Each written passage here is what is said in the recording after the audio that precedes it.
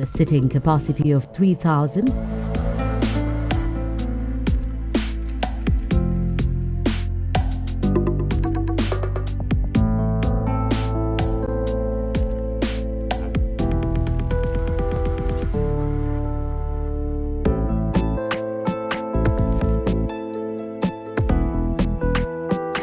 State-of-the-art auditorium and serene grounds, which add to the rich mix of quality facilities. During this electioneering period, the Catholic University of Eastern Africa is partnering with the Debates Media Limited in hosting the second-of-its-kind presidential debate since its inception. With emphases of inculcation of life values such as witness of life, prayer, truthfulness, honesty, excellence, commitment, and competence. The institution offers its students holistic education that produce competitive graduates in the job market locally and internationally. Stand out and be counted by applying now to Catholic University of Eastern Africa, a center of excellence. There when this Kenyan came home. And of course, I'm the first Kenyan American to be president of the United States. And we were there when our little princess stole the show. When I look down at this golden statue, no matter where you're from, your dreams are valid. Together, we have seen lives changed and smiles made. We were there when they showed the world how to dance. And together, we saw this lion find his way from the dusty fields of Muthurwa to the bright lights of North London. Emphatic finish from Victor Wanyama. We have shared the most incredible moments together because DSTV and GoTV have not only brought the world to Kenya, but taken Kenya to the world.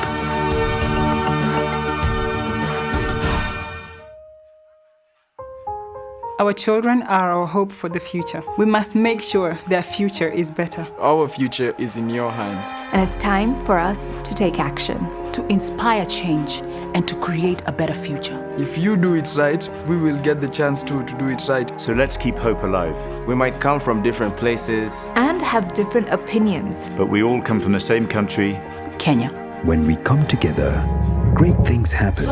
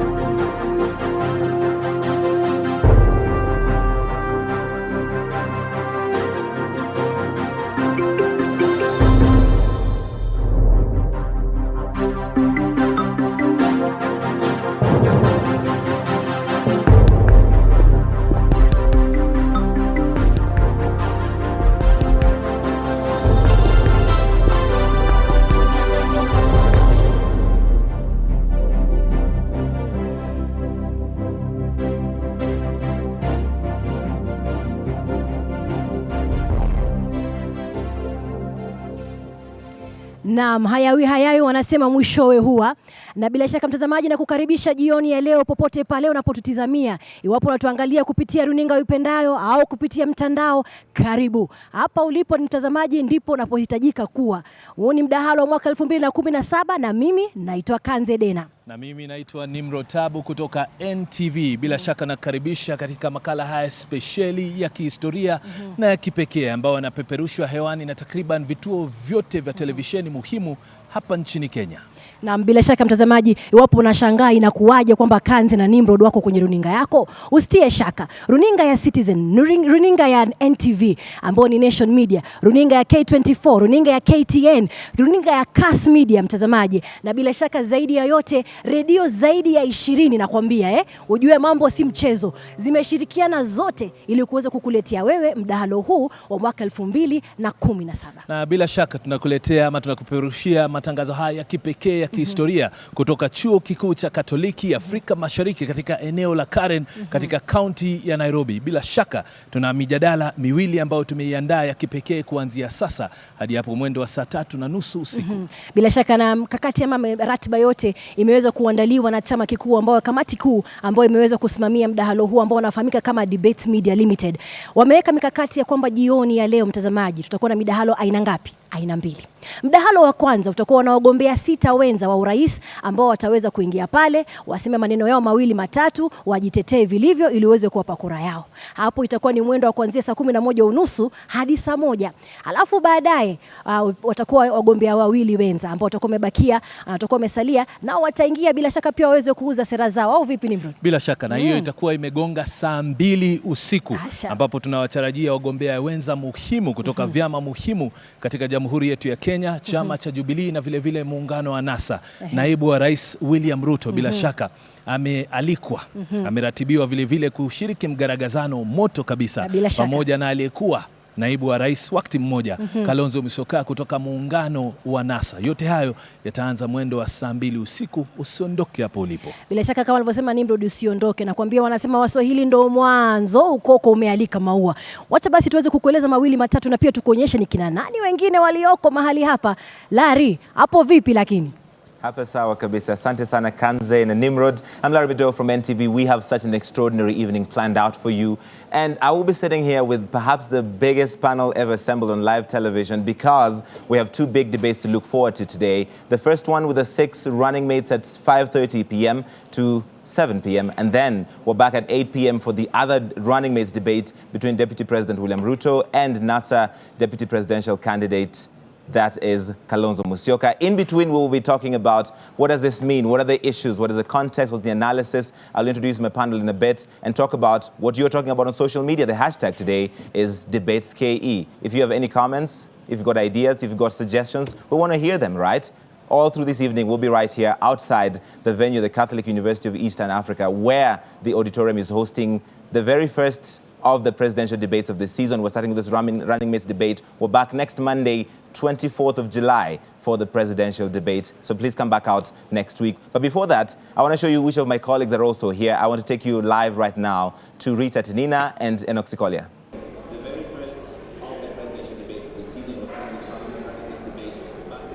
Well, thank you, Larry, and a very good evening to you watching us from around the country and beyond. We are counting down to the start of that debate.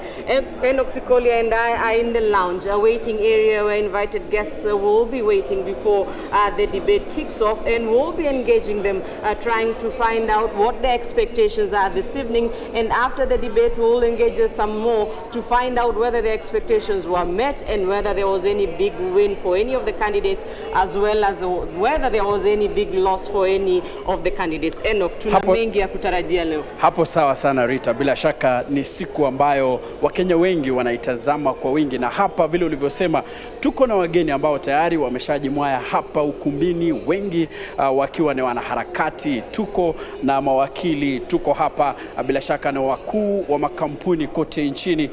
Nimeweza kuona Haron Dubi ambaye yuko hapa, nimeweza kuona Profesa Peter Gichure ambaye ni msomi katika chuo hiki cha Katoliki cha Afrika Mashariki. Tuko na Clara Momanyi ambaye pia ni profesa hapa katika chuo kikuu hiki cha Katoliki. Wamefika hapa na wataweza kutueleza tu wanatarajia yepi kutoka kwa wagombea wenza, mbali na pia kuweza kuchambua tu baada ya kinyang'anyiro hicho, kutueleza ni yepi yaliyotokea na ambayo bila shaka matarajio yao kama yaliweza kuweza kuelezwa na wagombea wenza. Kutoka hapa bila shaka tuko na wenzetu Lulu Hassan na Ali Manzo.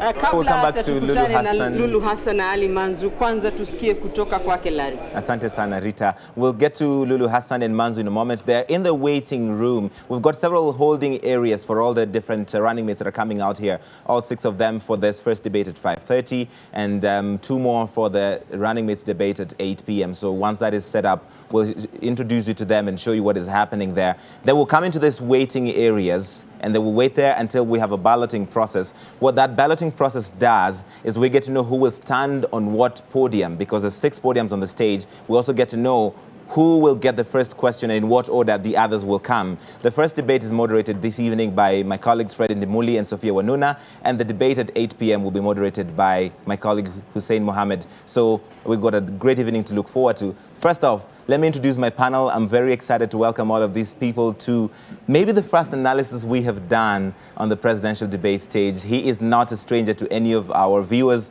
He is a regular on many channels, but also is running for governor in the great county of Nairobi. Miguna, thank you for being here this evening. Thank you. Excellent. He's a man who believes that there should be debate, and he's attended every Nairobi debate. So we will talk about why this debate has become so controversial in a moment. Also joining us this evening is Simiyu Werunga, the security analyst, and he's here because defense and national security are one of the topics in this debate. Simiyu, thank you for being here this evening. Thank you, Larry. We appreciate your time. Thank you. Also joining us today is Dr. Alex Oweti, who you must follow on Twitter, by the way. He's fantastic. He's saying all manner of important things out there. Director of the East Africa Institute. We appreciate your time this evening. Thanks. That's a nice plug.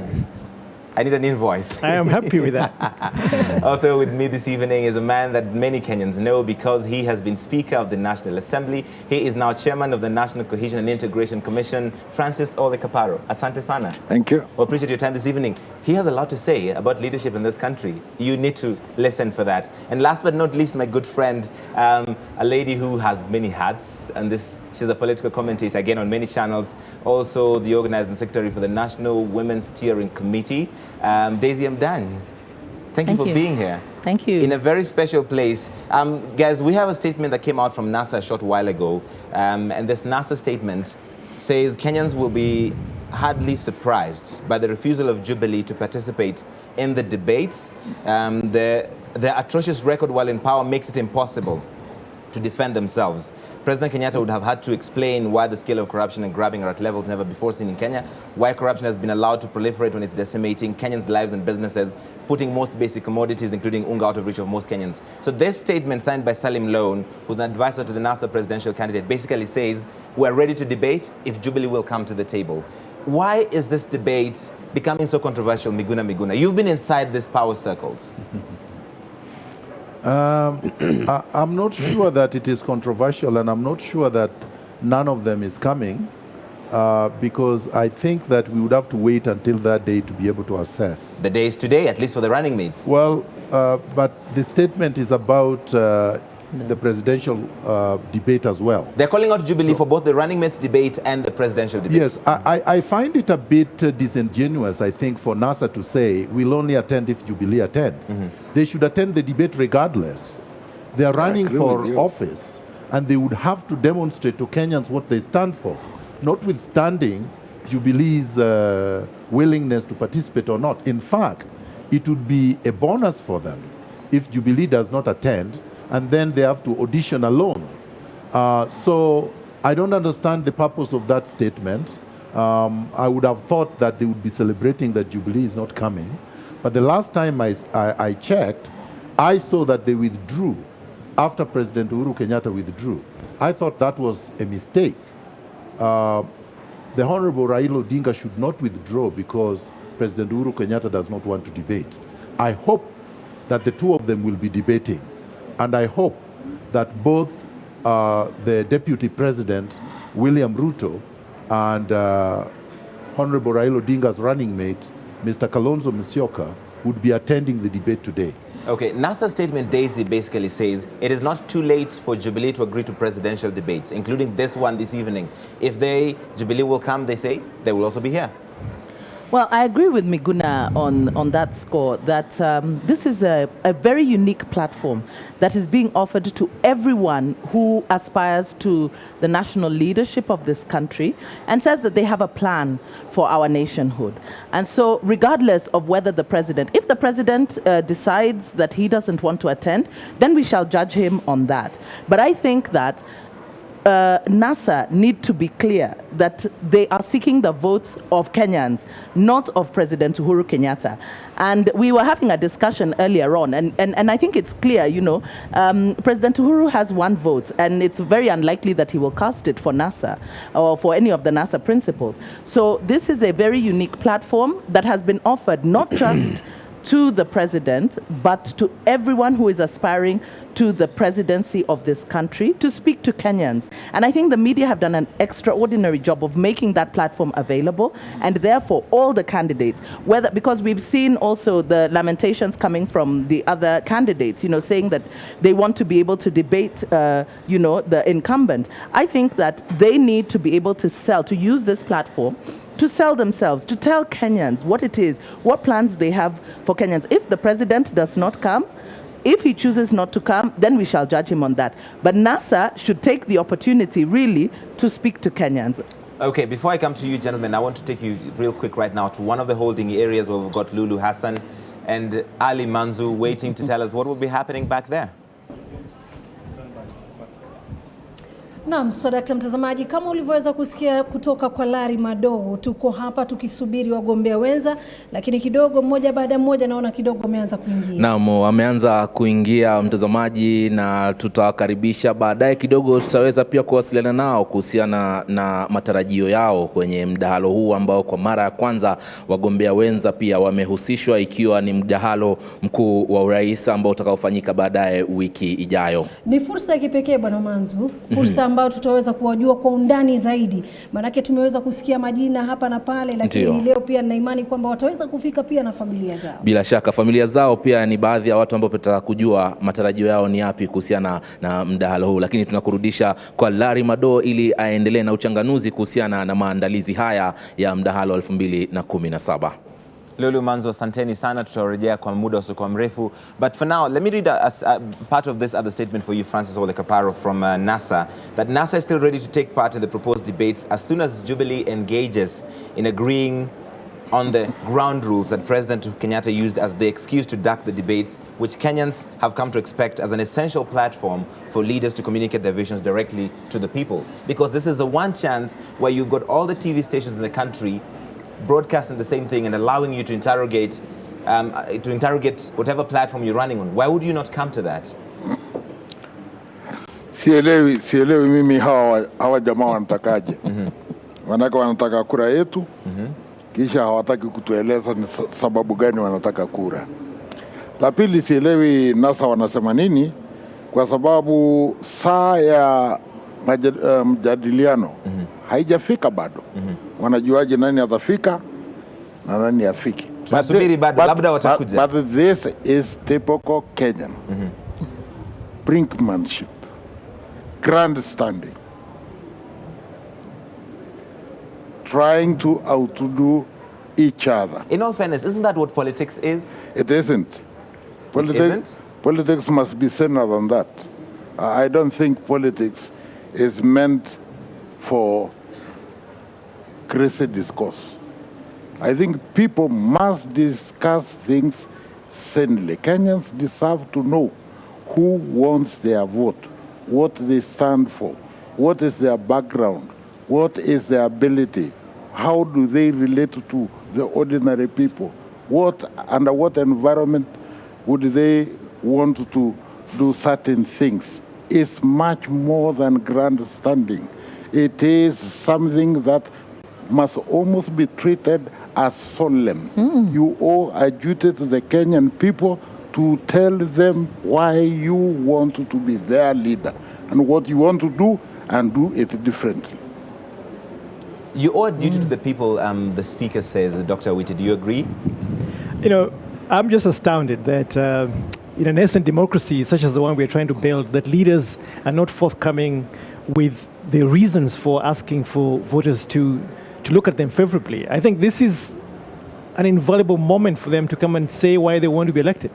I'll use a terrible analogy, and I think it's a bunch of boys in the field saying my thing must be bigger than the other guy's thing.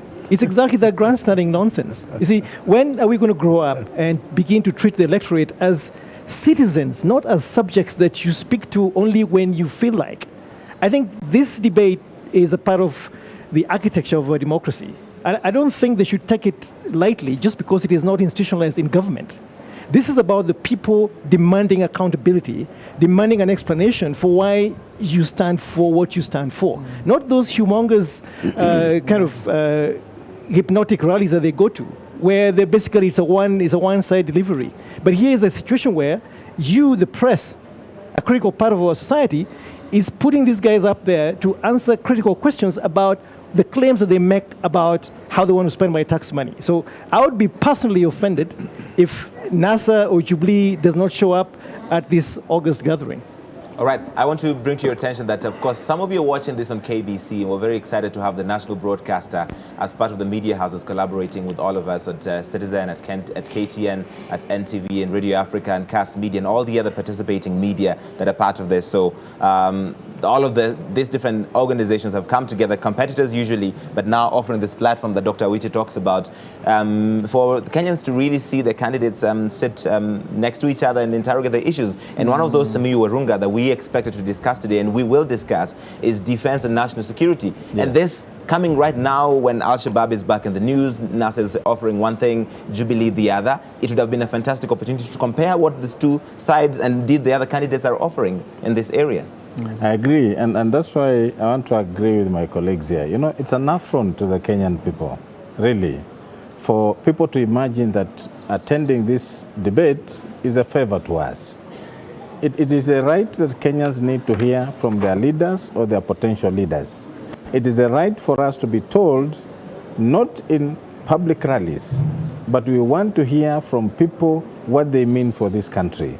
It is extremely disappointing to have, I don't know whether they take us for a joke as a Kenyan voter, or I don't understand, Larry, because this, to me, whether you like it or not, is becoming part of the electioneering process. And every politician must take this debate very seriously. And I think the Kenyan person has moved from those days where you will take us for granted, tell us those things that you wish you should tell us. We want to listen, because by listening to you in this kind of debates, we can pick your brains, you know? Right. The Kenyans can pick your brains, they can know what type of person you are, and even if Jubilee is going to be re-elected, from this point moving forward, we shall know the type of leaders we have. So I think in terms of our national security, in terms of where they stand in the overall security of this country, regional security, and the cooperation of international partners, we will have had this from the ruling party and the people who want to come and take over this leadership of this country. So I think, Larry, it's annoying. It's annoying, you say? Yes, yes. Okay, I want to bring you now to your attention. We've got the first running mate who has arrived. That is Muthiora Kariara. He is Japhet Kavinga's running mate. And Lulu Hassan is in his holding room. Lulu? Naam, so dakta mtazamaji, kama unavyoona tayari kidogo wagombea huru tayari wameanza kuingia, na lango hili ama chumba hiki ni cha Muthiora Kariara ambaye tayari amewasili. Mheshimiwa, habari gani? Karibu sana. Karibu sana. Na kwa kifupi tu labda uweze kutuelezea labda umejitayarisha vipi kutokana na mdahalo huu ambao unaanza wakati wote kuanzia hivi sasa? Niko tayari kabisa kuambia Wakenya Daktari Japhet Kavinga Kaluyu na mimi mwaniaji mwenza wake tuna mpango gani kuhusu taifa la Kenya. Tuko tayari kuwapa manifesto yetu. We have a 6-point plan. And besides that, we would like to tell Kenyans to be ready to hear more about what we're ready to do for them. Because we are ready for duty, like we've said in other forums. Ukiwa ni mdahalo wa kwanza mheshimiwa, kimtazamo wako labda unahisi vipi kwa hivi sasa? Manake ni jambo ambalo halijawahi kufanyika kutokana na wagombea wenza kwa hivi sasa. Nikikwambia kuwa sina mchecheto nitakuwa na kudanganya. Kidogo ndani moyo una wasiwasi, lakini kutokana na ule uchu wa kutumikia Wakenya, niko tayari na nitajitahidi kuambia Wakenya, manake hii ni kazi ambayo imetuchukua muda mrefu kufikia hapa. Na siko peke yangu, wapo wagombea wenza wengine ambao tunatarajia kwamba watafika. Tumezungumza nao na kumekuweko kidogo kuna misukosuko, lakini imeshughulikiwa. Kwa hiyo tuko tayari kufanya mdahalo. Ukisema kwamba kidogo una wasiwasi, unamaanisha nini? Nina wasiwasi kuwa kuna hawa vigogo wa NASA na Jubilee ambao tungependa kuwa nao katika mdahalo mmoja, lakini waliwashinikiza wenzetu kwamba lazima wao wawe na mdahalo wao na sisi tuwe na mdahalo wetu. Tulikuwa tumejiandaa kufanya mdahalo na wote. Kwa hiyo wasiwasi ni kuwa sina uhakika nitakuwa nafanya mdahalo na nani. Usijali, kila kitu kitakuwa shwari. Mtazamaji, basi namrudisha Larry Madowo. Kidogo mmeweza kumsikia Kariara akizungumzia kuhusiana swala zima la mjadala wa leo kwa hivi sasa, na kurudisha kwako Larry Madowo. Asante sana Lulu. Muthiora Kariara is Japhet Kavinga's running mate. He was born in Isebania in Migori County. He's currently a postgraduate student at the University of Nairobi. He graduated also from the University of Nairobi with a BSc in mathematics and majored in operations research. So he's the first running mate to arrive here. It's a good sign. A few more will be expected. We're expecting 6 running mates to debate in the first 5:30 p.m. debate. And how was this arrived at? Because a lot of people have questions. We did an opinion poll, Debates Media Limited, and those candidates that had less than 5% support in that opinion poll are in this 5:30 p.m. debate. The candidates that had 5% support and above in that opinion poll are in the 8 p.m. debate. That said, there's been 2 statements, Miguna, at least from the Jubilee side. And one just came from Dennis Itumbi, who works at State House. So we assume this is coming from the president or close enough to the president. And he said President Kenyatta will not attend the debate on 24th either. He will be engaging the people of Kenya directly in their homes and in the markets. Because that is a narrative that you don't need a debate if you're already meeting Kenyans at rallies and places where they live and places where they work. That is reprehensible, to put it very lightly. He is the President of the Republic of Kenya. He is the head of state and the head of government. He is the Commander-in-Chief of the Defense Forces. He was elected by Kenyans. Kenyans must hear from the President. They must audit the President. They must vet the President. They must assess his performance. They must evaluate him, and they must determine whether or not he is fit to be re-elected. They cannot do that at a rally where they do nothing but dance. They dance and dance and dance. They do. They shout, they yell, and they quarrel. There is no manifesto they articulate. They don't discuss policy. They don't discuss programs. They don't assess or account for what they have done with the responsibility. It's not power, it's responsibility. This is not a regime, it's a government. It's a democratic government, it's supposed to be. So the president, if you are hearing me, you must come to the debate. There is no if or but. It's a command from the people of Kenya.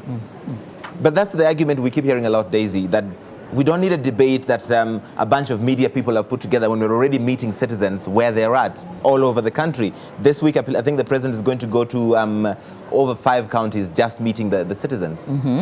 And they also rely on that same media to ensure that their message gets out. Even as they go to the rallies, they expect the media to be able to cover them in those rallies. Likewise, here, this, as you know, I want to agree completely with Miguna. In fact, when you look at the character of the rallies that we have out there, the capacity of the attendees to actually interrogate government or to question them or to even listen out for what it is that the government has planned for them is not there. It's all about hyping stuff. And so a debate like this becomes a very crucial democratic principle where we are able to interrogate their manifestos, because remember, they have put out their manifestos and they are saying we are going to do this. We want to know how much of it do they really understand, because you know a lot of some of these manifestos are just cut and paste jobs, where they are designed in such a manner so as to sound good without any intent of how they're actually going to get down to really implementing those policies and principles that are enshrined therein. More so the president. Remember that the president has been governing this country for the past 4 and some years. It is also an opportunity for us to demand accountability from him. And he cannot run away from accountability. In fact, I really question his handlers and advisors when such statements come from them, because it is like the president is saying he does not want to be accountable to Kenyans. He does not want to be questioned. And speaking about the media, we know that it has been a very interactive the thought process of putting together this debate has been interactive. Kenyans have been asked to send in questions that they would like answered by these candidates. And so the president needs to know that this is not just a media thing. This is about all of us Kenyans. And we are eager to have a quiet discourse whereby the questions are put not just to the president, but to those who would seek to actually replace him in the job that he currently holds, and have our options, be made wider to us to understand who is it who actually has a good plan, and that it is being broadcast on radio as well. It is reaching far more people than would attend these rallies. When they say that they are going to the rallies, how many of us actually attend these rallies, And how many of us actually bother to listen to what they're saying when they do say anything, if they do say anything? So I think it would be a really great disappointment, and I hope that the president will be advised to actually come and interact with Kenyans in this debate. All right, well, I'll get back to my panel in just a moment. We have the cocktail area here with the guests, because the debate has a live audience and there's a town hall part of the debate. So there are invited guests who will be part of that. And Rita Tinina is in the cocktail area, kind of mixing and mingling and seeing who's there. Rita, who have you found? Well, thank you very much, Larry. Here in the lounge area, guests who have been invited to this debate are slowly filling in. We have representatives from various sectors, various groups. We have scholars, we have lawyers, we have representatives of persons with disabilities, we have representatives from MultiChoice, Super Sport, we have representatives from the Riaya University, Daystar University. And if you can just get a few comments, expectations of what those who will be attending the debate tonight will be expecting. I will now speak to Harun Dubi. Very good evening to you. What are you expecting this evening? What are the issues you'd like the candidates to address? I would like to hear what they think their policies are regarding good governance, especially fighting corruption, how to improve the economy, how to improve our independence, especially in terms of the governance of the country. I'm hoping to hear something important regarding what will happen to ensure that corruption is reduced, because we have heard the Jubilee administration being described as being the most corrupt. So I'm hoping to hear from Jubilee and from the other candidates how they are going to ensure that corruption does not reward the corrupt.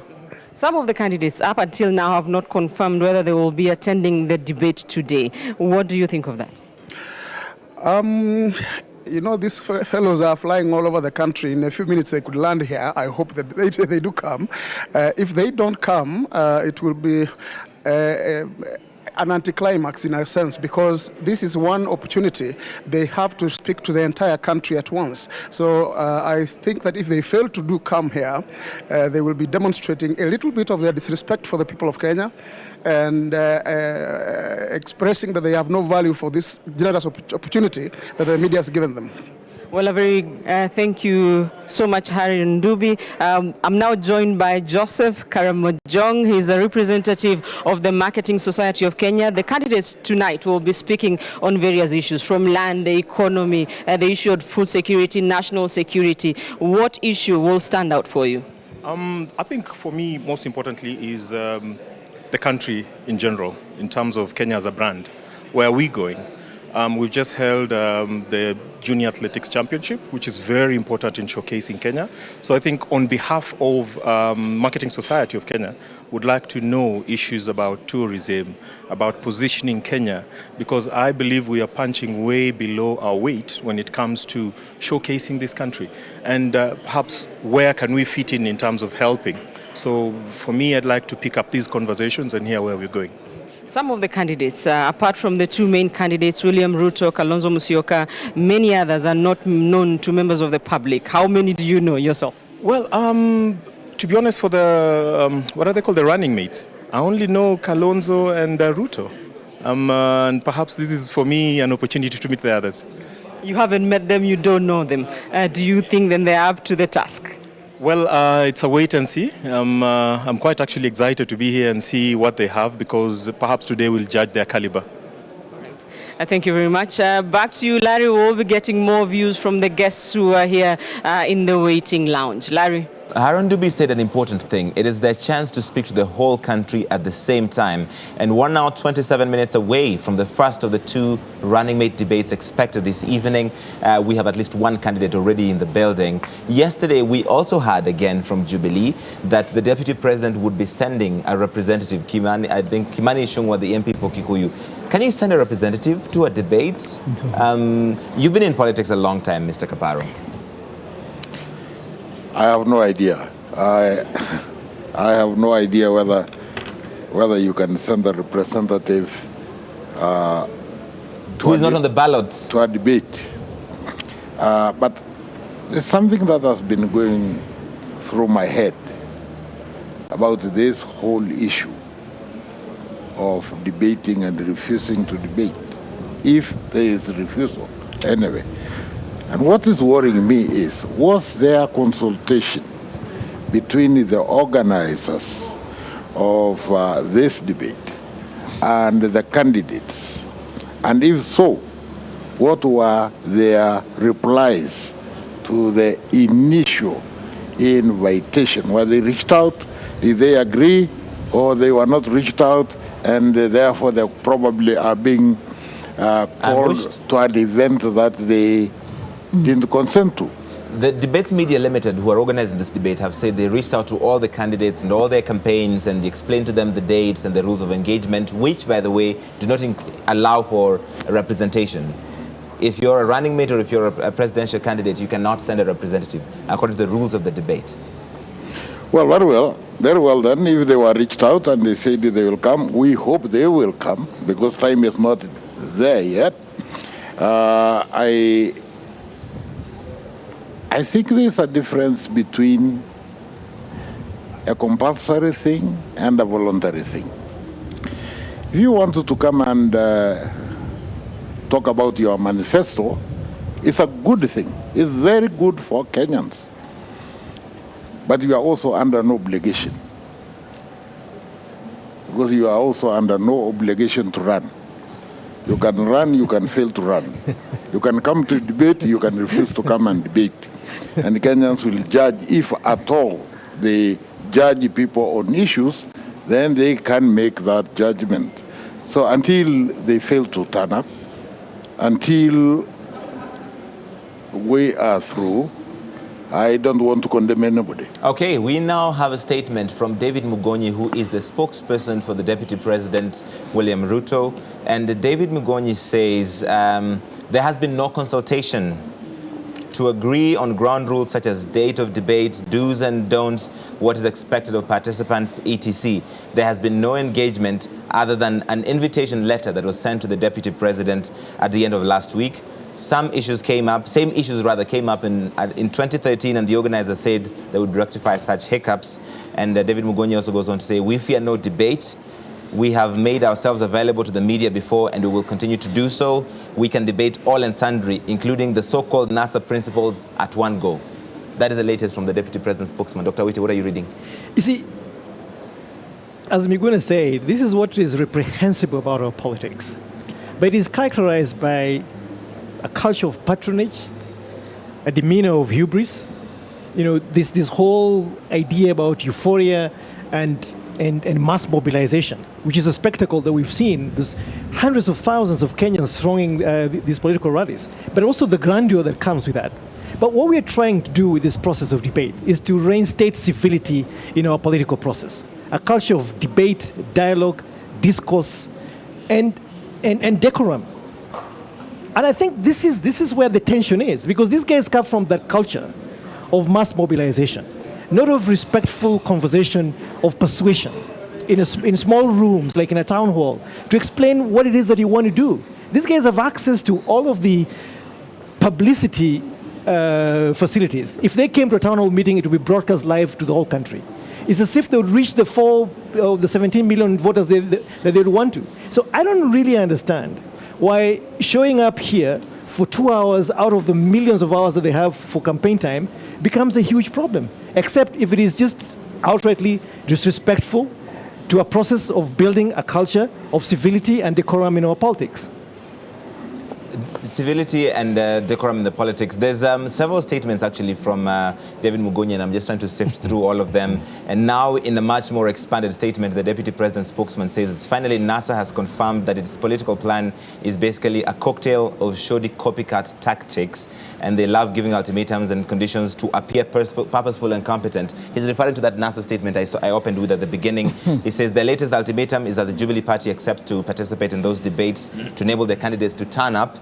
And now the statement says Jubilee declined to take part in the debates for considered reasons and made public numerous issues of a fundamental character. It goes on to say that NASA immediately aped Jubilee against its real inclination and contrary to their actual wishes and interests. Now they want to participate, but they will not because Jubilee is steadfast in its resolution. The fact that they cannot appreciate the plain ridiculousness of the position is scandalous. We understand that imitation is the sincerest form of flattery, yet Jubilee is not flattered by NASA's copycat strategy. We're in a democratic contest for the leadership of a great nation and not a playground charade. Jubilee takes this campaign seriously and is doing everything to reach every Kenyan with its transformational agenda and message. There is simply no time for riddles and games. We're one party with one candidate, one manifesto, one government for one people in one nation. NASA is any number of coalitions with many candidates, multiple manifestos to divide our country into many clamorous tribal nations. Jubilee cannot accept to participate directly or otherwise in NASA decision-making. If they persist with their ridiculous demand, they must demobilize the campaign because, one, it's in bullet points. So the first part, Jubilee is enough, and imitation is inherently inferior and necessarily superfluous. Two, they have low strategic and policy level capacity and cannot make original decisions, like how many manifestos to produce or why and whether to participate in a debate. And three, they just aren't serious. This statement concludes by saying, if NASA can't take themselves seriously and think a campaign is a sham, they don't take Kenya, Kenyans or leadership seriously. Really? Simiyu. Now, I think this is the first time I'm trying to comment on political issues. Because security is your purview, but here we find ourselves in this extraordinary circumstance. One, Larry, I want to tell you, you notice some narrative that Jubilee has been trying to put across, a narrative of demeaning this whole process. When the Deputy President tells Kenyans that he's going to send an MP, who some Kenyans even don't know who he is, you understand the idea of how they look at us. Right. Number two, we are getting a statement from somebody called Itumbi, yet the president has a spokesperson in the name of Esipisu. Right. So the fact that it's even Itumbi who is sending this statement from the president's office tells you what they think about us Kenyans as voters. And now we are reading the last statement that to me is a lot of words meaning nothing. Because the idea behind this debate is not what Jubilee thinks about NASA. It's about them coming here to tell Kenyans what we want to hear. They're saying NASA copied them. They were not going to come to the debate. Now NASA is giving a precondition that they'll only come if Jubilee comes. Larry, we want to hear Jubilee tell us what they have to tell us. Notwithstanding the competition that they have with NASA, notwithstanding what they think of the caliber of the NASA leaders, what this country expected of the Jubilee leadership is to bring their person, who is the Deputy President of this country, to come and tell us what we want to hear. I think it is completely erroneous and unforgiving for Jubilee to tell us, one hand, they want to meet Kenyans directly, at the same time, they don't want to talk to us about what they believe they are going to do, to give us an audit of what they've done, and therefore give us the way forward on how they want to do what they've not done well. To me, I think this debate is not about what NASA thinks about them. It is not what about Jubilee thinks about NASA. It's about them coming here and one-on-one to face Kenyans and tell them what they are telling Kenyans in their rallies.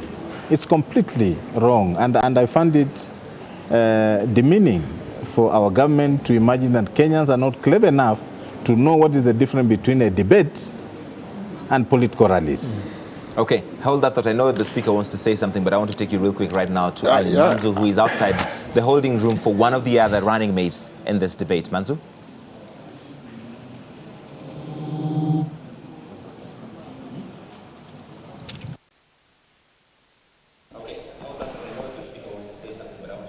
This is the latest statement from Jubilee that we're all still trying to process. What are you reading?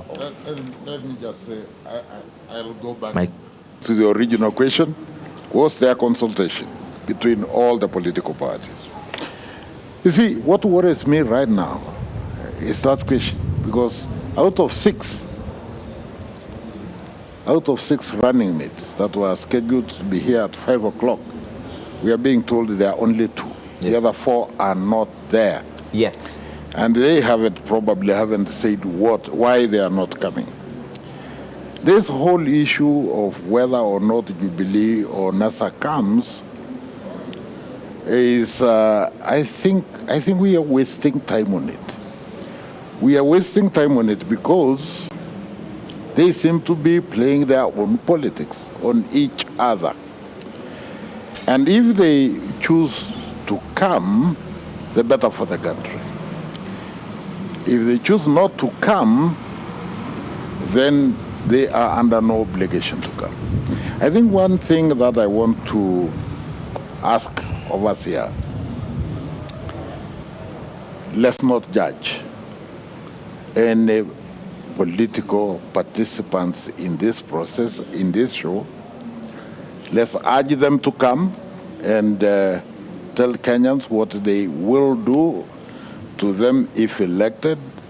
Let them come and in an atmosphere of serenity tell Kenyans about their manifestos, and let also there be an opportunity for Kenyans to question them if need be. But it is not criminal not to turn up. I would rather we do not dwell a lot of time on why they are not coming. We have expressed our wish that it would have been nice if everybody came here, but if they choose not to come, then the Kenyans will judge them. We're now 15 minutes away from the first of the 2 running mate debates we're expecting this evening at 5:30 p.m. The first 6 running mates will debate face-to-face right here on the stage at the Catholic University of Eastern Africa. That debate will be moderated by Sophia Wanuna and Fred Ndimuli. And then at 8 p.m., the second of the 2 debates this evening will also take place, moderated by Hussein Mohammed. We're expecting in that second debate at 8 p.m. Deputy President William Ruto and NASA Deputy Presidential running candidate, or running mate if you like, Kalonzo Musyoka. So now we're down to 14 minutes before that happens. The issues that come up, because this brings to the question, I want to go away from this whole whether they're coming or not. Let's talk about the issues here for a moment. But Larry, I want to comment on what you read. The latest Jubilee statement. Yes, go for it. I think it is an insult to the Kenyan people. It is. It's an egregious insult. And I would like the President and the Deputy President to hear me crystal clear. It is completely unacceptable that, number one, you would communicate to Kenyans through Itumbi. Who is Itumbi? Do these people understand statecraft? This is the director of messaging and internet, Twitter and Facebook. This is the man now talking to Kenyans about the president's attendance at a presidential debate. Is this a joke, or this is communication from State House? Number two, I agree with my friend Simiyu. Itumbi is not the spokesperson for the president. He does not speak for State House. He does not speak for Jubilee Party. And therefore should never ever have his statement be read on national television. He should focus on Twitter and Facebook, and that's it. 2, this is an independent media. The independence of the media is entrenched in the Constitution. And the media operates without regard to the status of an individual. And the media did not have to consult the president to hold a debate. The president did not have to agree to a debate. It's a positive duty. It does not have to be written in law. Magna Carta was not written in law, but as a constitutional remit, it governed Britain. So I'm disappointed by the former speaker, having been a speaker for a very long time, to be speaking as if law must be written for it to govern anyone. He's the president of everyone. He's not the president of NASA. So why is he quarreling with NASA regarding a debate? If he wins the presidency, he's going to govern Kenyans, all Kenyans. He's not going to govern Kenyans at his political rallies. Statecraft is not conducted at political rallies. Number 3, they did not have to choose the moderator. The moderator is chosen by the organizers. And that's the way it should be. I've attended debates before, and I have no say where the debate takes place, when it takes place, who moderates it, what questions are asked, what the ground rules are. They give me the ground rules and I accept them as a candidate. That is our duty as civilized citizens of the Republic of Kenya. Now, the president has no right over us. And I want to be very crystal clear. He has responsibilities and duties. Let him take the responsibilities and duties seriously. Otherwise, we are going to recommend to Kenyans that because he has already surrendered, because it is a surrender, if you don't want to come for a debate, you have surrendered. If the president has surrendered, then he should not seek this re-election. He should say that he does not want to debate his opponents. Similarly, if NASA is trying to play games and they are saying that they can only attend if Jubilee the debate attends. if Jubilee attends, then I will recommend to Kenyans to elect Ekuru Eko. Well, let me just say this. Real quick, Speaker. Let me say, Miguna, yes, I was Speaker for a long time, and for good reason. I wasn't rushed, and I'm not rushed even now, and I don't unnecessarily judge people. I don't think our role here as panelists was to come here and vilify individual candidates. Is there right to... the president of Kenya is not an individual candidate. Now listen, until you get to that position, just hold your horse. Because he is president and he was met by a lot of people. Let me just say, as panelists, we must also be civil in the approach to this whole issue. We are not seeking any public office except Mr. Miguna. And I think and it is not a crime. No, it isn't. But you know, you don't have to. You don't have to take on others so that you get that job. I think you go to the level of governor and debate there. Hold that thought for a moment. Speaker, I want to cut in for 1 second. I'm coming right back to you. I'm going to come, Miguna, hold your horse for a moment, please. I want to go to Ali Can Manzo we have some right civility? I want to go to Ali Manzo in a holding room in a different part of this space. Ali?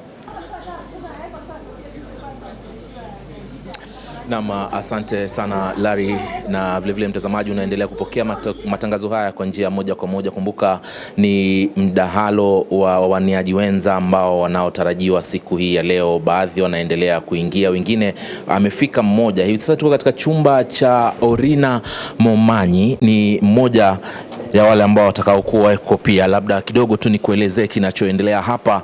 Tayari tumemwandalia sehemu hii mahsusi, sio yeye bali wote wale waoneaji wamewekewa nafasi ili kuja kwanza kujiandaa na vitu kama hivyo. Alafu vile vile kuna kama vyumba 4 huko chini, hapa juu viko 4, manake wote tunawekea nafasi hiyo safi, wote kabisa waje wajiandae. Alafu baada ya kujiandaa katika chumba hiki, mtazamaji, itakuwa wao basi ni wenye kutuelezea yale ambao wamekuandalia kwenye mdahalo ambao utakuwa nao kuanzia mwendo wa saa 12 hivi ambapo watakuwa wanatarajiwa. Hata hivyo tunaendelea kuwasubiri, na pindo wanapoendelea kuingia basi itakuwa ni wenye kuzungumza nao, watuelezee matarajio yao, wamejiandaa vipi. Na kumbuka mtazamaji, hii ni mara ya kwanza katika historia ya Kenya kupata mdahalo wa wagombea wenza, ili wao pia waweze kuelezea sera ambazo wamekuja kuziuza kwa wananchi wa Kenya. Kumbuka imesalia siku 21 kabla ya uchaguzi mkuu kufanyika. Na kurudisha kwa Larry Mado, lakini bado tunaendelea kuangazia kile kinachoendelea kando kabla ya mdahalo wenyewe. Manzo, asante sana. We're now 7 minutes away from the first of the 2 running mate debates this evening. The auditorium is all set, just waiting for the candidates to come into that auditorium, and that debate will begin shortly. There you see it, the stage for the moderators and the stage for the candidates to come out here and debate in now about 7 minutes. Out from that, we have at least 1 candidate, I believe 2, who are already here at the Catholic University. We're waiting for the others. Either way, the debate will go on at 5:30 p.m. That is what is set up for them. It is a fantastic, world-class debate. The technology and the team that has worked behind this to make it possible are incredible. And you see the moderators already set up there. Sophia Wanuna and Fred Indimuli waiting for this debate to begin at 5:30 p.m. In the meantime, we're still out here talking about the importance of debate and whether or not all candidates should offer themselves up. And Speaker, I cut you in, so I would like you to finish your point. Well, I was just saying, as panelists, we don't have to get into the business of vilification.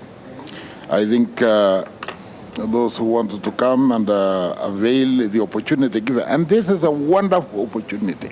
You can't get a better opportunity to talk to Kenyans than this. It is an opportunity that is free for you. It's an opportunity that comes once. Every 5 years. Every 5 years. And therefore, let's make this open invitation. There's still time for people to turn up. But I also would like, as we do our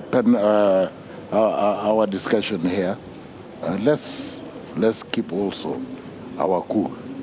I invite Mr. Miguna to the real world. The real world is not about combat. The real world is about discussion, persuasion, and reasonable discussion. That compromise is what has brought us to a ditch. We need to speak to Kenyans honestly without varnish. Daisy. Well, you know, Miguna is, I think, an acquired taste for very many Kenyans. You know, people are not used to being bombarded with truth. And so it is something that people just take lightly, you know, and need getting used to. But I think it's very unfortunate having such remarks coming from spokesperson of the Deputy President, you know, dismissing their opponents, NASA. And this debate, the presidential debate, it's not the first. Remember, we had one in 2013. I think it's a very positive development in our democracy where it gets to demystify leadership, you know, because for so many Kenyans, leadership is so far removed from them, and we haven't built a culture of holding leadership to account and demanding answers, you know, from our leaders, or interrogating them or auditing their performance. So I want you to speak faster because we're 4 minutes away from the debate. I want to get a final comment. I think that number one, you know, when we hear these kind of statements coming from leaders, it shows that they have this sense of entitlement, that they are entitled to leadership without question.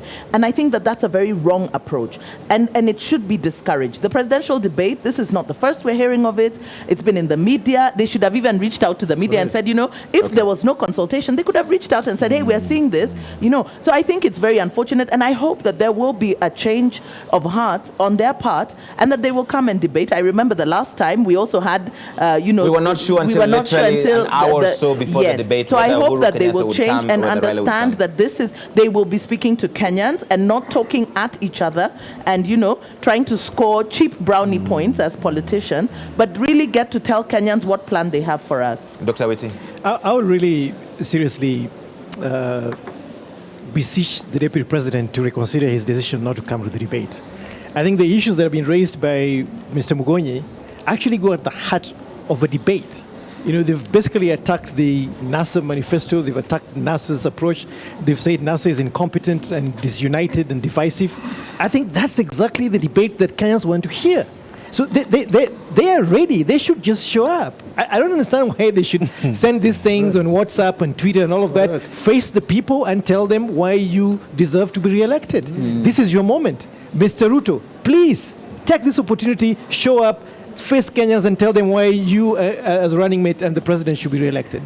You talked about Itumbi, but we were discussing this on last night on NTV, and he said, let me answer Larry, the DP William Ruto will not attend the running mates debate tomorrow. He will be in Lamu, Garsen, and Kilifi. That is what he said. So at least we know what his itinerary is. He can still be in Lamu, Garsen, and Kilifi and make it the debate that his debate is supposed to be at 8 p.m. Simiyu, you were just about to come into the debate itself. As you can see, it's all set up. Yes. What are you reading from? Obviously, I didn't give you a chance to respond to the statement we had from Jubilee. I think one, I said, we don't expect to read statements from Itumbi. We expect to read statements from Noah Esipisu. Noah Esipisu, yes. That is the person serious Kenyans listen to. Because once Esipisu gives us a statement, you've got to wonder. Imagine the media is providing you with a free platform to get to speak to all Kenyans. Away. This is being broadcast across the country on radio. So this is free access. It's a free pass. Why would any politician, you know how they are always after the media to cover every event, you know, when they take advantage of opportunistic gatherings, funerals and church services. And here you have cover the cartel. You have a free platform. Well, can I just say yes, Mr. The last one. I think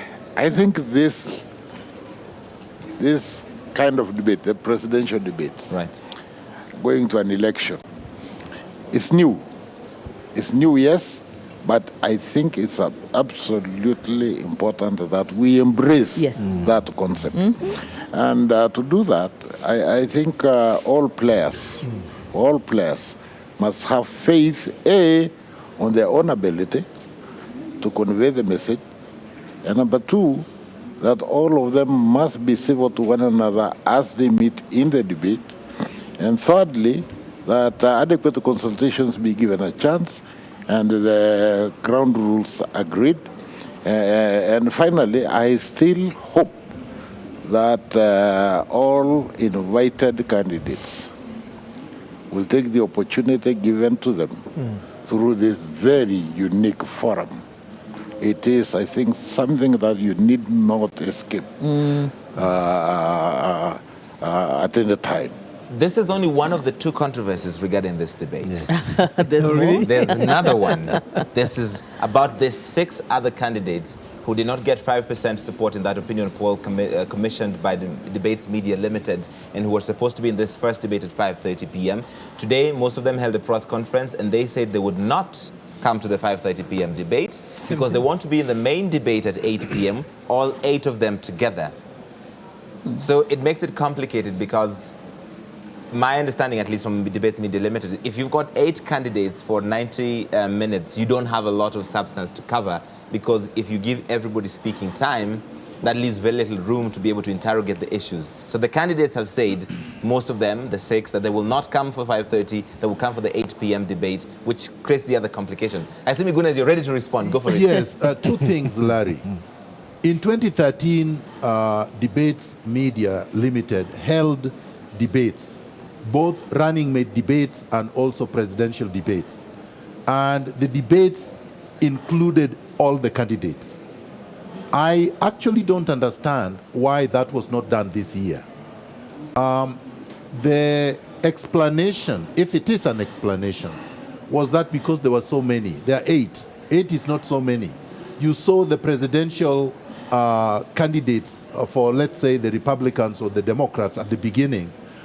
There were 12, and they had debates. They had debates in 2 tiers, by the way, Miguna. No, they had debates at the end. At the end, At yes. the beginning, they had debates for all of them. And all you need to do is structure it well and extend the period of time, and you can still have it. So that's the first comment. The second comment is that Dida went to court challenging that structure, and he lost. Now, I don't think you should have it both ways. He went to court hoping that the court would agree with him that Debates Media Limited was wrong.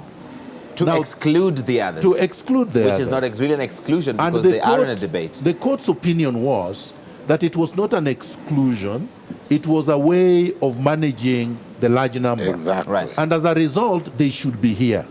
So I don't agree with them because on the one hand, what kind of country are we trying to build? We are trying to build a country which is democratic, which is transparent, which is accountable, but at the end of the day, it has to be a country governed by the rule of law and the principles of constitutionalism. So if you went to court and you lost, you must obey the orders of the court. Otherwise, there was no reason for going to court. So you think this is an attempt to get what they wanted by the back door? Yes. It's more than that. They're trying to play games themselves.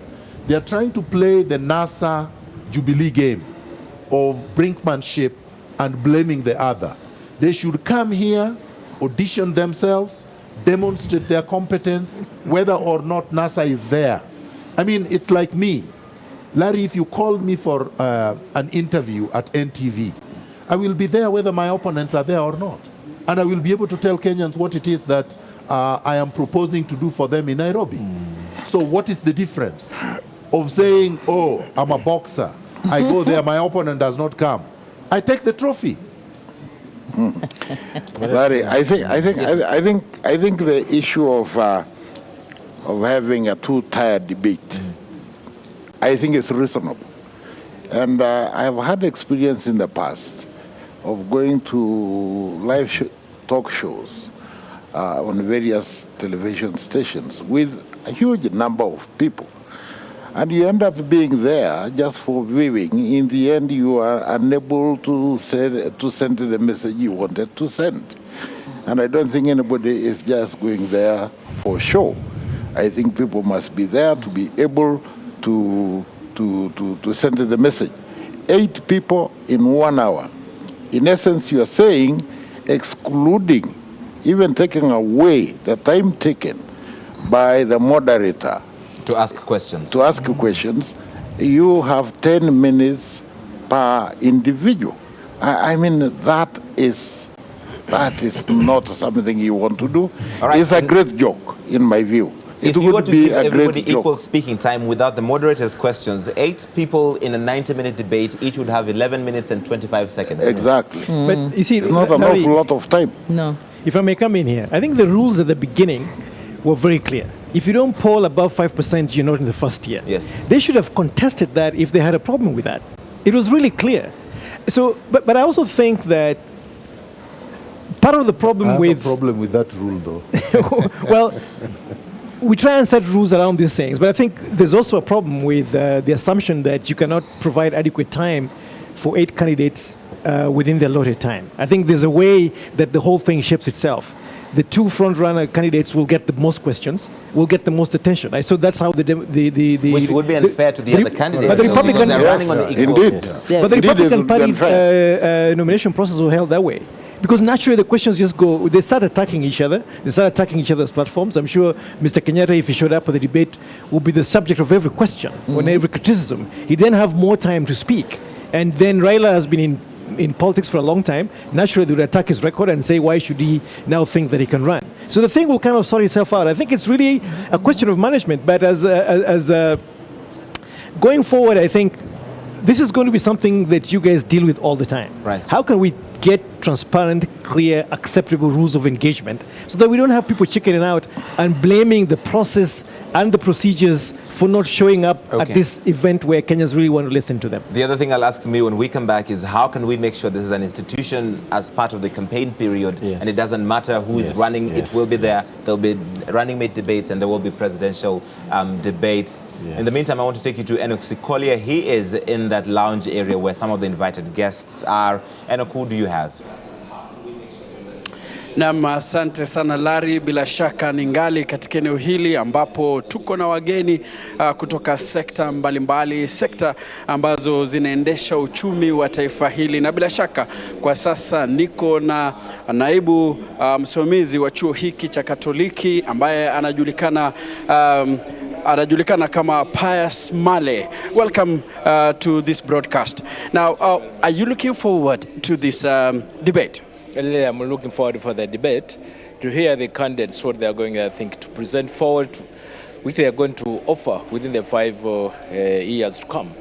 And myself being an academician, I'm really excited to see what's going to happen and really to see what they are going to offer as far as the academics is concerned. You know, academics is the key for success.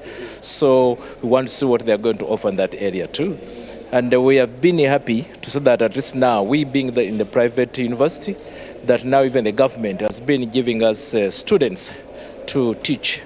That's a very good area. We are very, very appreciative, and we are looking forward how they can do it more, so that at least we may contribute in the development of this country and the whole world and beyond.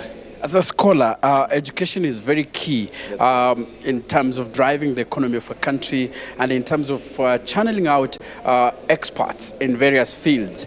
Now, what key areas in the education sector do you expect that the running mates will clearly spell out on how they intend to reform the country's education sector? Yeah, more what we are doing here, research. We want the government, if they can put a lot of funding in research, so that we can research in several areas which can help this country, I think, to develop as far as even economics is concerned and the social being of our citizens. Yeah. Now, the roadmap, it has been a long journey since 2013. That was the first time the country had the presidential debate. But today, it's a unique day because for the very first time in the country, we are having a debate for the running mate. Do you see this as a step forward when it comes to enhancing democracy? It's true. It is a step forward so that I think they can come out and present their manifestos and what they think to the public, so that I think the public who are going to vote, they know the people are going to vote too, not just for emotions, but I think depending on the real issues being addressed in the debate. Okay, thank you so very much, Professor Male, the DVC here at the Catholic University of East Africa.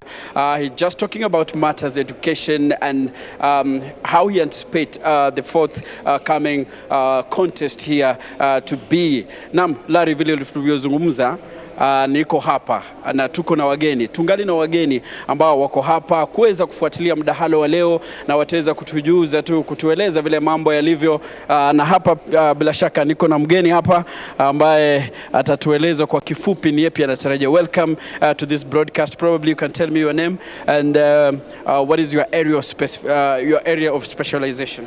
My name is Sheifa Okore. I am Program Officer for Civic Engagement at Siasa Place. Now, we are looking at a very special debate here. For the very first time, Kenya or the media is holding or staging this debate for the running mate. What are your expectations, especially in your area, and several issues, array of issues that are affecting the country? Well, I'm expecting to see a lot. I think I have very high expectations like every other young Kenyan out there, because I deal with a lot of youth and a lot of women who are in political spaces. So we are hoping to see our candidates be able to, 1, articulate their policies, 2, tell us how they want to achieve all this, 3, be able to just convince us or show us that they really deserve our vote and our power, because ideally what we are doing in August is giving them our power. So we would really love to see if they are able to own and respect and deserve our power. So there's quite an array of issues I'm looking at. I want to hear people talking about unemployment. I want to hear people talking about what they want to do for women specifically, because we've seen that there are no women in seats that we expect them to be in. I'm hoping that we will see and hear actually how the country intends to move forward after August, because there's a lot of tension that's seemingly coming up also as well. So I want to see how the candidates want to articulate and work around those issues. You talked about the issue about youth. What areas do you think that the running mates should concentrate on, and when they're talking matters about or matters that concerns the youth? Wow, three major particular areas. I want them to talk about health. I want them to talk about unemployment. I want them to talk about opportunities in regards to how they can grow whatever business that they're doing, how they can be able to expand on that. And one thing I want them also to talk about is food. And to be able to just affordable food for everybody. And I think that cuts across all board. Everybody's hungry, not just the young people. So I want to hear those about young people, yeah. Asante sana. Bila shaka mtazamaji, hapa ni eneo ambalo wageni wako wakisubiri kuanza kwa mdahalo wa siku ya leo, mdahalo wa wagombea wenza, na bila shaka wamesema kwamba wanatarajia wagombea wenza kuelezea masuala hasa vile wanaweza kutatua matatizo ambayo yanakumba wa Kenya. Kumbuka kwamba uchaguzi ni tarehe 8 mwezi Agosti. Kutoka hapa na kupeleka kwa mwenzangu Ali Manzo. Naam, asante sana Enoch Sikolia, upande huu ambako wachanganuzi na baadhi ya wageni wanaendelea kuingia na kutoa maoni mbalimbali. Hapa tuko katika sehemu ya mojawapo ya maeneo ambayo baadhi ya wale ambao wanaotarajiwa hapa ambao ni waoneaji wenza wanatarajiwa kufika na kuwekwa mahali kabla ya kujiandaa kuanza mahojiano hayo ambayo wanatarajiwa kuanza wakati wowote. Wako njiani, tunaarifiwa kwamba wanaendelea kuja. Mmoja tayari yuko hapa, lakini wengine tunaarifiwa kwamba wako njiani wanaendelea kuja, na hiki ni mojawapo wa chumba cha mwaniaji mwenza ambaye tunamtarajia wakati wowote kutoka sasa, ambaye pia kama tunavyoona hapa niko na mwenzangu Lulu Hassan, ili tuweze kujua maandalizi yako kabambe kama unavyoona mtazamaji na mambo kama haya. Na Mazu, kama unavyoona kwamba kila kitu kiko shwari, tunamsubiri bwana Emmanuel Nzai, mgombea mwenza wa Ekuru Court kama sijakosea. Kwa hivyo wamesema wakati wote kuanzia hivi sasa wataweza kufika hapa na mdahalo utaanza rasmi. Kwa hivyo ukiwa nyumbani usiwe kidogo na tashwishi, maana kila kitu kiko shwari kabisa. Kama alivyokuelezea, nimewasiliana na Nzai pamoja na timu yake ya wale ambao wanaendelea na kampeni, na wametuahidi kwamba wako njiani na watafika, manake wanataka sana kupeana hisia zao na vile vile sera walizonazo kwa wananchi kwenye mdahalo huu ambao kama alivyokuelezea hapo awali ni mara ya kwanza hapa nchini Kenya katika historia ya taifa kufanyika kwa wagombea wenza nao pia kupewa fursa ya kueneza sera zao, siku ikiwa zimesalia 21 kabla ya uchaguzi mkuu hapa nchini Kenya. Manzo, ni mdahalo ambao unatazamiwa na taifa zima, ukiwa katika vituo vyote vikuu humu nchini ikiwemo ni KTN, Citizen, NTV, vile vile watu wote kila mmoja anashughulikia masuala ya mdahalo hii leo. Kwa hivyo basi tutaweza kujua mengi kuhusiana na wagombea wenza hawa siku hii ya leo. Kama nilivyosema hapo awali, wengi huwa tunawasikia tu, lakini leo ni kuwaona live na kusikia sera zao. Wamepewa fursa kupitia vyombo vya habari kujitokeza na kueneza sera zao. Hivyo basi tuko hapa, tutazidi kuwasubiri ili tukuletee popote pale ulipo, uko nyumbani ama unafuatilia pia kupitia mitandao ya kijamii, kupitia vyombo vya habari ambavyo vinapeperusha matangazo haya kwenye Facebook, kwenye Twitter. Basi itakuwa ni kukuletea namna hali ilivyo na jinsi ambavyo watakavyoeneza sera zao. Haya yote kukuletea wewe mtazamaji, ili uweze kujua ni kiongozi gani ambaye labda sera zake zinakufaa, ni kiongozi gani ambaye labda ukiangalia anafaa kuwa kiongozi wa taifa hili ama rais, ikiwa imesalia siku chache kabla ya uchaguzi. Kwa hivyo sasa mtazamaji, moja kwa moja tunakurudisha kwake Larry Mado akiwa na wachanganuzi wa masuala ya kisiasa waweze kuchanganua swala zima la mdahalo wa leo. Asante sana Lulu na Ali. And we were talking about a lot of different things regarding this debate, and the 6 candidates who say they will not come for this debate even though one has. They're coming at 7 p.m. for the 8 p.m. debate because they all want to be on the main stage, all 8 running mates debating each other. Samir. I think let me be cheeky a bit on this one. You see, if you're organizing your own thing, you can choose what you want. But if the media and your partners have spent this kind of money to organize a debate as this one, you must respect the rules that have been put in place. You don't choose what fits you.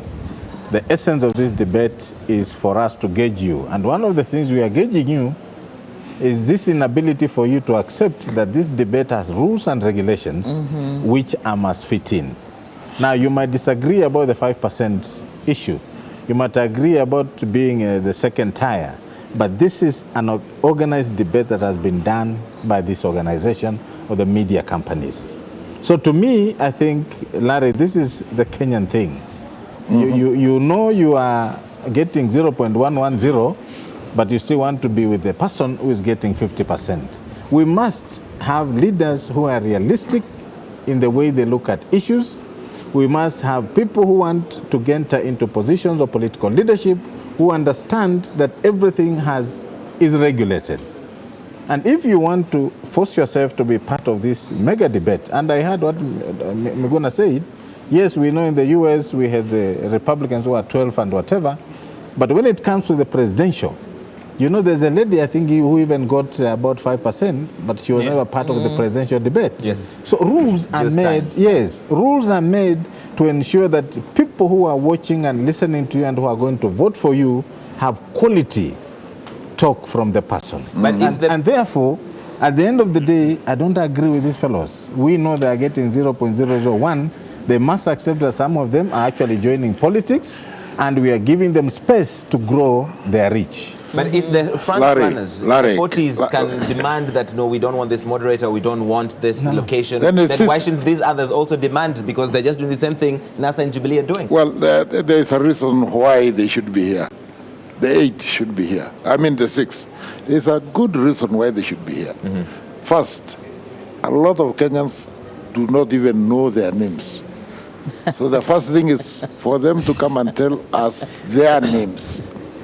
We don't know them at all. They should tell us who they are so that at least we have a rough idea. We're allowing 90 seconds at the opening of the debate for opening statements and introductions. Yes, that's right.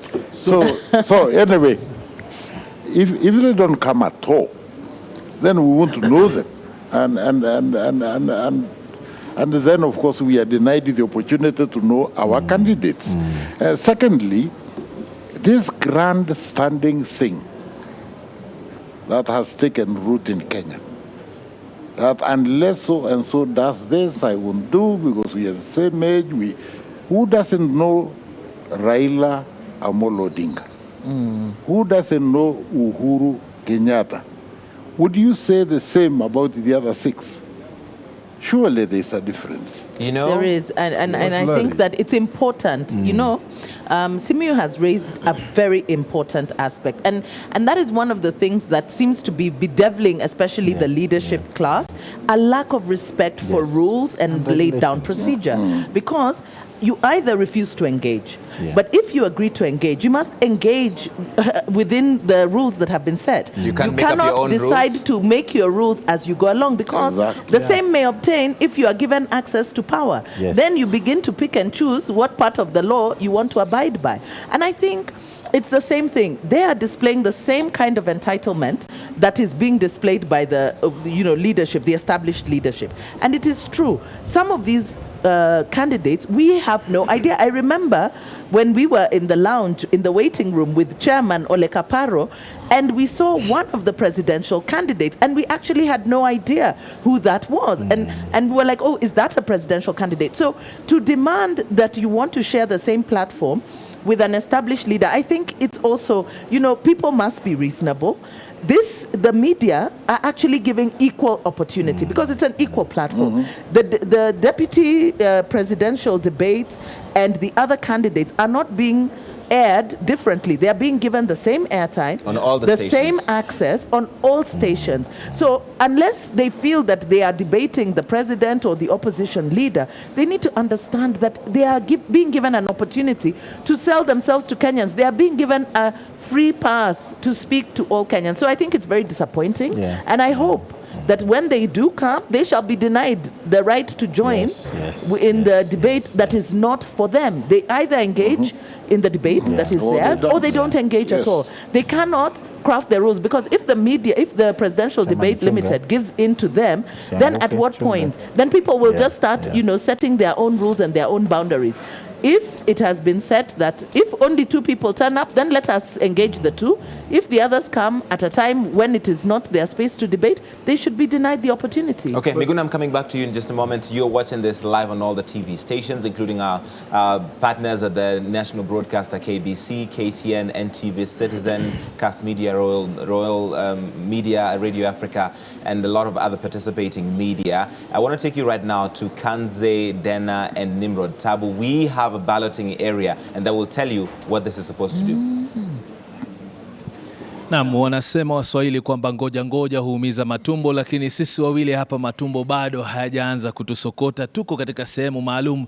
Kwanza nikufahamishe, naitwa Nimrod Tabu kutoka NTV na nimesimama pembeni na mwenzangu Kanze Dena kutoka runinga ya Citizen kukujuza tu ambao matarajio mengi ambao tumekuwa tukiyasubiria kwa muda mrefu. Kwanza tuko katika sehemu ya ukumbi ya kupokelea wageni, waheshimiwa pamoja na wageni ambao wangetazama moja kwa moja mjadala wetu wa leo katika ukumbi ambao uko nyuma yetu. Nafikiri mlango uko upande wangu wa kulia. Bila shaka ni sehemu ya kuwapokea vizuri, kuweza kuwaingiza katika sehemu hiyo, kusubiri tu kuanza rasmi moja kwa moja mdahalo wetu wa leo, kama tulivyokuarifu hapo awali tukianza kipindi chetu maalum katika vituo vyote vya televisheni humu nchini, kwamba tumetarajia kuwa na mijadala miwili muhimu. Mjadala wa kwanza ukihusisha wagombea wenza 6 na wa pili ukihusisha wagombea wenza 2. Mpaka sasa hivi tunafahamishwa kwamba tunawasubiri wengine wengi, na ndio maana nikatangulia kwa kusema kwamba ngoja ngoja huumiza matumbo, lakini kwetu sisi bado tutazidi kusubiria. Lakini tuko sehemu maalum. Nafikiri kuna wengi ambao wanashangaa tuko sehemu hii, kuna bilauri hapa. Umuhimu wake nini, Kanze? Wacha kwanza niweze kukueleza mtazamaji, na iwapo umeweza kuungana nasi kwa hivi sasa usitie shaka, bado tuko hapa tukiwa na runinga nyingi ambazo zimeweza kushirikiana pamoja na zaidi ya stesheni 19 za redio nchini. Sehemu hii mtazamaji, baada ya mdoso kwa mrefu tutaweza kuita wagombea wenza ambao watakuja hapa, halafu tutaweza kuwapa nafasi ya kuweza kuchagua nambari. Wataweza kuchukua kijikaratasi hiki. Ndani ya kijikaratasi hiki basi kuna nambari ambayo tutaweza kuiokota. Sehemu hii itakuwa inaonyesha sehemu watakayoketi katika jukwaa, na pia inawapa fursa ya kuweza kujitetea wa kwanza. Yani this is what you're going to be calling balloting. And so ile namba watachukua hapa ni nambari watakuwa wameweza kuiokota hapa. It will give them the position on the podium as well as give them the opportunity to give their opening remarks. Kwa hivyo tumejiandaa vilivyo, tunangoja. Kama alivyosema Nimrod, matumbo hayatumi. Nafikiri kuna mwingine pengine anauliza sababu gani kuwe na zoezi kama hili. Kama wanahabari, kama vyombo vya habari na kamati andalizi ya mdahalo wetu wa leo kuhusiana na umuhimu wa sherehe ama shughuli hii, ni kwamba tunataka kuwe na usawa. Sisi hatujampendelea mgombea yoyote mwenza, mgombea wa rais ama mgombea mwenza wake. Kwa hivyo wakija hapa tunatarajia kwamba wote 6 ifikapo wakati ambapo wataweza kufika wote kwa pamoja, basi wataweza kusimamishwa pembeni tu, sio mbali na hapa tuliposimama. Kila mmoja aweze kuchukua nambari yake ama kijikaratasi kama alivyosema mwenzangu Kanze, na kuweza kuchagua nambari ambayo itampa fursa yeye kuwa wa kwanza kuingia jukwani, kuweza kusimama katika sehemu ambayo imetengewa nafasi yake kulingana na nambari, na vile vile kama ulivyosema kumpa na fursa yake ya kwanza kuweza kujitetea au kujizungumzia yeye kibinafsi na vile vile chama chake na msimamo wa chama chao, na kwa nini pengine wanaona wao wako sawa kuongoza taifa hili au la ifikapo Agosti 8. Vile vile itakuwa fursa kwa wao kuwa wa mwisho au wa kwanza katika kukamilisha mazungumzo yao ama mjadala wao. Kumbuka kwamba mijadala kawaida umuhimu wake huwa muda ambao mtu anatumia katika kujitetea. Sasa wajua Nimrod wetu wamezoea kutuona tukizungumza lugha ya Kiswahili. Pengine hawajui kwamba pia tunajua Kimombo. Hasa kwanza wakijua kwamba sisi kutoka mwambao wa pwani. So let's do this in English. So tonight, where we are standing, exactly where we are standing, tonight is calling it the balloting area. And in this balloting area, there are a few things that we are going to tell you about this place. Naam, bila shaka kama ulivyosema tunaweza kuporomosha Kimombo. So and a number of people would be asking what is the essence of having a balloting exercise in any debate, but obviously for reasons known to many.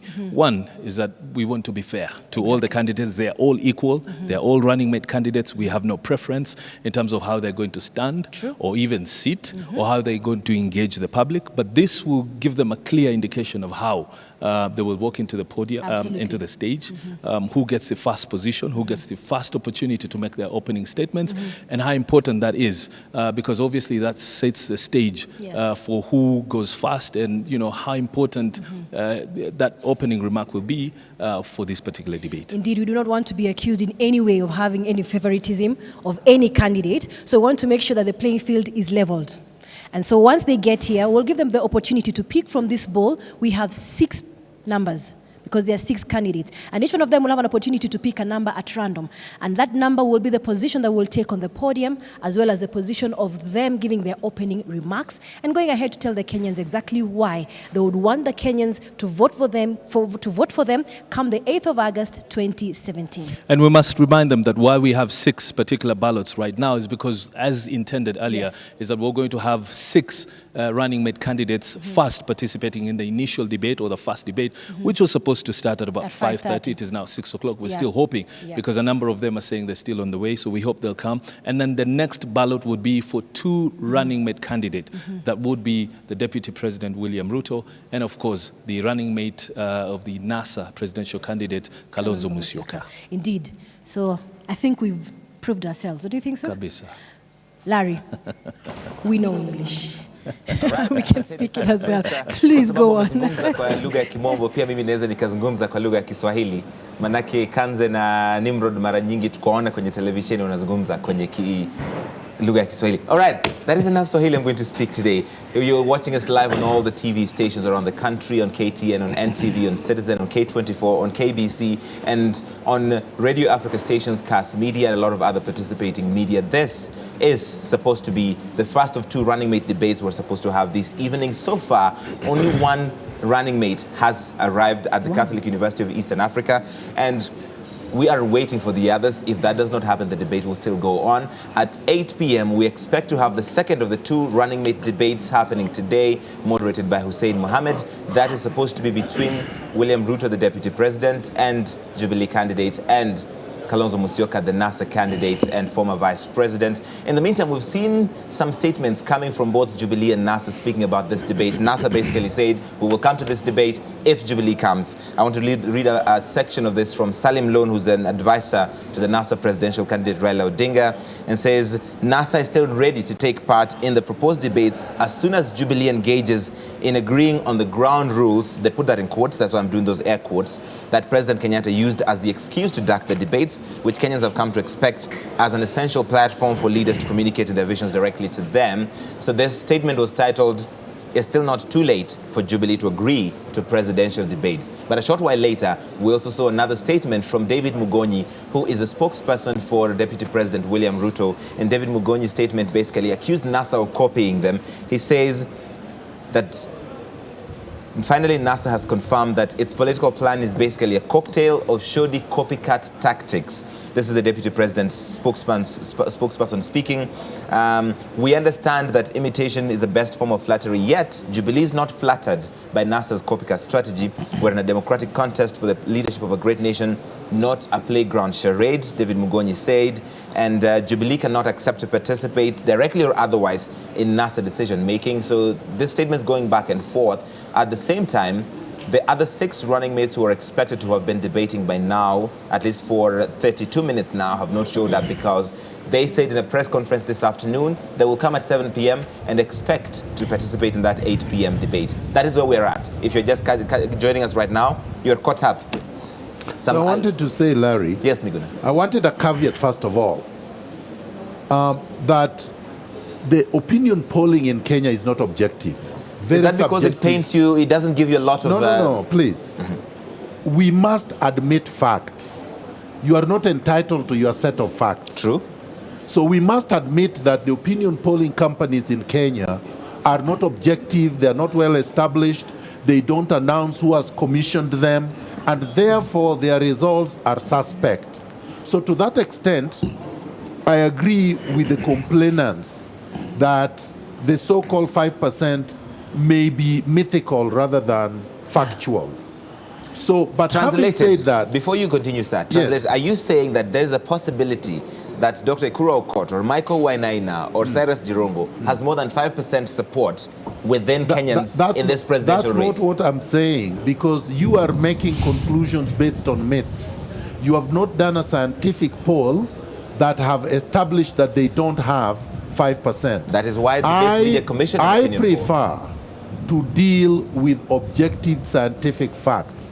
And the fact is, the opinion polling companies in Kenya are not independent, are not unbiased, and are not scientific. They are manipulated all the time. Infotruck sits somewhere at a corner and produces their results, for example. We don't know that and for so sure. I know that. They say they use telephone sampling, listen, they use all different methods, the same for Ipsos and all the others. I can go around this table and I can guarantee you that none of you have been called by any of these polling companies, and you are not less than 30. But that doesn't necessarily how random sampling works. I have done, listen, I've interrogated some of these companies, and in 2007, I actually scientifically proven, and I'm not going to get into that they were cooking up polls. And I know that when you commission them, you can design questions that will give different results. So having said that, so I don't want an assumption that the opinion polls are ironclad and that whatever they publish is the truth, that is what the country is thinking. Even their sampling is too small. Somebody samples 500 people and say that represents 19 million Kenyans. That's just scientifically flawed. Having said that, I personally believe that the group of 6, yes, they're losing a very valuable opportunity to be able to demonstrate to Kenyans what vision they have for Kenya, what policies they have for Kenya, what programs they have for Kenya, and why each one of them is better than the other, or better than President Uhuru Kenyatta.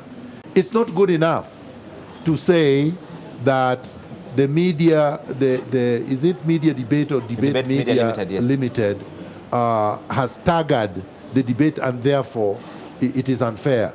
Even when, I mean, and these people did exams, most of them in the Republic of Kenya, there was a timetable that was released by the Examination Council. And maybe they said, we start with history, then we end with maths. You didn't say, I'm not starting that exam until maths is the first examinable subject. And I'm not doing it until the investigator is Mr. Kamau. No, you went there, the papers were presented, you wrote them, you didn't know who the examiners are, you accepted the results. We must come to a point where we are governable. We have to be a governable society that accepts The rules. Speaker agrees with you very, very vehemently. A very rare occasion. And it is wonderful to see the two of you getting along again. Very rare occasion. Because Mr. Speaker picks and chooses, and Mr. Maguna is objective. No, if you know, I believe in an orderly society, which I'm sure is very foreign to Mr. Biguda. An orderly society is foreign to Mr. Biguda. I actually practice law. I'm so sorry. You see, even God is refusing to accept that statement. I practice law in a more orderly society than a society you functioned as a speaker for a very long time. So you are used to chaos. I hope Mr. Miguna will give others an opportunity to say their piece. Yes, Mr. Kaparo. And there must be an orderly society. Please go ahead. And I will protect you from Mr. Miguna. I am capable of protecting myself. But the gods are angry. Why is that why his water spilled? Yes. Well, I think that water spilled because they had to cleanse what you have said. So we can say it's water under the bridge. Under the bridge. But seriously, I think we need to come back to a situation as a country. We need to get to a position where we can soberly discuss issues and where we don't have to carry our egos wherever we go, and where we don't have to take along with us brinkmanship and one-upmanship wherever we go. I think an opportunity like this, people should take it and make their point known to the Kenyan people. And the Kenyan people will be the better for it. I hope also one day, I hope at some stage one day, we will be able to elect our leaders on questions of principle, on their programs, not basically the current situation where we had communities together and we don't even have to think who we elect, and therefore it may not be necessary to have a debate because you already know you have some hand. Which is why this kind of debate is very important. And it's setting a good precedent. And it's unfortunate that some of these candidates really don't see the advantage that is being offered to them. I mean, given the fact that one of the biggest challenges we've had is reluctance to put in place a campaign financing regimen. So it makes it very difficult for people who really have issues to present their issues. It's mainly been a money contest and of course ethnic balkanization.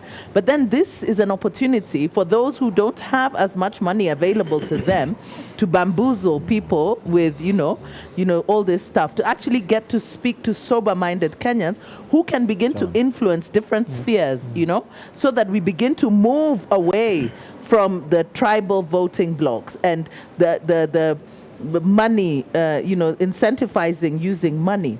So it's a wasted opportunity, and the loss is theirs. I mean, even to Kenyans, yes, it is a loss. There's something I really wanted to add. Okay. If for nothing else, I would have loved you to see presidential candidates, all of them, and all their running mates, coming to say just one word, which is, we must go through this election in peace and hold this country together, irrespective of who wins and who loses. Maybe they are not candidates. Maybe these guys are just jokers. Well, you know what? I want to agree with Ole Kaparo, but the other thing is that we also want leaders who, aside from ensuring that they that they give the peace messaging, also commit to playing by the rules. Exactly. Because one of the reasons why that threatens the peace of this country is because we have leaders who want to win by any means possible, any means available to them. So I think that that's also a commitment that we want to see, that people are willing to play by the rules and accept the outcomes when those rules are abided by. Samir, you say something real quick because I have to go into a break. Yes, I think these people must agree where fate has placed them. If they're not among the best, let them agree we are not among the best. And let's play with those rules. That is one. And it is a realism in life that people must accept, Then from there, you play with what you have and see how you can develop yourself. That is a fact that most Kenyans don't accept. Number two, the Kaparo here, with a lot of respect. You've been telling us a lot of peace, and I know your final idea was about peace. You see, Kenyans will never fight if these elections are free, fair, credible, and held honestly. So I think what you should be talking about is, how do we ensure that these elections will not give anybody space to doubt the results, so that people feel enfranchised and annoyed to the extent where they'll disrupt peace? So I think as a Kenyan, Larry, as I finish, we are talking about peace everywhere, but people are not speaking on the issue of, are we going to ensure that we have fair, credible, free elections in this country, so that the people accept the results for whatever they are, because they have believed that what took place on 8th was credible. I think that's what the chairman should be mingling with the two. Larry, I need to clarify real quick, sir. I need to respond to this because it is part of a recipe that is being perpetrated for final violence. Let me tell you this. We have had this whole issue of electioneering and fairness for a long time. And because of that, the Chesoni Commission was broken, because everybody said, or most people said, they were not going to do a fair election. The second one was broken, was Kivuitus. Right. And the third one is Hassan. Right now, we are at the 11th hour. We are trying to salvage the current commission. Let me tell you here and now, you will never have angels running your IEBC. They must be Kenyans. Let's give them a chance. Let them fail, then you criticize. Let's leave it there for the moment, that was gentlemen. Not his point. That was not his point. But if we want to come back to that, we'll have to start all over again. So I'm going to leave it there for the moment. We'll come back to it in a bit. When we come back from the break, we will have the first of the 2 running mate debates with one candidate. That will be happening, like Debates Media said, the debate would go on so that one candidate, the running mate who's already here, will be participating in that debate happening shortly on all the TV stations. Right now, though, we have to go into a quick commercial break. Chairman.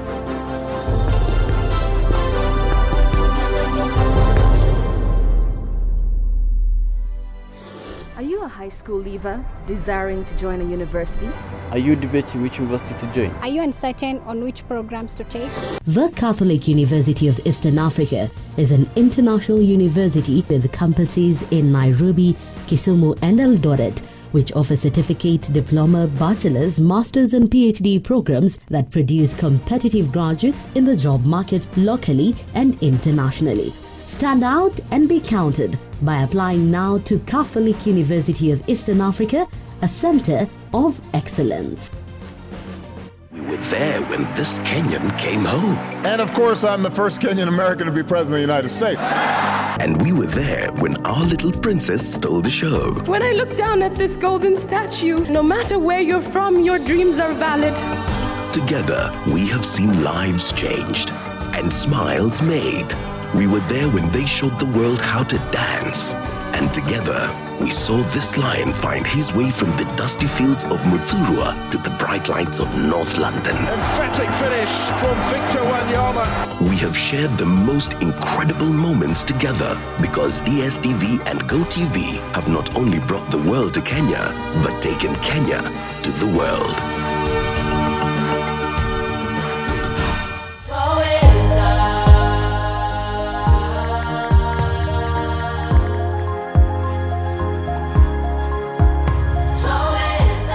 To start today by saying thank you to Mrs. Mary. I had stage fright. She helped me overcome that fear. She needs our support. Mom, angalia. When we come together, great things happen.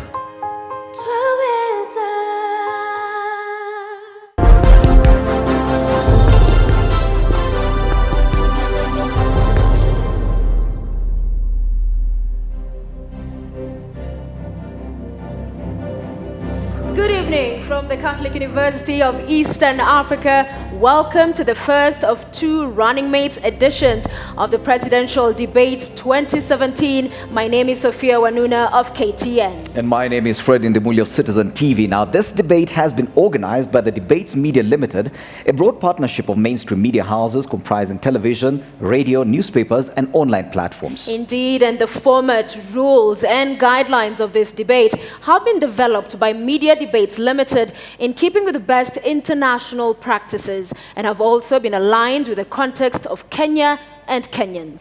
Now, these rules have been shared with all the 8 presidential campaigns, and the rules prescribe that only presidential candidates and their running mates duly nominated by their parties and cleared by IEBC can take part in tonight's debate. As your moderators this evening, we shall be guiding discussions between the presidential running mates on selected thematic areas that have also, as per regulations, been shared in advance with the respective campaign teams. The questions are, however, our own and have not been shared with anyone.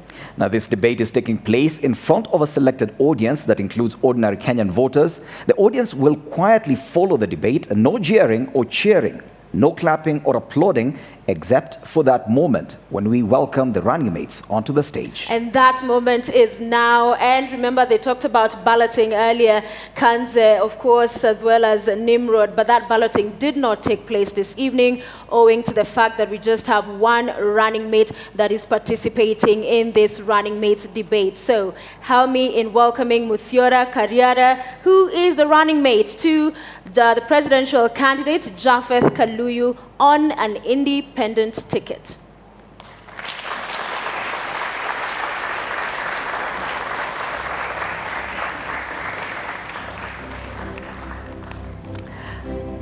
Thank you so much, Muthiora Kariara. Now, ladies and gentlemen, you do realize we have 6 podiums on the stage, and this is because we had anticipated that 6 running mates will be taking part in this debate. We do have Eliud Mudhiora Kariara on stage. The other candidates that want to participate include Emmanuel Nzai, running mate to Ekuru Aukot of the Third Way Alliance.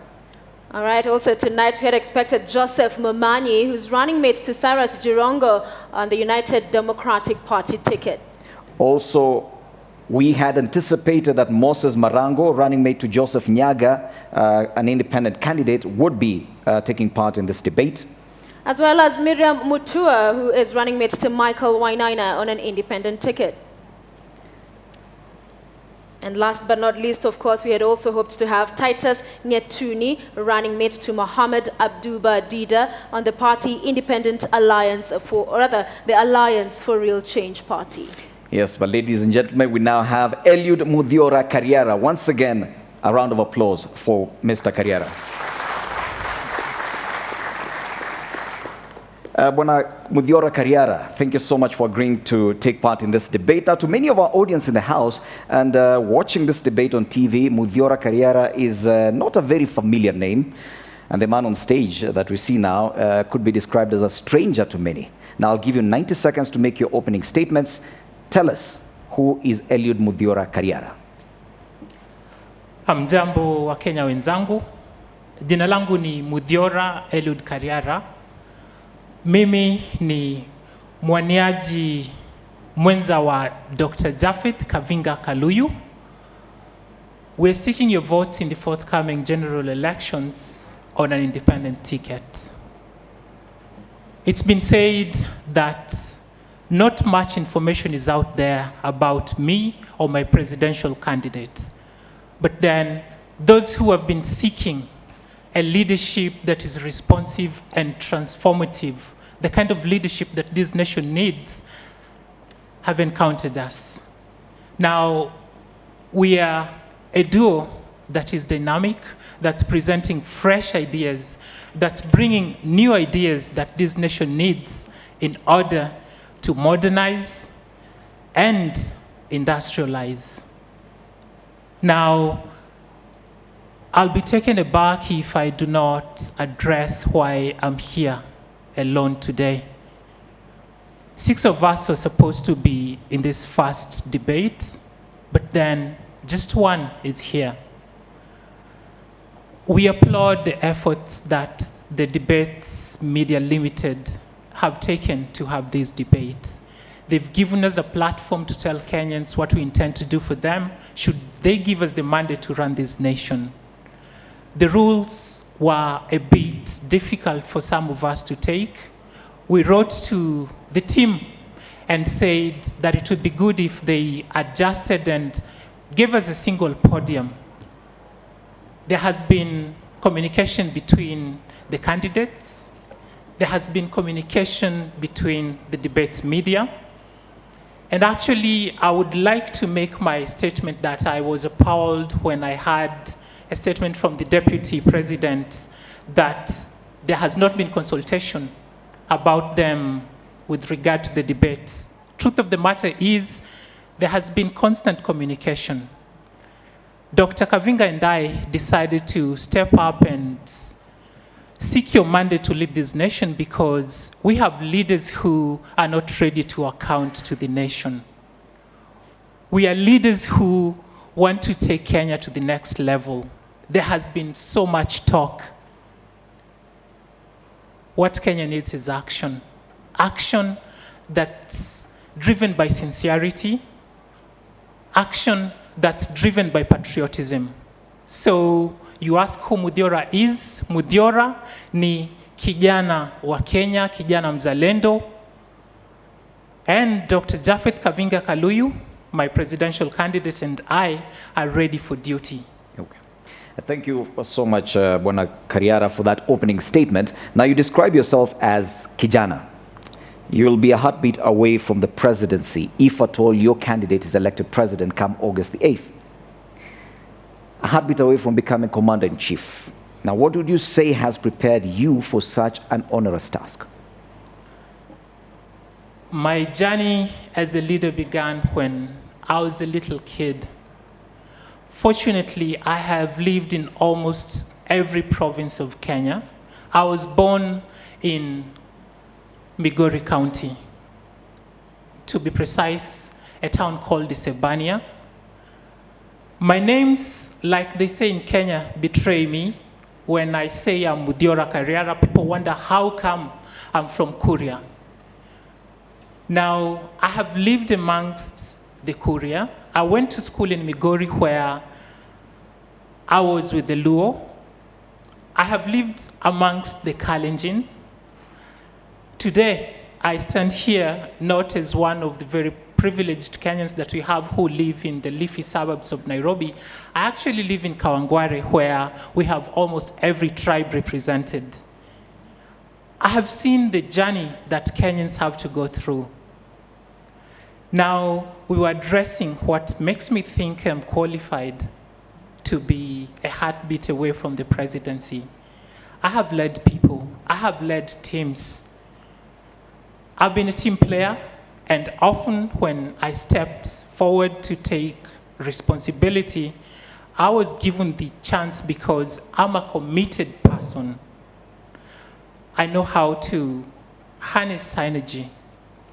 I know how to make a good call when I'm called upon. Like you guys in this auditorium here today, and Kenyans watching me will agree that I made the right call coming for this debate. So I'll definitely be making the right decisions for Kenya. I am an independent thinker, and I'm not afraid to call it the way I see it, especially when there is proof that my judgment is correct. So I know I can run this nation should a situation arise that requires me to be head of state. I'm bold, I'm courageous. More than all that, I know how to make people work together. What Kenya needs is a leader who's not only willing to listen, but who's also willing to lead from the heart. Like I said earlier, I know Kenya's struggles because I go through that every day. So again, like I said in my opening statements, I'm ready for duty. You can count on me. Mudiora, you mentioned that you've led teams. What teams and in what way are you leading them? I've been a soccer player. I'll start at that. I remember at age 16, I was the CEO to a team down in Isebania. I brought these boys together because they needed a leader. Now, that's where I began to mobilize people for a common purpose. When I went ahead and joined university, I served as a student leader at the University of Nairobi. I was the SONU Secretary for Sports and Entertainment between the years 2005 and 2006. I was chairman for the Nairobi University Sports Council organization. And every time I got an opportunity to lead, the results were impressive. I was part of a team that's now defunct. It changed its name to City Stars. Then we were called World Hope after we transformed from Kawangware Football Club. And when I was part of these teams, we succeeded a great deal. Kawangware Sports Club, for the first time, debuted in the Premier League, and we made a good account of ourselves. We went on to be relegated after the first season because of the same problems that plague Kenya and sports and the youth. But then we were able to secure a sponsorship as City Stars, and in one season, we were able to get back into the Premier League. So you go back to my records, I'm talking about my ability to function in teams. I'm not just a sportsman. I am a banker. I started my banking career at Consolidated Bank, and in a very short time, they trusted me to lead a team that was supposed to oversee the process of switching over from their old banking, core banking system. Okay. And I delivered that with success. Okay. Now, besides that, we could go on and on, because my record really is a concrete one. Okay, thank you for that. And you describe yourself as a leader, but why the presidency? Why not any other leadership role? We have so many right now. Why the presidency? I was born in Kenya. I live here. I have seen the problems that plague this nation. And I will tell you that to fix these problems, you need the right tools. You need the right instruments. Today, you ask someone to account, and they point to the top. They say, why would I do that when the people up there won't do the same? Now, to effect the kind of change that this nation needs, the office that provides the tools and the instruments is the presidency. So, feeling competent and ready, and because I'm allowed to contest for that position, I thought to step up and lead this nation in that capacity. I need some clarity on that. Are you saying that these other roles that we have for leadership do not have the needed capacity, that you only need to be president for you to make any change? Fred, when you're hungry and you need a meal, you buy maybe just a couple of vegetables, something small to satisfy you. But when you have to make a meal for a bigger population, then you need more resources, you need more space to do that. I could have vied for an MCA if I was satisfied that it's just the people in that locality who need good leadership. But then it's the whole nation that needs the kind of leadership that Dr. Kavinga and I are ready to offer. It's not just a constituency, it's not just a county, it's the whole nation. At the levels that you've just described, a lot of Kenyans are courageous and they're stepping up to take those roles. Where people are shying away from contesting is the positions that matter, because they think we will be judged that we are spoilers, or we might not be from a popular community, so let's not go for it. People are shying away from the ultimate responsibility, which is what we decided we're not going to take. So what do you understand the role of the deputy president in Kenya to be? The deputy president of Kenya is to act as president in case for some unfortunate, or not unfortunate, in case the president is not able to discharge his duty. He's supposed to be a symbol of national unity. He's supposed to be an office that offers leadership to the entire nation. So I understand the responsibilities that come with this position are huge, and I know I'm ready to handle that. And how is it your position would weigh into that of your candidate as president, and you, if elected, as deputy president?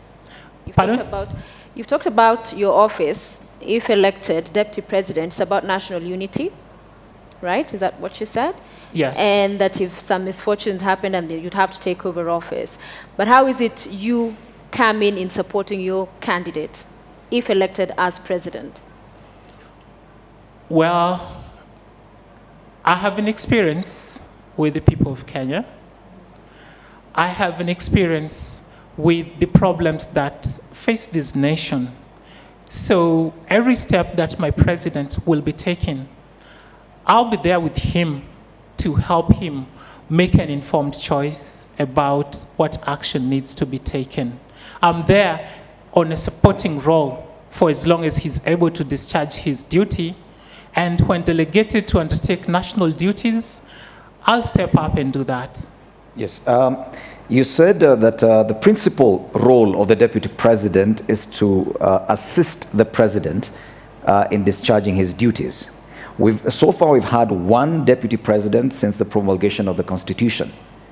How different do you hope to define that role of deputy president? How different from the one deputy president that we've had? We've had a government that, in my assessment, has made a good effort in serving the Kenyan people. They've done a good job. What we are saying is, it's not the best that this nation can do. We've had a government that, instead of leading in a consultative manner, it leads in an instructive manner. They make their own priorities and pursue to deliver on those priorities instead of delivering on the priorities of the people. The office of the deputy president in Kenya today is one that has been blamed for a lot of things, if I can say so. Now, the kind of an office we will put in place, my office will be one that does not instruct on what must be done, but will lead together with the people, because we hold power on behalf of the people, and it's to be used for the benefit of the people. That's going to be our main difference. We are not going to try and make it be just about power for the leaders. It's power that's to be harnessed for the people. The presidential candidate, Japheth Kaluyu, describes himself as a Kenya diaspora. He does not live here. And many have criticized that, arguing that how is it he desires to be president and yet does not appear to be in touch, physically even, with the country and the needs and struggles of the people. What do you say to that? I would say, number one, there's nothing wrong in a Kenyan living abroad. They go out there, and there are hundreds of thousands of them.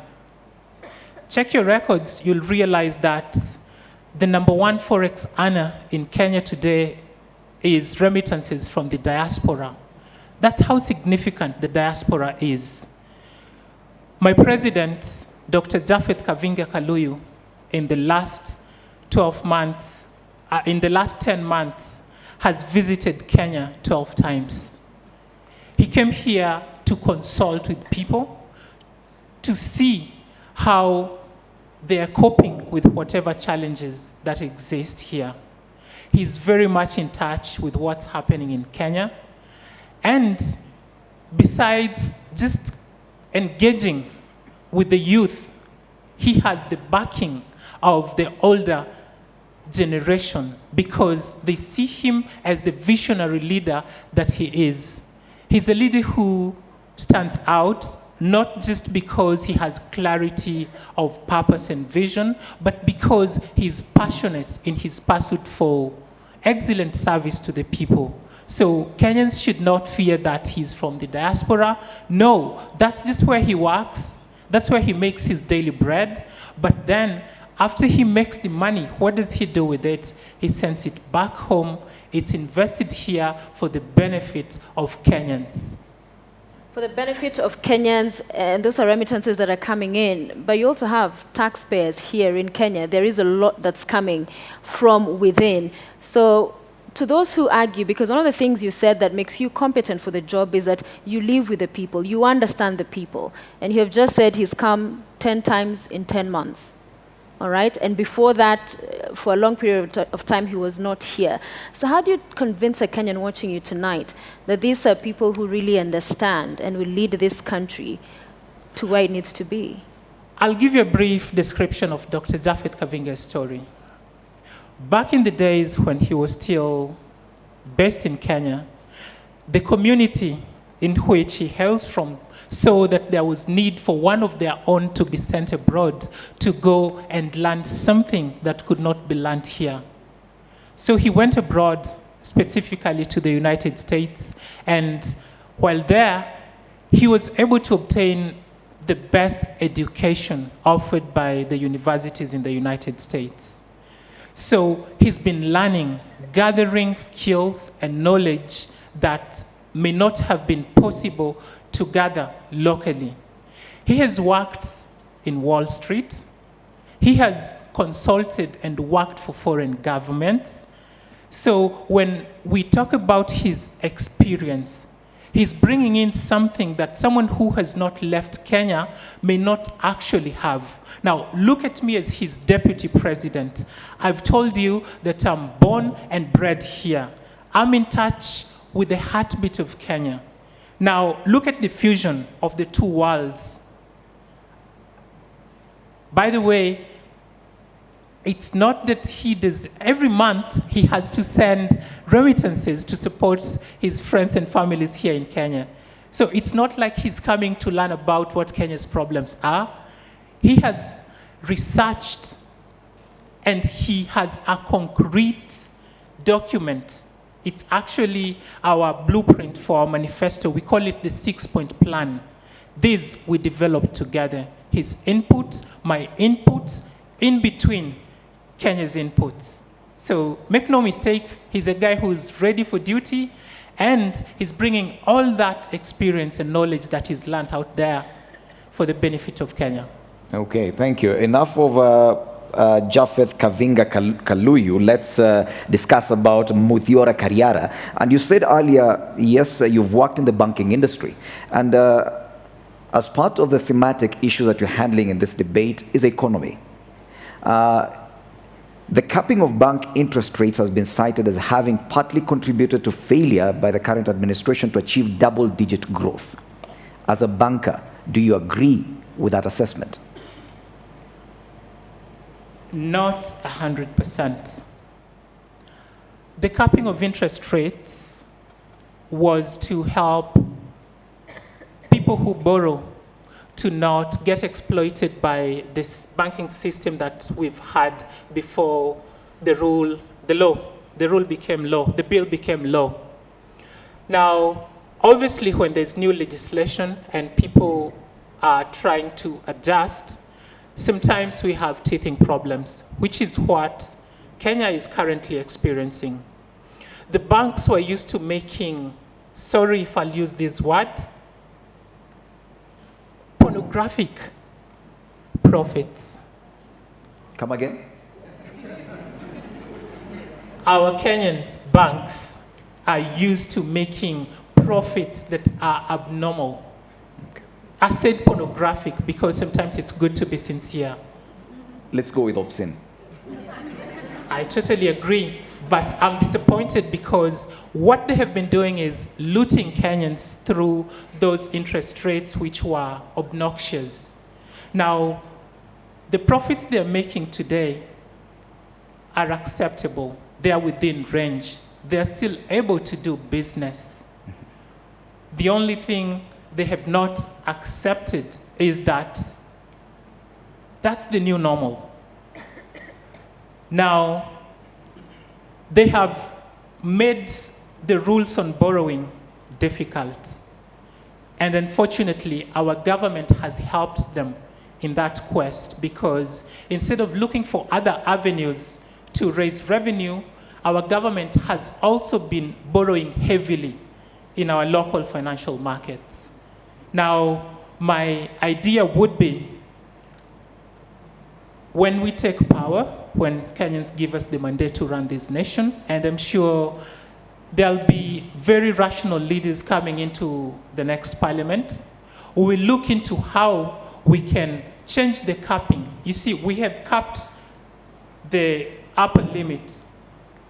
Now, what we need to change within that framework is give the banks some room to play with between the CBR rate and the upper limit. That would give the banks a bit more flexibility in terms of borrowing, and then we go hard on them to make sure that they do not deny people credit just because it's not profitable for them. What does that mean, going hard on them? Because what this cap has done with banks trying to survive is deny many Kenyans loans because of the risks involved. So what do you mean when you say go hard on banks? We look to institute regulations that tax money that lies idle, that's just kept there, maybe for speculative purposes. When banks hold money and not give it out because they don't think the customers are creditworthy. We will have in place rules that actually make it expensive for banks to just hold money that they should otherwise be lending out. All right, let's get to the audience now, and I understand we have some questions. And I'll begin with Desmond Boy, who is a monitoring and evaluation specialist. Desmond?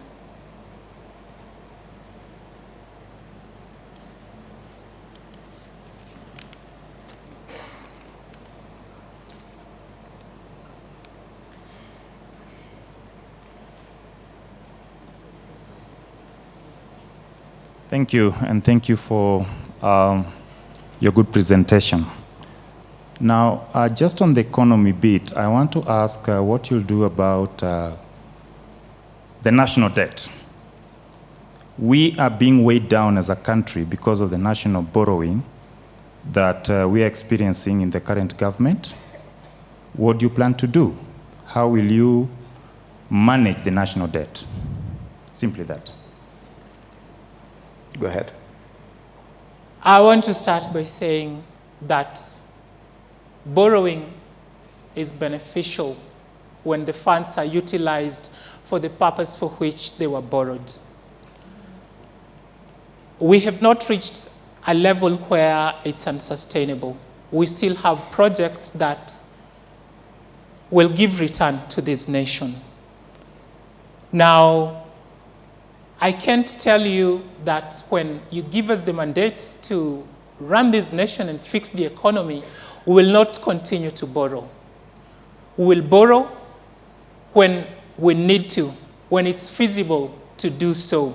But before we get to borrow more than we actually can afford to pay, Desmond, we will first go into trying to get revenue from domestic sources, and that is, we will focus on tax collection.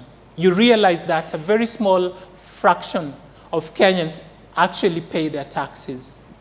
Our main idea is to increase the tax base so that we can raise revenue, not through borrowing, but through getting money from taxes. So you intend to tax more Kenyans, and where is this you'd be extending this bracket to cover? Actually, you have it the other way around. In our 6-point plan, we intend to cut taxes. What I said we are going to do is we are going to increase the tax base. So Today, tax more people for less. Yes, there are a lot of people in Kenya who make money, but then they do not contribute to our nation building by sharing their income with the rest of the country. Maybe because there are a few loopholes here and there in our tax collection. So we actually intend to put in place an integrated database where we will get everyone in Kenya who's working to be captured, so that whatever money they make, we are able to tap onto that. And at least within the first 3 years, we would like for our tax base to go to a level of at least 40%. That's our target. With that kind of revenue, we know we'll be able to take care of a lot of development in this nation. So cutting taxes, that is key for us because we intend to make life affordable for all Kenyans. VAT, if I can continue in the line of taxes, we actually are purposing to abolish VAT. Now, you'll ask, how are we going to be able to get money? Now, instead of VAT, we are proposing to have a sales tax of 4%. That we believe will give Kenyans an opportunity to have disposable income so that even as they go to work, they have some income that even after spending or consuming, they have something to save. We do not want to lead a nation of the working poor. We want to trust Kenyans more with their money. And if anything, while we still try to slay the monster of corruption, we want you to have your money and decide what you do with it more as we fix this country together. Okay. Let's take the second question from a member of the audience. And once I call out your name, kindly walk to the aisle. You'll answer the question from that point. The next question will be asked by Marcellus Otieno from the Catholic University of Eastern Africa. Marcellus?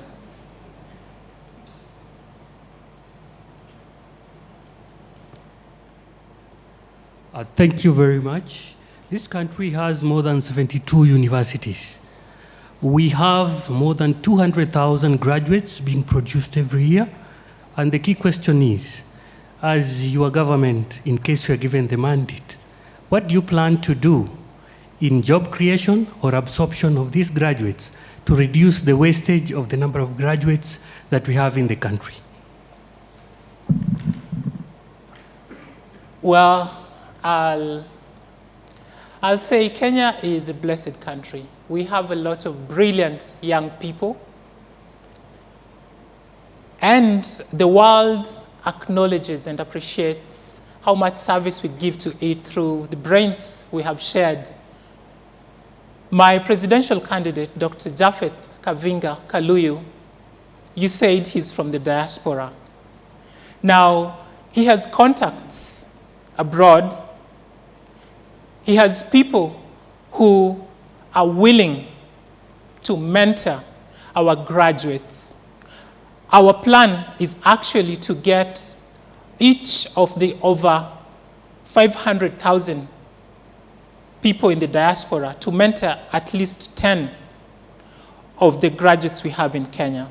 Now, that mentorship program will help our youth get that kind of an international exposure that they need. It will help them to open up their view into what's really expected of a global citizen. Now, in terms of job creation, we know that the next frontier, the frontier that will lift Kenya into the level where we ought to be, is we empower the informal sector. Our government is committed to creating a conducive business environment for startup businesses. It's committed to ensuring that the businesses we have currently prosper. Now, the question is, how exactly are we going to do that? Now, number one, we will focus on creating the kind of jobs that the youth actually want. Our problem has been the governments and regimes that we've had treat the youth like they are a problem. They treat the youth like this is something that needs to be solved, when in fact, the youth are a resource that needs to be harnessed. Our unemployment is over 40%. We aim to cut that by 50% by the time we are done with our first term. Our main investment will be in technology-oriented jobs. We have a plan to go down to the wards and in a radius of 5 kilometers have a hotspot that will be based in a community resource center. Now, this community resource center will be manned and run by the fresh graduates that my friend Marcellus mentioned. We've heard about our competitors promising to give 18 months mentorships. We don't know where these companies they intend to send these students or fresh graduates into, but what we know is our graduates are qualified, they are ready. What they lack may be the basic skills to help them hit the tarmac when they graduate. Now, deploying them to the community resource centers will help them connect with the communities where we will post them. Now, we had figures allocated for this, and within our first year, we intend to roll this out by committing at least 10 billion to these community resource centers. Now, these are centers where we will help to connect the diaspora to the communities through the fresh graduates that are coming out of our colleges every day. Now, one of the biggest challenges we have in Kenya is people lack basic skills to do even the most basic of jobs. Our government promises to offer free basic skills training to anyone who is of age and is ready to contribute to nation building. Now, when you equip the people with the right skills and give them information, and then you show them where the opportunities are, we'll be able to create employment in a way that has not been done before. Besides that, our main focus is to make Kenya food secure.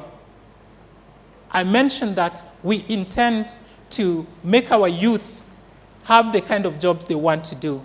So we'll focus on making agriculture something, an enterprise that the youth will be willing to venture into. All right, Muthiara, let me pick up something. You've been talking about creating jobs for youth that they actually want to do.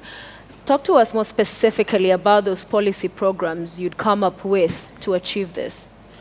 Maybe to illustrate the point, I will refer to something that we all are familiar, the National Youth Service. That has been an intervention by our government that has not quite worked because not every youth wants to go to the National Youth Service. I know there are youth who want to do online jobs, and by online jobs I mean we have accountants who are ready to work freelance, but then they do not have access to the market. We have very well-educated Kenyans who can do transcription work. We have Kenyans who are ready to do academic writing and research work. Now, most of them do not have information about how they can engage into these kinds of jobs. We know we have a film industry that has not blossomed like it should, and a lot of our youth want to get into these kinds of jobs. Now, when I say we will be committed to giving the youth the kind of jobs that they are willing to do, that's what I'm talking about. Sio kazi kwa vijana, pesa kwa wazee, twende tuchimbe mitaro. The youth, yeah, they'll do that because there's nothing else to be done. But then, give them the kind of a job they need, and they will do it with all the passion. Okay. Let's take another question from a member of the audience. Nerima Wako from Busia County, kindly move to the aisle. Nerima Wako with the third question from the audience. Hello, Nerima. Hi. I commend your brevity to stand for national leadership. The question that I had for you, you've mentioned youth and you being a youth leader, and you've mentioned the job creation and food security. What do you think you can bring to the table as a young candidate that young people are facing today in Kenya? My answer is creativity and innovation. Nerima, I'll give you my story. When I graduated from the University of Nairobi, I tarmacked for about almost a year. But while I was tarmacking, I realized I needed to cover my costs. And I needed money for that. There was no one who was ready to loan me. There was no one who was ready to support me. So I had to innovate. I started farming right after my university. The kind of farming I did was pig rearing. Now, you will ask, where did I get the land? I did this pig farming in Nairobi. I did not buy the land where I was doing this. I did not have the capital, and this is how I want the youth to tackle the problem of unemployment. Now, I realized that we have a lot of garbage in Nairobi, and our garbage collectors do not do a good job. So since I had this idea about how I could do pig farming, I knew that from the garbage we have in restaurants, I could get pig's will. So I approached a couple of restaurants along Agwings-Kodek Road. For those who live in Nairobi, you may know the road. And I told them, I have noticed that you people have a problem with your garbage collectors, but then I can do this job for you at a cheaper cost, more efficiently. And most of them looking at me, I was still quite young and I looked funky then. I was never used to wearing suits like I do today. They said, okay, let's see you because the other guys have failed us. And I got a contract to do garbage collection. I would give a name of the restaurant, but then I think that's not right. But they trusted me and they gave me a month to do the garbage collection. Now, I got the job to collect garbage. I have an idea to rear pigs. I don't have a truck. I don't have a site where I'll do the pigs thing. So I approached someone and asked them if they could lend me some space, and I would pay them rent for the space. And fortunately, they accepted. And I was able to get space to put up a structure for the pigsty. Now, the next problem was, where do I get the pigs? I knew of a friend who had a problem with pigs, and I told him, if you give me 10 pigs, in 6 months they'll have fattened, and you can give me 3 of them. Now, what I was looking for is, I have garbage that I have to dispose. I don't have where to throw this garbage. But if I collect it, I come, feed it to the pigs, it will be consumed. The pigs will fatten. In 6 months, I'll have something to take to market. I'll be able to pay the rent. I'll have made some money for myself. Everybody wins. That was how I was able to get my startup capital for the businesses that I have run since then. So I will ask the youth not to see agriculture as something for the old people. We can do animal husbandry. We can do crop farming. We know we have technology today that allows us to maximize on crop production. We have gone to school, and if we do not know something, we can research some more. But with the government that's led by Dr. Kavinga and I, we'll be able to deploy to the ground extension officers who will work with the people and make sure that they understand exactly what they are doing. What path Kenya needs to take right now in terms of assuring food security is the path of agribusiness. That's what I tried to do. I did it from scratch. It worked. I'm here today. I'm a success story.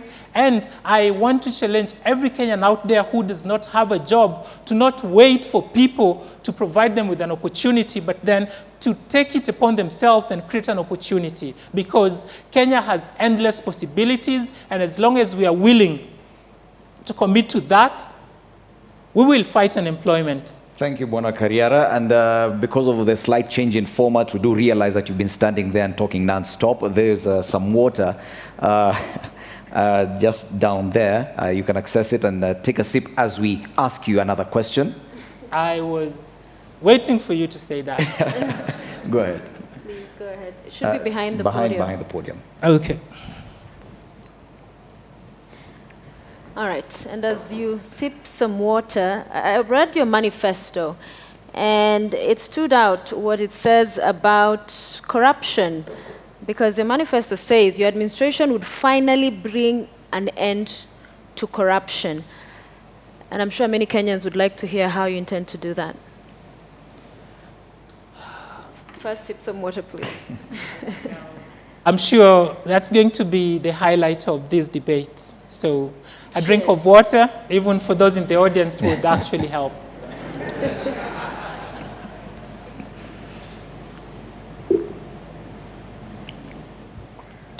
Kenya loses over 700 billion to corruption. That's about a third of our budget, national budget. You make money and then you throw it away. What's the point in making the money in the very first place?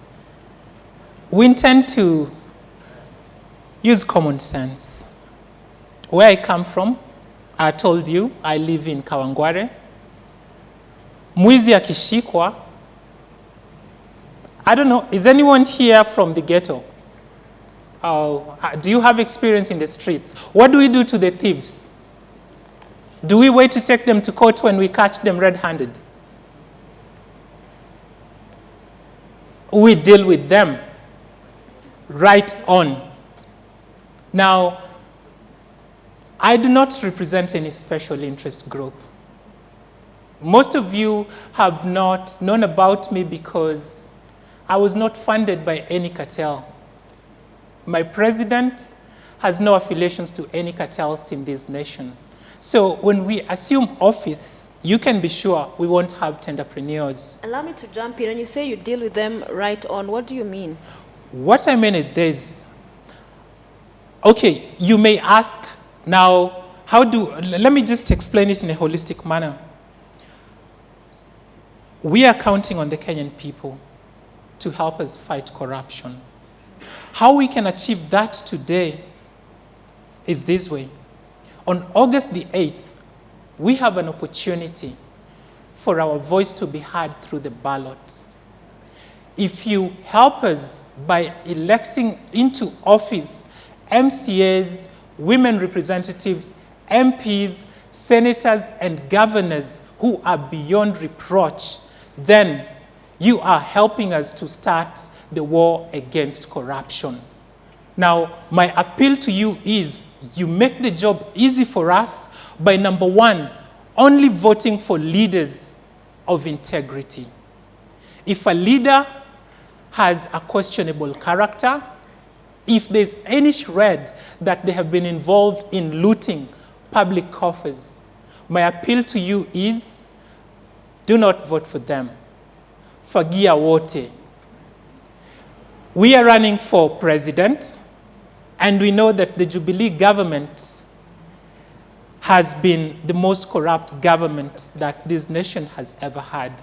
So my appeal to you as we seek to have a nation of integrity is vote them out. Vote for Dr. Japheth Kavinga Kaluyu because he's going to be the beginning of the end of corruption. Now, after we vote in the right leaders, leaders who have no track whatsoever with graft, then when we get to parliament, these leaders will have a duty to put into law a legislation that, number one, will make sure that once a public officer has been cited to have committed a corrupt offense, they will step aside. And while they step aside, all their assets will be frozen. Okay. We are talking about bank accounts. We are talking about land. We are talking about all financial instruments that they have. Okay. So that while they are under investigation, they will not be able to transact on anything. Thank you so much, Bona Eliud Muthiora Kariara. I want to give you 90 seconds more for your closing remarks because we've come to the end of this session. 90 seconds. Dear Kenyans, I told you that my name is Muthiora Kariara. Sometimes it gets difficult, and you guys have been very serious here. Now, nitazungumza kwa Kiswahili ili tuelewane na wote. Kuna kasumba ambayo imetembezwa nchini kuwa uchaguzi unaokuja ni kuhusu NASA na Jubilee. Nataka kuwakumbusha kuwa uchaguzi unaokuja ni kukuhusu wewe, Mkenya. Jiulize, hali yako ya maisha leo hii ni bora kuliko ilivyokuwa miaka 4.5 iliyopita? Huduma ya afya ni bora sasa ama imedorora kuliko ilivyokuwa miaka 4 iliyopita? Tuna jinamizi la ufisadi limekithiri mizizi zaidi ya ambavyo hali ilikuwa miaka michache iliyopita, ama tunafaulu? Ni rahisi kupigana na ufisadi Kenya kama itakavyokuwa kujaribu kuuza kiberiti Jehanamu. Iwapo jibu lako ni kuwa vitu viko sawa, basi kura yako ni wazi utaiweka wapi.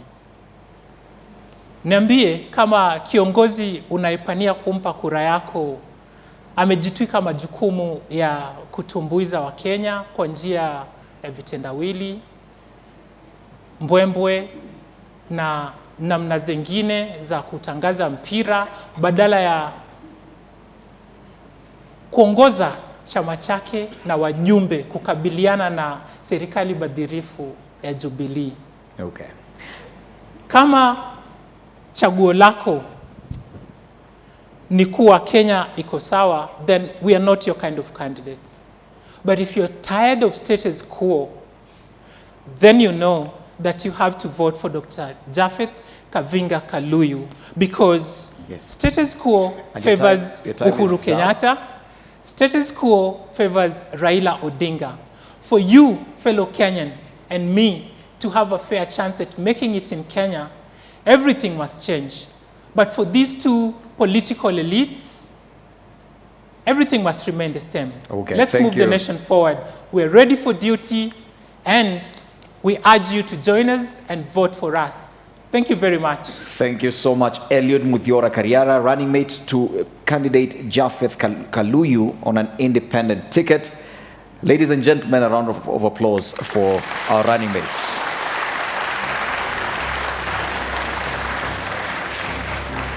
You can kindly step forward to this position and acknowledge the applause.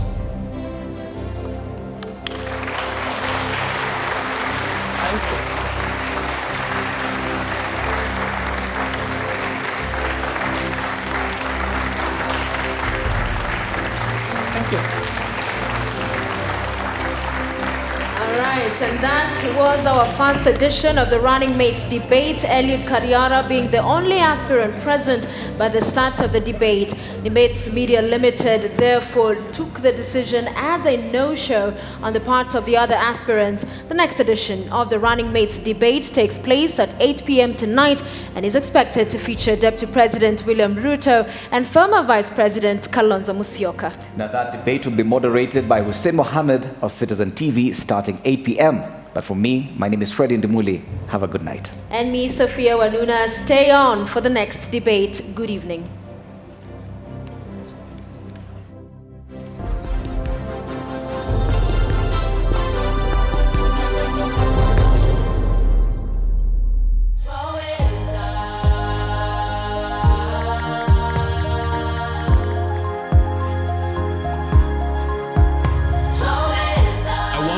Today by saying thank you to Mrs. Mary. I had stage fright. She helped me overcome that fear. She needs our support. Mom, Angalia. When we come together, great things happen.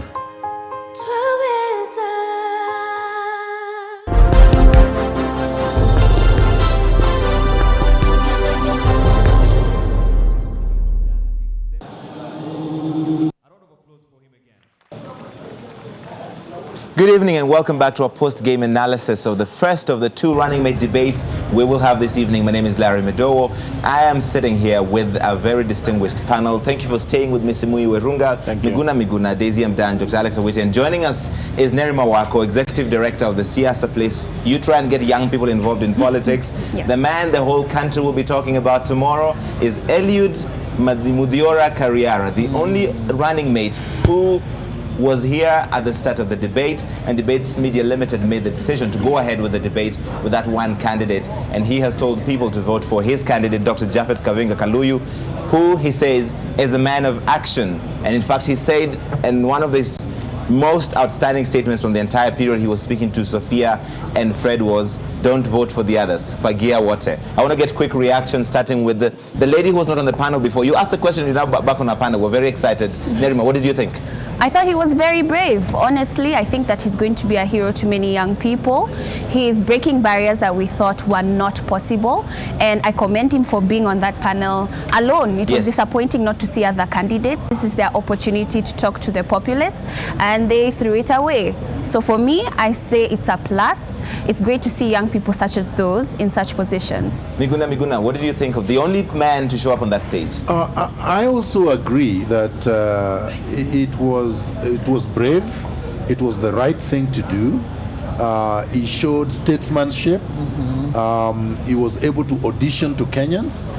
And I believe that at the end of the day, Dr. Kaluyu and Mr. Kariara will pick up quite a lot of votes just on the basis that they were able to show up and face Kenyans and tell us what they stand for. It is unfortunate that my friend Ekuru kept his deputy away. Ekuru Aukot is here, by the way. He's right, literally steps away from here. He and his deputy are here. And I think that they should have come and demonstrated that they are better than either the president and his deputy or the NASA presidential candidate and their deputy, whom I hope will show up. So I think they tried. Ekuru Aukot has just told us minutes ago before we came back on that you guys wanted the circus and you've had the circus. Oh, really? I think that, you know, they're the ones who've lost out. They've lost a great opportunity. And I think this Kariara has done well. He has shown himself to be an honorable man, willing to play by the rules, and not afraid, you know, to take the bull by the horn. So for me, this is something new. Those who have missed out, I can see, you know, they've put their threats, you know, to action that they are going to turn up. Well, it is their loss. And I think as they accuse others of grandstanding, this time their grandstanding has fallen flat on its face, and they are the lesser for it. So the first candidate to arrive here was Miriam Mutua, accompanied by Professor Michael Wainaina, who's the presidential candidate. And Miriam Mutua and Professor Wainaina had what you'd call a grand entrance. There it is. That's what happened. And they made for the auditorium. They were blocked from accessing the auditorium. They're not inside there because the debate was already underway. So after Miriam Mutua, you see him there with Professor Michael Wainaina, who is the... And Dr. Kaluyu is behind. And Dr. Kaluyu Kavinga is behind there. They drove in one car. They drove in one car. There was a bit of a scene when they came in. And then, since then, we've had other candidates come in, including Dr. Ekuru Aukot and his running mate. They're all trying to access the auditorium, and they have been blocked from doing so because the next debate we're expecting is at 8 p.m. with Kalonzo Musyoka and William Ruto. Dr. Awiti, what do you think? I think this is exactly what the country must say no to. Yes. Yeah. This is arrogant, it is hubris, it is unprecedented, it is uncalled for. But having said that, I think Kariara is my hero tonight. This is the face of the future. This is the face of Kenya post-2022. And I think, as Narima said, a lot of young people are looking at this young man today and saying, oh my God, me too. Yes, I can do it too. And I must say, I must commend Dr. Kaluyu, because he's been a sportsman, he's played by the rules, he got his candidate on the podium when all the other guys refused to do that.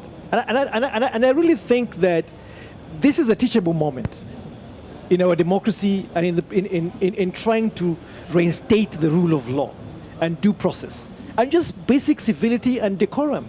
Play by the rules. Just show up. And as Miguna said, you had the whole country watching for you to come and say why you are the alternative leadership, why you will be the difference. And they don't show up. Then they come back here and say that they served us the suckers. How arrogant and disrespectful is that? Is he a candidate or a circus owner? A clown. he told us, you wanted a circus, Dr. Ekuru Aukot, you have a circus. And he's the clown. I think... before you come in, Simiyu, I'm looking at some of the feedback right now on #DebatesKE. Dominic Wambua says this young man is young, bold, and intellectually sober. And the country has had a chance to see that. Eric Onchonga says the young guy was brilliant. Now I understand why the others chickened out. Cliff Njora Njuguna says this is the beginning of an amazing journey for you, such a realistic individual. Simiyu. Yeah, I think, one, I have no idea why these fellows refuse to bring their running mates, then they show up. More of them are still coming in. I can see another one of the running mates coming in right now. I'm surprised how insidious, not even arrogant, they are. to the people of this country. Really? And I think this country, this kind of characters, and with nothing personal, do not deserve to lead anybody in this country. Because if this is how they are going to behave when they are minority candidates. And they have no power. And they have no power, and they are behaving this way. So you can imagine if, God forbid, one of them can have space to lead this country, where they can go to this country. I think God is, I'm religious, so God knows what is happening. And this young man, I can assure you, if he doesn't get himself out of politics, he's a man to watch. You could see he spoke, he was very sober, he was very measured, and it's like it was a textbook thing. So if he continues playing what he's doing now, I think he has a future in politics. And probably these are the people we are saying this country needs to have them, people who are sober, who are not corrupted yet, and therefore we need them in the future. At our age, some of us are looking at them, at people who can be brought up. But when you look at the circles of these presidential candidates, and they have the audacity to walk into this auditorium at this time, when they refuse to send their own deputies, Larry, I think these are jokers. And I'm happy the media took the bluff and played it. Yeah. You know? And who is looking more foolish? Is it the media? Or is it them? Is it them? So the jury is out there to the Kenyan people to know who between the media and these fellows has done the right thing. You work with a lot of young people and trying to get them engaged in politics. And here's an example of the kind of people you're trying to get involved, right, Nerima? Simply Wamboi says, I give it to Muthiora Karriara. He kept time, his commitment, and has made a mark in my mind. If not now, next time. Yeah, I think what he's done, like I said, is rewrite history for young people, because here we are feeling like we don't have much choice to select from, and we had a new option today. Even though more than likely they might not win, there's a good chance he's going to receive some votes because of how he spoke today, because people now know him. What I'm curious to know is, why are the candidates finding this forum now important? Why wasn't it important before? Perhaps was it when they saw him speak and now they realize, man, we lost an opportunity, now we need to send our candidates there. It looks very shoddy, it looks very last minute, it looks so disorganized, and that's the thing that we're trying to tell young people we don't want. We've been having it for a long time. We need a fresh change, we need new faces, and he has come and shown us this is it. I'm here. The option exists. So I think that it's a new day for our country when it comes to politics. What we're saying is there are new names to be reshuffled. We don't have to worry about seeing nominations coming in and seeing the same old faces, the same old names. Now we can look at young people who are intelligent and capable of leading this country. I want to read some of the comments right now on #DebatesKE just to get a sense of what you thought of Karriara showing up and being the only candidate on that stage. This is DJ Slim. The other candidates are arrogant. What time are they arriving, he says. Njihia Kelvin, leave Ekuru arrogance. That shows the caliber of the so-called alternatives. This other one is, Robin says, Karriara is my hero tonight. G_Ikuro, I was so undecided for the presidential candidate, but now I have seen the kind of leader I want. Which speaks to the fact that he had the entire country watching. It was just him alone. Nobody to interrupt him. Prime time. On prime time, on all the stations. So he introduced an interesting topic, which is, he says, don't vote for any of them. Fagia Wote. Which is something that has been a rallying call on Twitter, on social media, that the current leadership has failed and should get rid of all of them and bring a new one. And he brought it now to this national stage and told Kenyans, don't vote for the other people, Fagia Wote. Miguna, what did you think? I think it was refreshing. The only thing it denied us is the opportunity to interrogate all of them together and be able to contrast. But really, the competitors cannot complain that they did not have an opportunity to be here. And they clearly cannot blame the media for not having invited them. They were all invited. They were all given equal opportunity. Some of them were aggrieved. They went to court. They lost.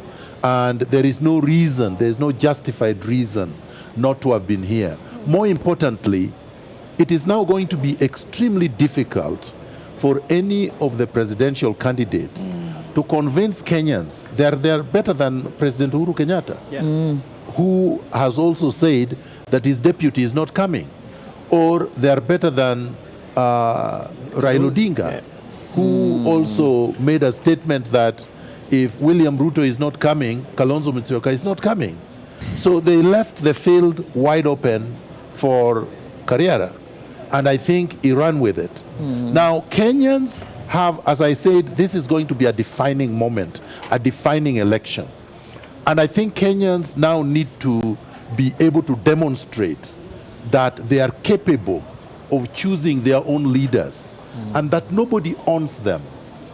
There is nothing wrong with a young man. If he's wearing a suit, he certainly can be a vice president.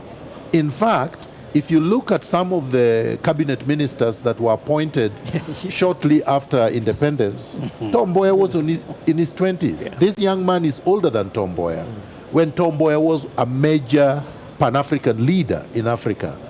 If you compare him to Musalia Mudavadi, when Moi plucked Musalia Mudavadi shortly after graduating from the University of Nairobi, he was in his 20s too, and he was made a cabinet minister. I can go on and on. So nobody was born a leader.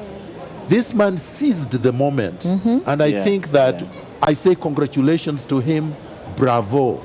Absolutely. Dr. Wita, I want to bring out something he said about the banking sector. He says the banking sector, banks used to make pornographic profits. And he raised the issue with that. Just talking about that maybe... sounds like Miguna's language. No, I don't say things like that. I'm very scientific.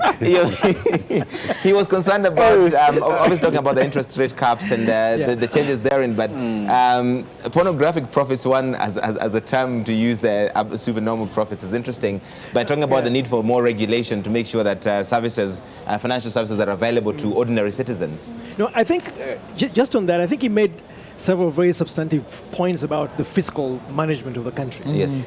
You may not agree with some of them, but I think you appreciate the effort, the intellectual activity around thinking around those issues. He talked about mobilizing domestic revenue. Yes. And I think it goes at the heart of the banking sector because they're mopping up all the revenue through the interest rates that they rake from us. Right.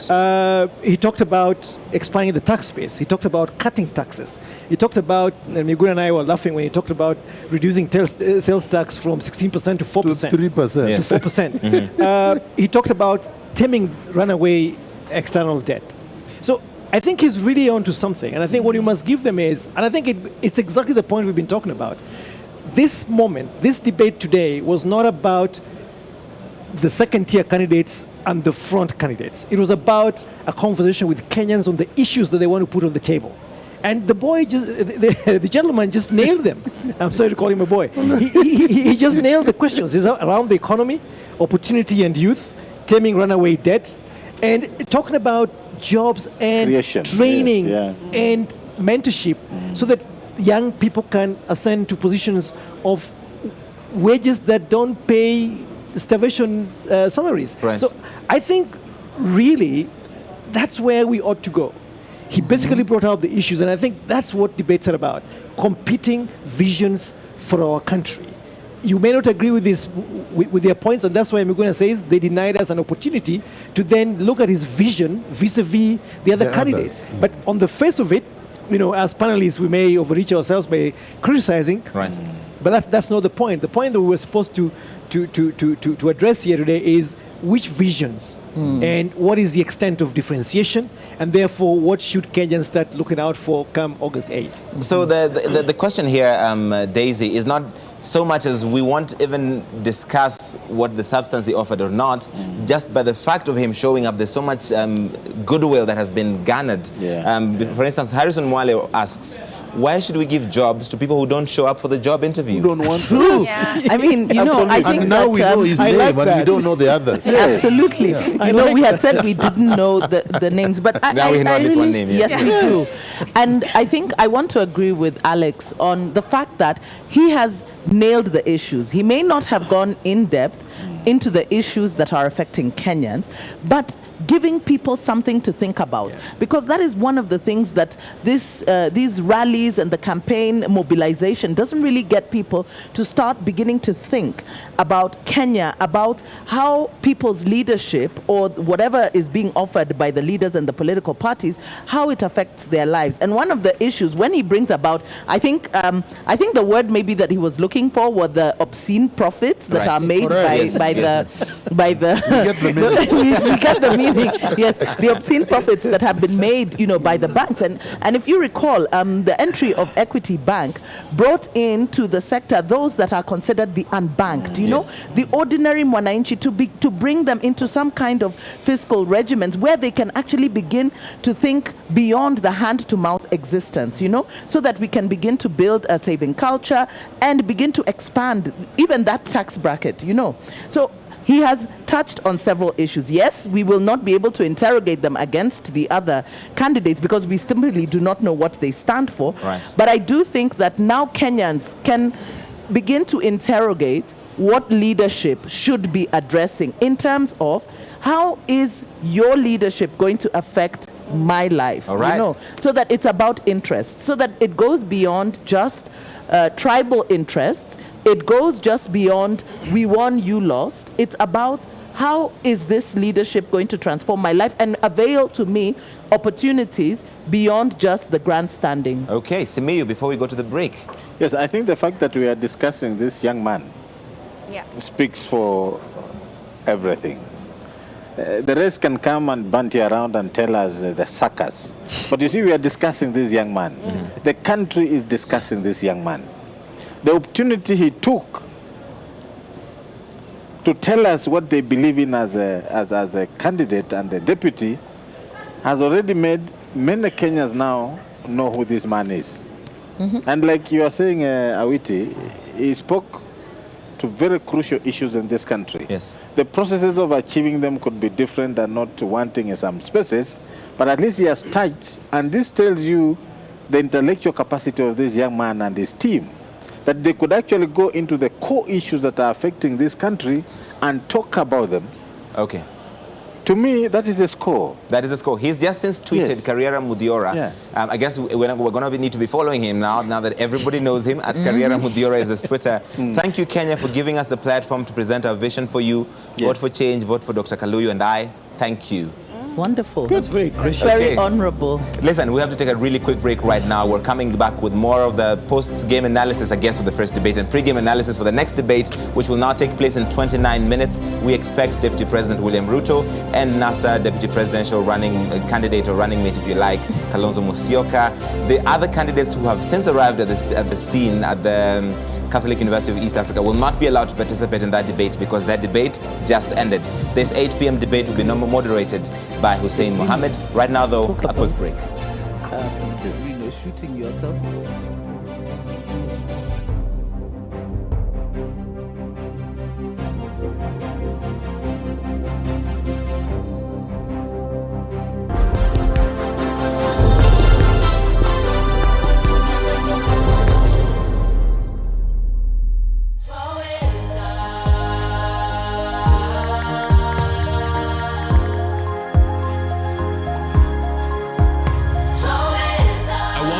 Today by saying thank you to Mrs. Mary. I had stage fright. She helped me overcome that fear. She needs our support. Mom, Angalia. When we come together, great things happen.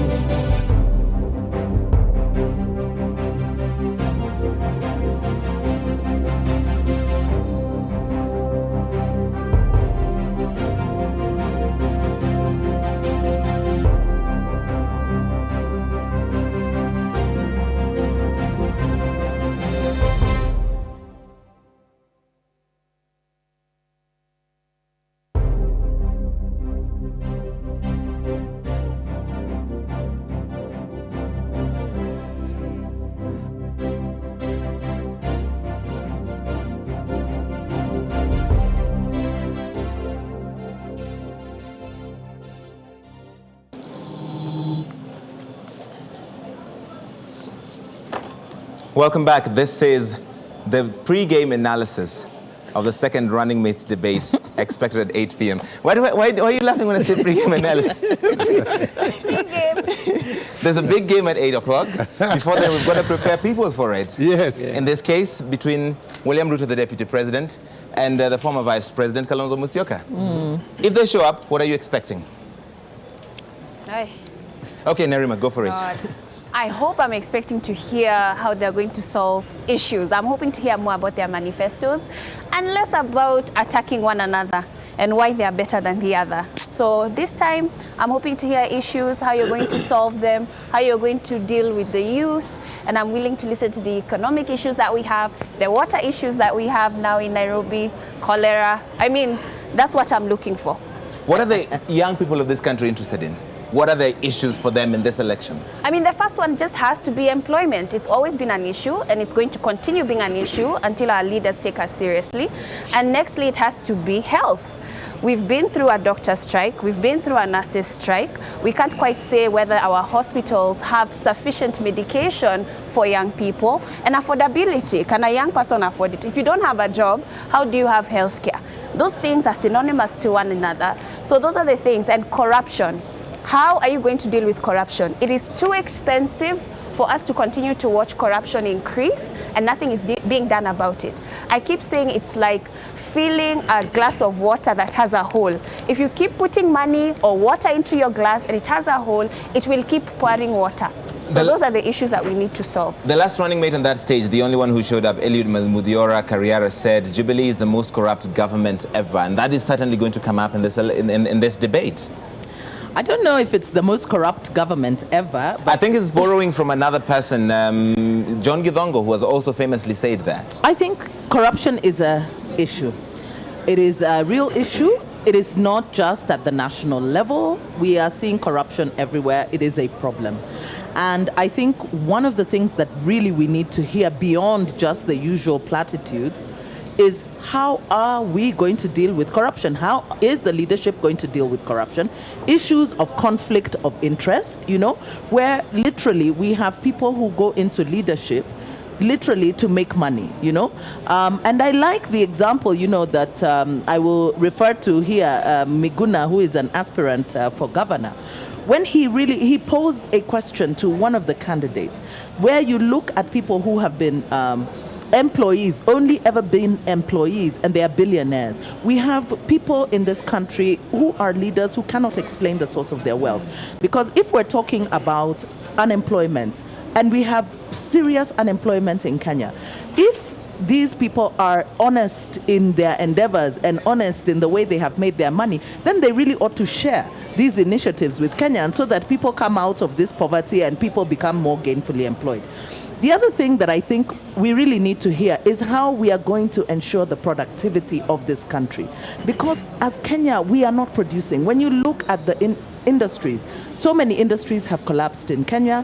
We have growing unemployment. We have many companies that are falling. We have the cost of doing business in Kenya has become so high that many companies are opting to leave the region, despite the comparative advantage we have as a country, as a premier gateway, still as the strongest economy in the region, but still we find that it is not engendering growth, the kind of growth that actually creates employment. So I would want to hear from our leaders, how are they going to ensure productivity? Okay. On the issue of food security, one of the things I think that we really need an answer from the Jubilee administration, and I would hope that the Deputy President would respond to this, is the commitments they made in their manifesto in 2013, where irrigation, we were no longer going to be a rain-fed country, that we would actually invest in irrigation, which they did heavily, because if you look at the budget since 2013, the country has invested over 10 billion shillings in irrigation. And at the end of the day, we are now faced with severe food shortage, coupled with, of course, the armyworm infestation. And actually, we're facing worse times ahead. Okay. How are they going to address these issues beyond just telling us, again, that we are going to inject more money into irrigation? Remember that we are heavily subsidized. We have subsidized farmers' seed, right, fertilizer. Why haven't we seen the necessary growth? What is the problem? How are they going to address that issue? Among many others, of course, I will not fail to mention the issue of the 2/3 gender principle. Which failed to pass in Parliament repeatedly? Repeatedly, but on this one, I would expect both NASA and Jubilee to answer, because it is a joint responsibility. It is Parliament that failed, and both of them sit in the House. And what are we going to do, seeing as we actually have a possible constitutional crisis that we will be facing post-election because they do not have the cover of the law? All right. And on matters national security and defense, Simiyu Irunga, today President Kenyatta has ordered the police to kill and bury al-Shabaab militants wherever they're to be found. There's a major operation going on in Lamu after the latest attacks. So this will obviously be center stage, the national security locally, but also should we remain in Somalia? What do you expect if these two candidates were to debate on the stage? I think one, we'll be listening to the current president to tell us what they've achieved so far in terms of engaging our troops in Somalia.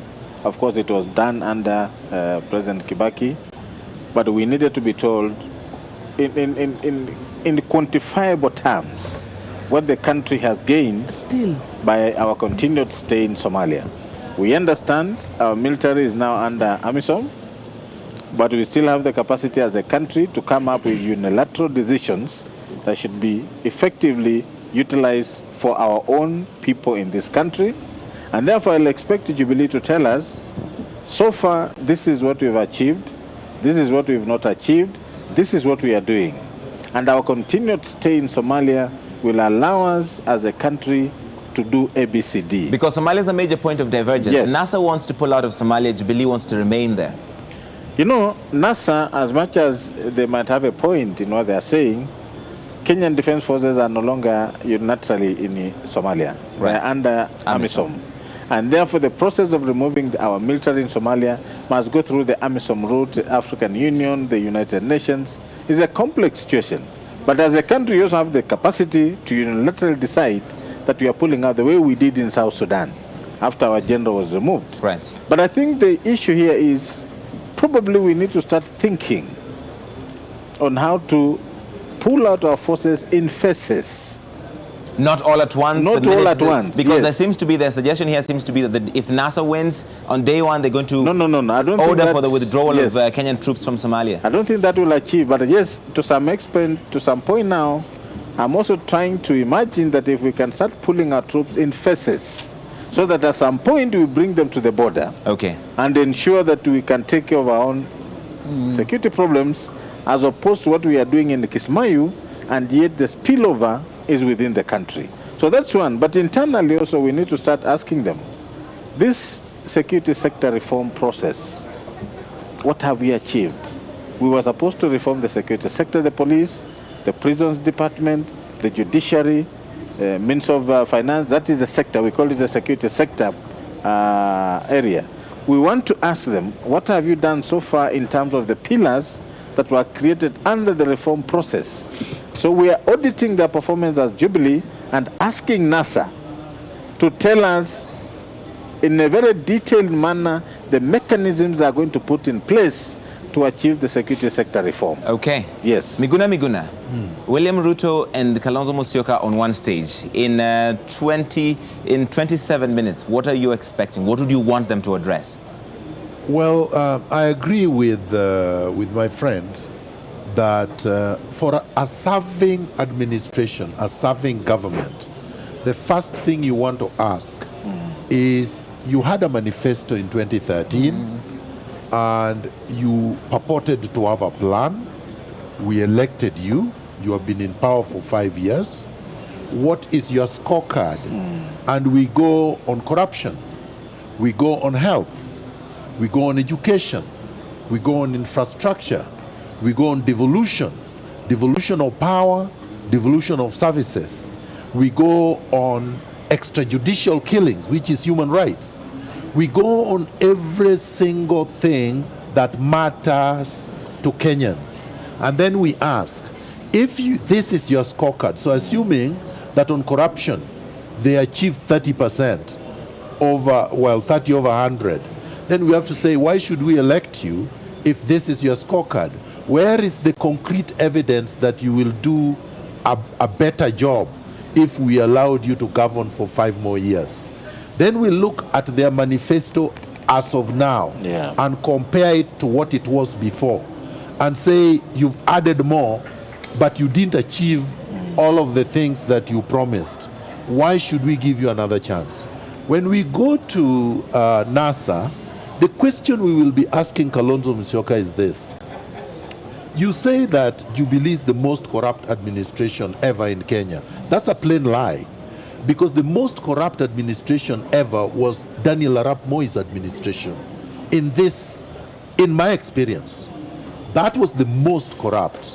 And that is the administration that gave birth to the current leaders. Kalonzo Musyoka, Uhuru Kenyatta, even Raila Odinga, because he was also part of KANU to some extent. And we asked them, so why would you want us to trust you that you are different from them, yet your umbilical cord is the same? Your DNA is the same. The person who taught you politics is the same. The way you operate as parties is the same. Now, when we look at the characters in both NASA and Jubilee, they are also the same. Jimmy Wanjigi funded Jubilee in 2013. Now Jimmy Wanjigi is funding NASA in 2013. I want to put allegedly on both of those because we don't know for sure. No. It goes without saying that Jimmy Wanjigi is in NASA and he was in Jubilee in 2013. Right. And it goes without saying that there have been unrefuted reports which are publicly available with respect to Jimmy Wanjigi's involvement in NASA vis-a-vis his involvement in 2013. Then, of course, there are people in NASA like Wetangula, like Amos Wako, like the rest, who have had a long history, not just of perpetuating the culture of impunity, but serious allegations of corruption. Okay. Then you compare that to Jubilee, and then you ask, where is the difference? Okay. Dr. Awiti, what is your expectation for this debate between William Ruto and Kalonzo Musyoka? I think, let me say this. First, the reluctance to show up at this forum is exactly the issues Miguna is raising. This is no place for waffling. Miguna and Simi, you are having a separate meeting. I should be like my class teacher. Tell us what is so funny about Yes, Dr. Awiti. This debate is not about waffling. It's about substantive differences, substantive positions, substantive alternative proposals for how this country is going to be governed. And these issues must be around jobs and opportunity. What are the competing visions there? What has Jubilee achieved? They promised 1 million jobs a year. They have only delivered, they claim they've done 800,000 jobs per year. It's not true. Because, Mama Mboga creates her own job. How many jobs have been created in the formal economy that are as a result of ease of doing business, which the government talks about? Can we count that? They're not more than 100,000 jobs every year. The next one is the debt overhang in this country. It is getting phenomenal. It is getting out of control. The other one is shared prosperity.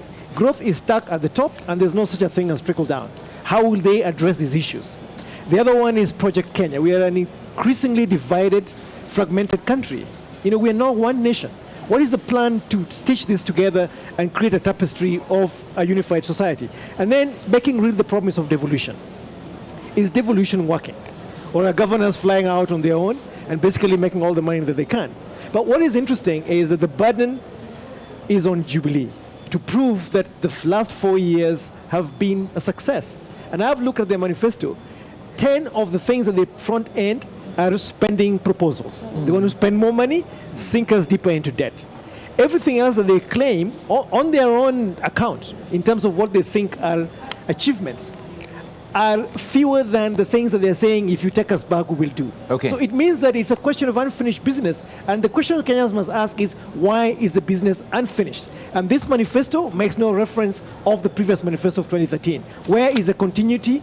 Where is the honesty? How do you square this with Kenyans? That's what this debate must be about. So and for NASA, they must also show that they are really capable of running government by presenting, as Miguna has said, why they think they're a cleaner, leaner outfit and why in their ranks we have some of the grandchildren of the Moi era.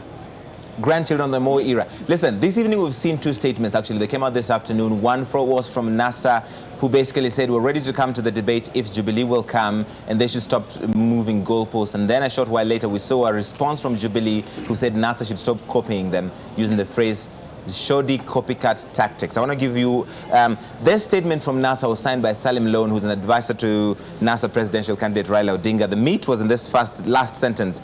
NASA is still ready to take part in the proposed debates as soon as Jubilee engages in agreeing on the ground rules that President Kenyatta has used as an excuse to duck the debate, Salim Loan said, which Kenyans have come to expect as an essential platform for leaders to communicate their visions directly to the Kenyans. And that statement was titled, "It is still not too late for Jubilee to agree to presidential debates." Well, it might be almost too late now. 10 minutes to go to the 8 p.m. debate. And then a short while later, we saw a statement from the Deputy President spokesman, David Mugonyi, who said there has been no consultation to agree on ground rules such as date of debate, do's and don'ts, what is expected of participants, etc. And there has been no engagement other than an invitation letter that was sent to the Deputy President at the end of last week and said, "We have made ourselves available to the media before and we will continue to do so. We can debate all and sundry, including the so-called NASA principles, all of them at one go." So that was the grandstanding against the many But Larry, yes. I'm disappointed by Salim Loan. Why is that? Salim Loan is an old hand. Salim Loan is very experienced. Salim Loan is usually very thoughtful. And I'm disappointed by his statement, by making it look like the debate is subject to Jubilee agreeing. Right. So essentially, they're being subservient to Jubilee. They're saying as long as Jubilee agrees, so why do they want to take power from Jubilee if they have agreed, they have surrendered to Jubilee or even on the issues? That if Jubilee agrees to the terms of reference, then we will attend the debate. You see, that's a defeatist attitude. That's not a team ready to take power. Now, if Salim is tired, then he should step aside and give room for somebody more vibrant. You know what? So I'm going to challenge my friend Salim Loan not to play this politics of yesterday, the politics of catch up.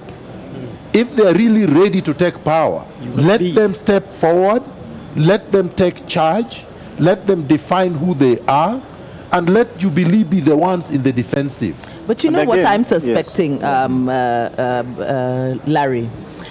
I think it's becoming increasingly clear that the leading lights in our political landscape don't know how to engage with issues. And because they don't know how to engage with issues, they cannot subject themselves to any form of accountability to the Kenyan people. Because why would anybody actually forego such an opportunity, to be able to articulate your position in terms of what you are offering as a leader, This attitude on both sides, both by NASA and by Jubilee, smacks of contempt for the voter. Yeah. That it doesn't matter. It's that mutadu attitude, I mean, the statement that you had read earlier on, although Miguna said we should not be listening to statements from Dennis Itumbi, but where he says that the president will be engaging with Kenyans in their homes, and in the markets. Are they suggesting that people who are interested in listening to debate, a sober engagement, are not Kenyans, and that those people should not be engaged with it? It is contemptuous for them to have that kind of approach. And for me, it is clear they do not understand issues-based politics. Their politics is that of division, of speaking at each other, ethnic balkanization, but they don't have a real plan. These are you get together some experts to cobble together for you a manifesto that looks like it has a plan, but in actual fact, that's really just a document that you are throwing around, but they're not going to engage with those issues. It is power for the purpose of power. I think... yes, Mio. And with due respect to these two camps, I don't know whether they really understand the essence of a debate. Because a debate is for them to convince us. They are not doing us a favor. But from the two statements, one, you can see that thing from Itumbi. It also shows you the level of thinking. The language that comes with that statement is so shallow and so pedestrian that you'll wonder why the president should leave a person of that caliber to issue a statement on his behalf. And that's why I said we can only listen if Manoa Esipisu is giving Kenyans something from the presidency. Salim Lon, I've read him since I was young, and I think he's a man I've respected for a long time. Let him be a good advisor. Let him be a professional advisor. Let him also issue statements that speak to what NASA stands for. Because for them to be telling us that if Jubilee comes, we shall come, and if NASA is copycatting us as Jubilee, we shall not come, I think that is playing with our intellectual capacity and understanding as Kenyans. And therefore, my brief to them is that this debate is of their interests, not us. As we shall listen, Larry, we shall make a judgment, we shall vote. But I don't think, and I could be wrong because I'm not the most clever guy in Kenya, they don't seem to understand the essence of this political debate. Okay. If they did, they'll not be issuing this kind of statements because it's for their own good. But you see, the counter-argument to this, and Raphael Tuju was speaking to me last night, the Secretary General of Jubilee, and they're painting this as something the media is doing, the media owners are doing for our own good. And he said it is arrogant of the media owners to put on a debate and expect the candidates to show up just because we advertise it. That is what I'm saying. So basically saying that we did not invite them and they did not agree, like David Mugonyi says, the DP spokesman, to the rules of engagement. Where will it be? Who's moderating, etc.? So they say it is arrogant of the media owners to do this without involving them. Have we given too much clout to these two political parties or bigwigs?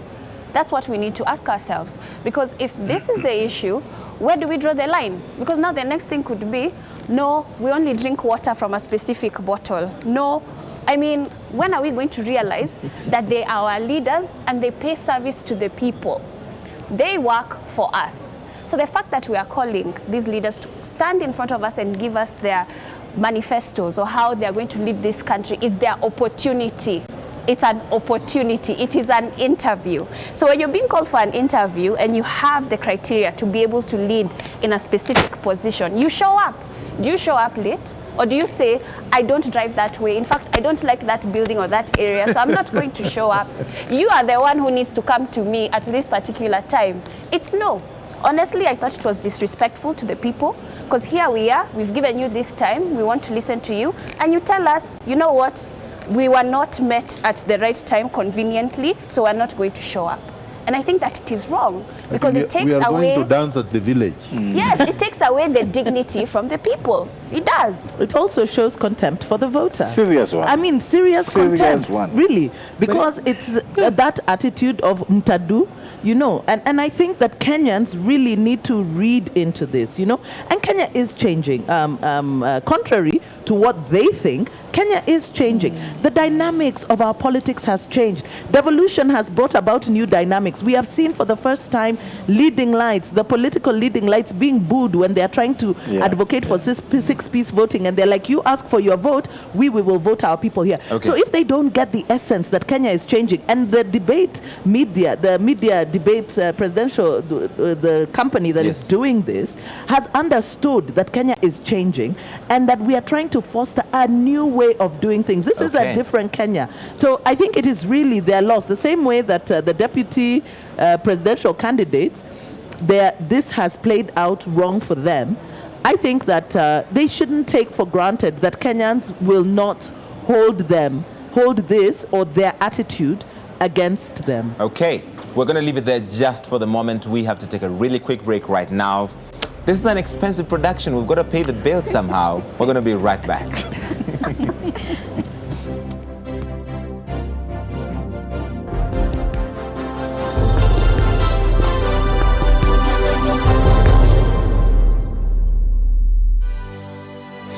Are you a high school leaver desiring to join a university?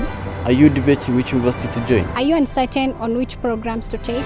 The Catholic University of Eastern Africa is an international university with campuses in Nairobi, Kisumu and Eldoret, which offer certificate, diploma, bachelor's, master's and PhD programs that produce competitive graduates in the job market locally and internationally.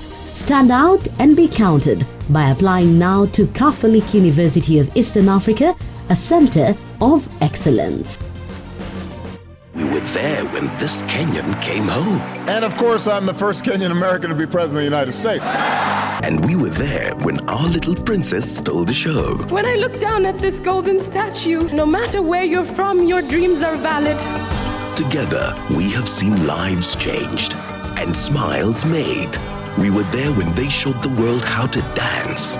And together, we saw this lion find his way from the dusty fields of Muthurwa to the bright lights of North London. Emphatic finish from Victor Wanyama. We have shared the most incredible moments together because DSTV and GoTV have not only brought the world to Kenya, but taken Kenya to the world. When the power of love overcomes love for power, the country knows peace.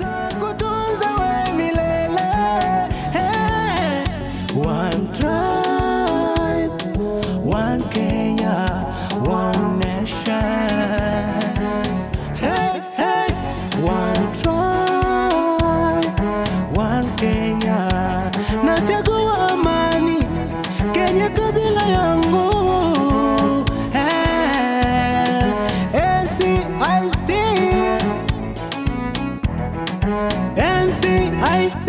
Nachagua amani. Kabila langu ni Kenya.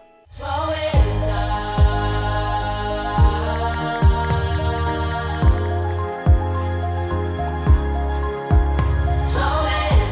want to start today by saying thank you to Mrs. Mary. I had stage fright. She helped me overcome that fear. She needs our support. Mom, angalia. When we come together, great things happen.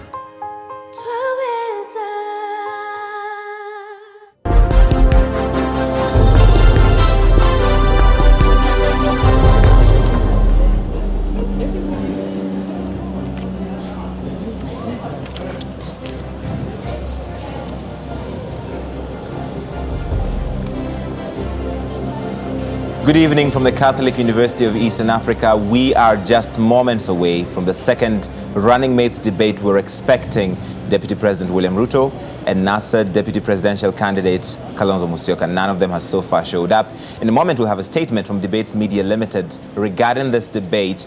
The first one took place about an hour ago. Only one candidate was on stage, and he has become the man the whole country is talking about right now, one Eliud Kariara. Tomorrow, everybody will know his name. Today, maybe not that many people knew his name. Is this debate even important? Why are all the media houses doing this? KTN, Citizen, NTV, K24, KBC, Radio Africa, Media Max. All of the people came together to try and give the candidates an opportunity to present their candidacy and their platform to the people of Kenya. Many of them did not pick it up. Is there any importance for this debate? You see, Larry, this, and I want to, for students of history, and this is important, it started with Socrates in Greece. Yes. Socrates in the marketplace. Yes. The discourses, all right? Socrates was debating about how society should be organized, should be governed democratically. That's how democracy came to be. Discourses, public discourses, interrogation, questioning, always asking why, asking how, asking why not, pushing the leaders to account for why they should occupy privileged places in society. Why are they driving big cars? Why do they have security? Why do they fly in helicopters when we walk? Why do we pay taxes and they live in their mansions? Why and why? These people take that position for granted, that they deserve it, that they have the pedigree. Yet all of us were born naked, and all our mothers had the same DNAs. We are all human beings.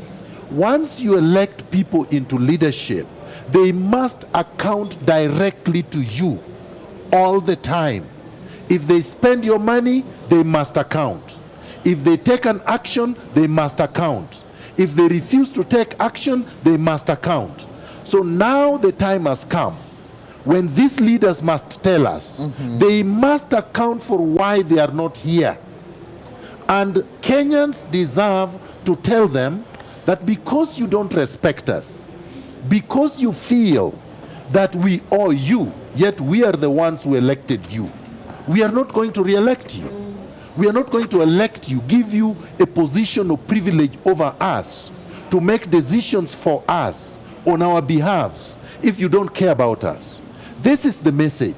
So anybody who tries to say debates are not important, yet that is the only forum where citizens can engage directly with their leaders, then that person does not understand democracy. So let me weigh in. Yes, there. Dr. Whitty. I think there is a genealogy to this disease, to this syndrome. It goes back to Mzee Kenyatta and his envy of the imperial logic of state. You know, his flag whisk, his kingly manners. And then came Moi. These guys came of age in an era where the leader knew it all. And we were not citizens then, even after independence. We were subjects to Kenyatta, subjects to Moi. That imperial legacy still continues today, to the extent that Mr. Kenyatta does not understand where his power comes from. His power is donated to him by we, the people of this country. But his argument is he doesn't have to come to a debate and subject himself to questions from media people when he's already meeting the citizens out there. The questions are not from media people. The media does not generate the issues we are talking about. The media did not generate corruption. The media does not generate the joblessness. The media does not generate the debt overhang. These issues have been generated by the character of his governance. What the media is now doing as a member of responsible civil society is to bring these guys before Kenyans so that they can explain. All right. And I think I want to support him. I think notwithstanding what the president has said, I'm not sure whether it is him who said, because that thing is from Itumbi. You know, politics is at two levels.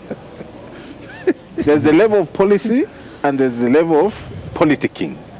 What the president is doing in the villages is politicking. What we expect the president to do in these debates is to tell Kenyans his policy frameworks. And that's why a debate is very crucial. So he comes here and tells us, this is your platform, this is the manifesto that we gave you. As a government, this is how, and that is why the country is strutted. We have the upper class, the middle class, the lower middle class, and we have the masses.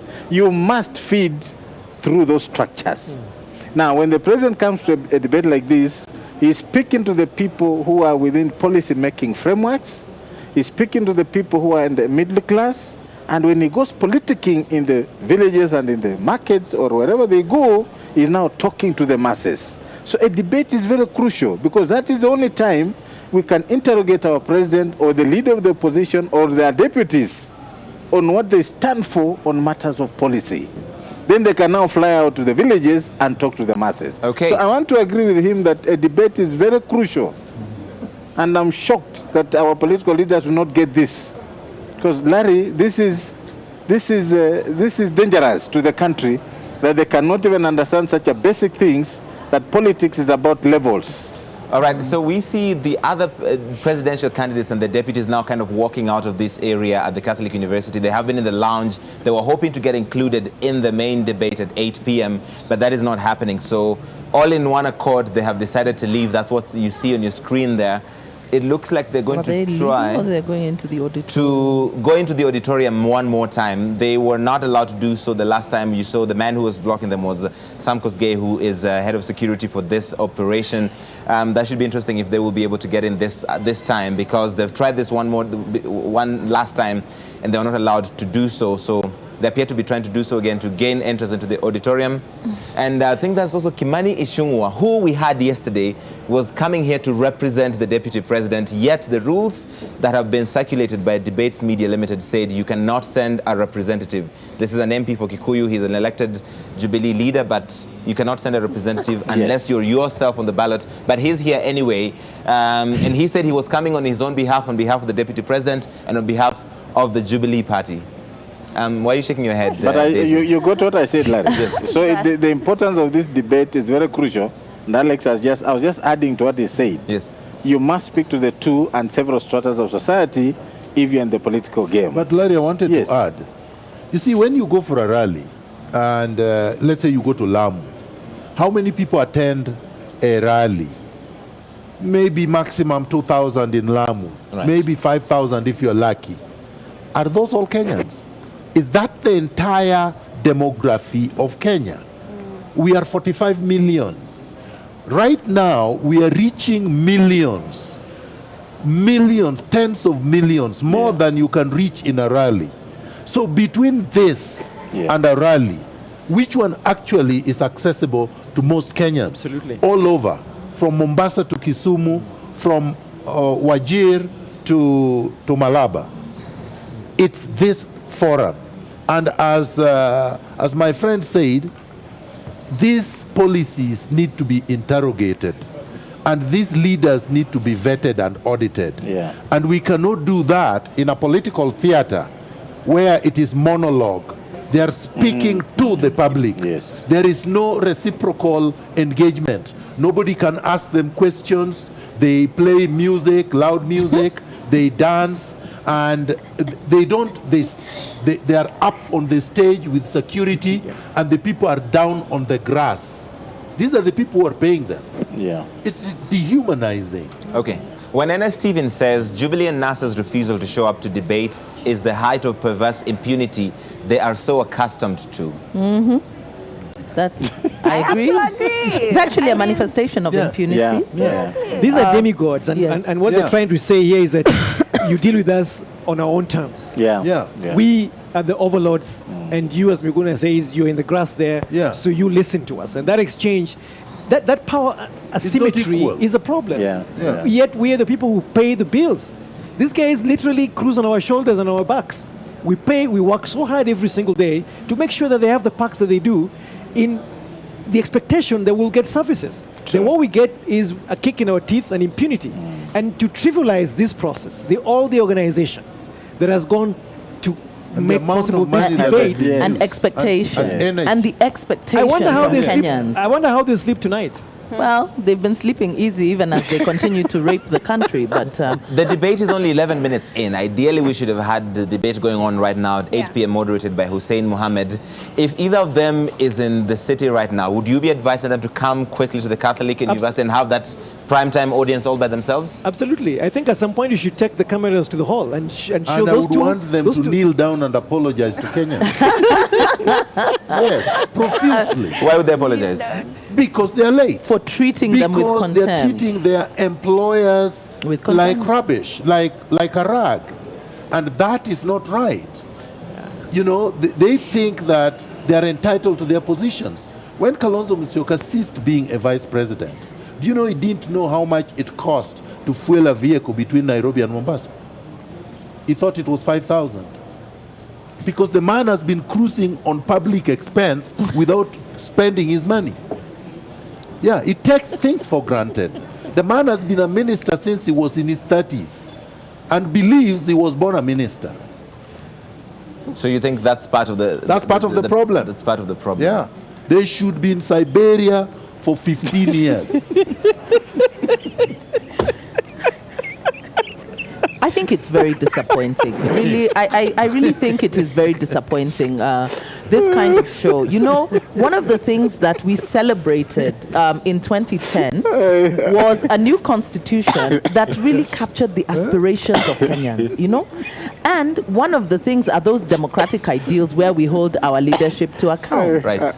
Now, when leaders begin to treat Kenyans who have donated to them the power with which they operate, with such contempt, that really basically what they're saying is, you have no right to ask me anything. I am here, you know, and I'm going for this thing, whether you want me or not. Really, that's what they're saying. I don't need to explain to you what I'm all about. I don't need to explain to you how I plan to run the country or how my leadership will transform your life, because it's not about that. We have had on several occasions the leadership of this country speaking of the Constitution as though it's some kind of obstruction, you know? It's an obstructionist document. It is not about the aspirations of Kenya, the architecture of state. And here what we see is the manifestation of it. So now if Kenyans want to see what impunity looks like, this is what it looks like. They may think that they are kicking the media in the teeth. We will show that media. Media is a crucial part of our Kenyan society to be able to inform them, and have provided them with this platform. And I think that Kenyans really need to be offended by this kind of behavior from the leadership. But as I'm saying, things are changing. Things are changing. Kenyans are beginning to wake up to the fact that we can actually question our leaders, that we can hold them to account.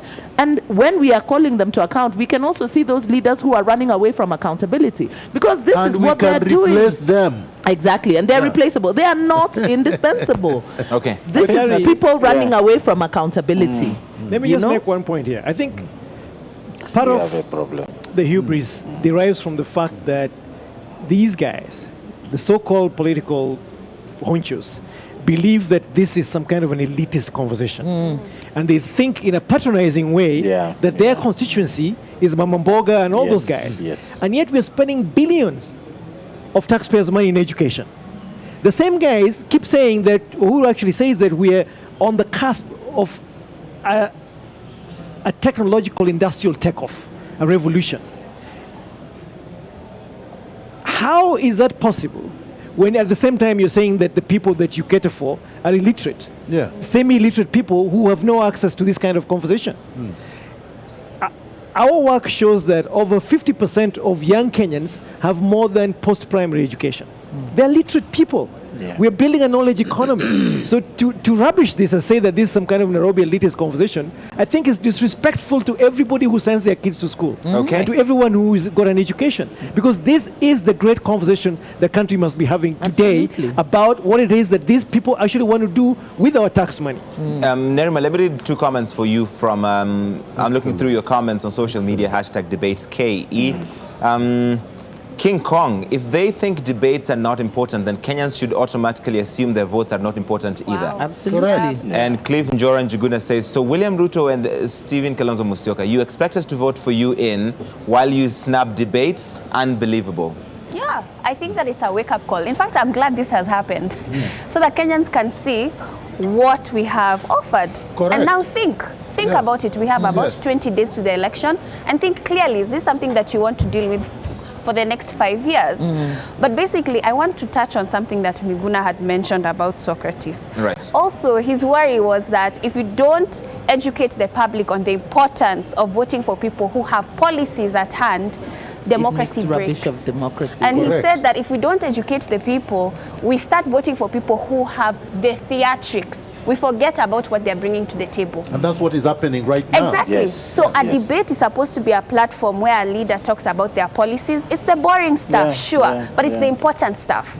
So when you're very used to the theatrics and the rallies and you think that's what gets you by, I think the debates are a clear indication that Kenyan people want to hear what they're bringing to the table, and they're not sure how to say it or show it, because maybe they're not doing it. But why would you come to a debate though, playing devil's advocate, when you can't say NASA how when the crowd responds, or you can't say ule Joshua napeleka mahali pa busaa na changa, and that people won't respond to that because there's silence in I will answer that, Larry. Because governance is not theater. Because governance is not performance. Because governance is not hypocrisy. Because governance is not entertainment. When you want to build a road, or you want to build a bridge, or you want to build a light trail or a subway, you need a team of competent engineers and planners and economists and financial experts to be able to put a blueprint to do it. That means you have to sit in a room and read and understand and then implement. You can't do it on the road dancing. So if they think that the only way we elect leaders is how good dancers they are, so they twist their legs and they think that that is the best, they boogie. then they are wrong. Then we cannot develop Kenya. That is why we are 55 years behind Malaysia. Yeah. I give this example all the time. London built its railway or its subway in 1863. That was 155 years ago. And here in Kenya, we are still saying why? We don't have money. Do you understand? Right. And yet the tax base is the same. I disagree with Carriera only on one thing, that you can't reduce taxes to 3%. That is inconceivable. And it would be unsustainable economically. So he had some very good ideas, but some very bad ideas also. Processes. Because probably he never thought about what he meant when he said 3%. And he thought probably that he will be pleasing the Mamamboga to vote for them without realizing the Mamamboga needs a road, the Mamamboga needs healthcare, the Mamamboga needs education and all. And by the way, when they say Mamamboga, these people have a very bad idea, thinking Mamamboga is illiterate. The Mamamboga of Kenya today went to Form 4, and some of them actually got B, not even B minus. So they're very literate. They can read, they can conceptualize. So don't let us dehumanize them and think they're stupid just because they are poor. Okay. Yeah. In all fairness, not everybody agrees with you guys on the panel tonight, and I must bring that dissenting view as well. Anthony E. Muhindi says, your panelists are behaving like those who snubbed you. Media is quickly becoming irrelevant. Go back to the drawing boards. He's only one person. I'm glad. There's some people but I think, Larry, I don't know what he means. What does he mean? He means that we're whining. We're not whining. No, we are not whining. We are discussing. Let me be a bit unsavory to this guy. He might be belonging to those pedestrian thinkers. People who don't want to look at things critically and see the value of what we are doing. My point to this is that I don't know what kind of politicians we have in this country. Because you see a trend, Alex, that even the two big ones, even the small ones are behaving like them. Of course. Correct. It was about the balls. So we must ask ourselves, what is the problem with our politicians? Right. Because even these ones who everybody knows have nothing in terms of presidential election, they're also trying to threaten the media. They're also trying to tell you to ape the big ones because they think they have now arrived. I think it is wrong. Okay. All right, let's leave it there just for the moment. We'll come back to talk more about this. Right now, I want to take you to the auditorium here at the Catholic University of Eastern Africa, just to get a flavor of what's happening inside there. And you saw their motorcades being chased.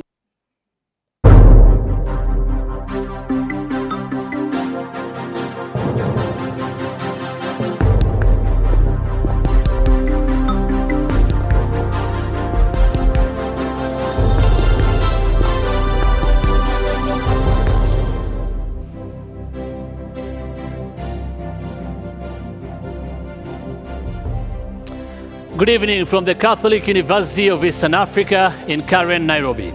My name is Hussein Mohammed of Citizen TV, and I welcome you to the second and final presidential running mates debate of 2017, organized by Debates Media Limited. I'm your moderator tonight in the debate between Deputy President William Ruto, who is a running mate of President Uhuru Kenyatta of the Jubilee Party, and former Vice President Kalonzo Musyoka, the running mate of the NASA presidential candidate Raila Odinga. The rules and guidelines of these debates have been developed by Debates Media Limited and shared with the presidential campaign teams of Jubilee and the NASA coalition. We will have a 90-minute session. In the first part, I will ask questions that I have prepared myself and not shared with anyone else, and we will thereafter take audience questions in the second part. Now, the candidates have 2 minutes each to respond to questions and another 60 seconds for rebuttal if they wish. Now, I have requested the audience here tonight not to cheer, jeer, clap, or express themselves in any way, and they have agreed to remain silent, except for that moment when I welcome the two candidates, Mr. William Ruto and Mr. Kalonzo Musyoka. Well, that moment is, however, seemingly not with us right now, as no running mate has stand up yet in time for the start of this debate. This debate was scheduled to start at 8 p.m., Right now, of course, it's 8:25, but with none of the running mates present, we are required to quietly wait for a limited amount of time to allow the running mates to make their way to the stage. Now, for all of us in this auditorium, that quiet and orderly wait begins right now. And for viewers across the country, and indeed the globe, we take you back to Larry Mado of NTV, who is hosting an eminent panel of analysts that should hopefully make our wait worthwhile. Make our wait worthwhile indeed. Hussein Mohammed, many thanks. We are going to be waiting for the candidates, William Ruto and Kalonzo Musyoka, to join us. If that does not happen, we did give an opportunity for them to do so. In the meantime, some quick comments on #DebatesKE. We're getting a lot of feedback from around the country, people watching this and waiting for the candidates to show up. Peter Chepkonga says, I don't understand how aspirants snub a debate watched by millions to meet thousands in some unknown part of Kenya. Masharia Tevin says, these guys, they're not capable of being leaders at a rally hatuendi. And Bradley Nabiswa, so who do we vote for if we cannot hear from you? Come on and go through the challenge. So that's the feedback you're getting from Kenyans who are disappointed that they couldn't see the leaders today. In all fairness, it's only been 25 minutes. One of them or both of them might still show up in the quiet and orderly waiting period that Hussein talked about. So hope springs eternal. No, Larry, you are wrong. If you apply for a job, and this is an application, I remember in 2007, when we crafted Raila Odinga's application for the job of the presidency of the Republic of Kenya, it was a letter. Dear Kenyans, I am applying for this job. And he listed what he was applying for. It's a job application. When you make a job application and then you are late for the interview, you're disqualified right away. The interview will not take place and you certainly would not be hired. So now you are saying we wait. We wait for an applicant for the job. So we wait for what reason? This guy is applying for a job and he's late. He should be shut out and he should not be hired. These two have given Kenyans the middle finger. And Kenyans should say no to them resoundingly, without any apology. In as much as I don't like the theater of the guys who say they are not coming for the debate because they wanted to attend the 8 o'clock one, but at least they are here. At least I give them something. They took their time and they came to this place. These two are saying they are more important than Kenya itself. And yet these two are the ones who are saying they want to be the presidents of Kenya in 2022. We must say no, and say no resoundingly without apology. Again, a dissenting voice. Ole Amaik says, debates are an extension of social media and tweets are not votes. So NASA and Jubilee will get more votes politicking out there than being here on the stage for the debate. Very ignorant Kenyan. Very ignorant. Sorry to say. It is legitimate. And I want to repeat. There is no legitimacy. Well, then why do they bother to tweet? The president and the deputy president, they all tweet. They have Twitter handles, they have social media. It's an extension. Yes, but if it is that unimportant, they wouldn't bother. Okay, Samir. I think we want to educate that Kenyan. And let's repeat what we said. Politics is about the holistic nature of gaining power. And there are several stratas of politics that a candidate must go through. And we say debates inform Kenyans the policies of these candidates on what they want to do. Then they can go to the villages to look for votes during their politicking period.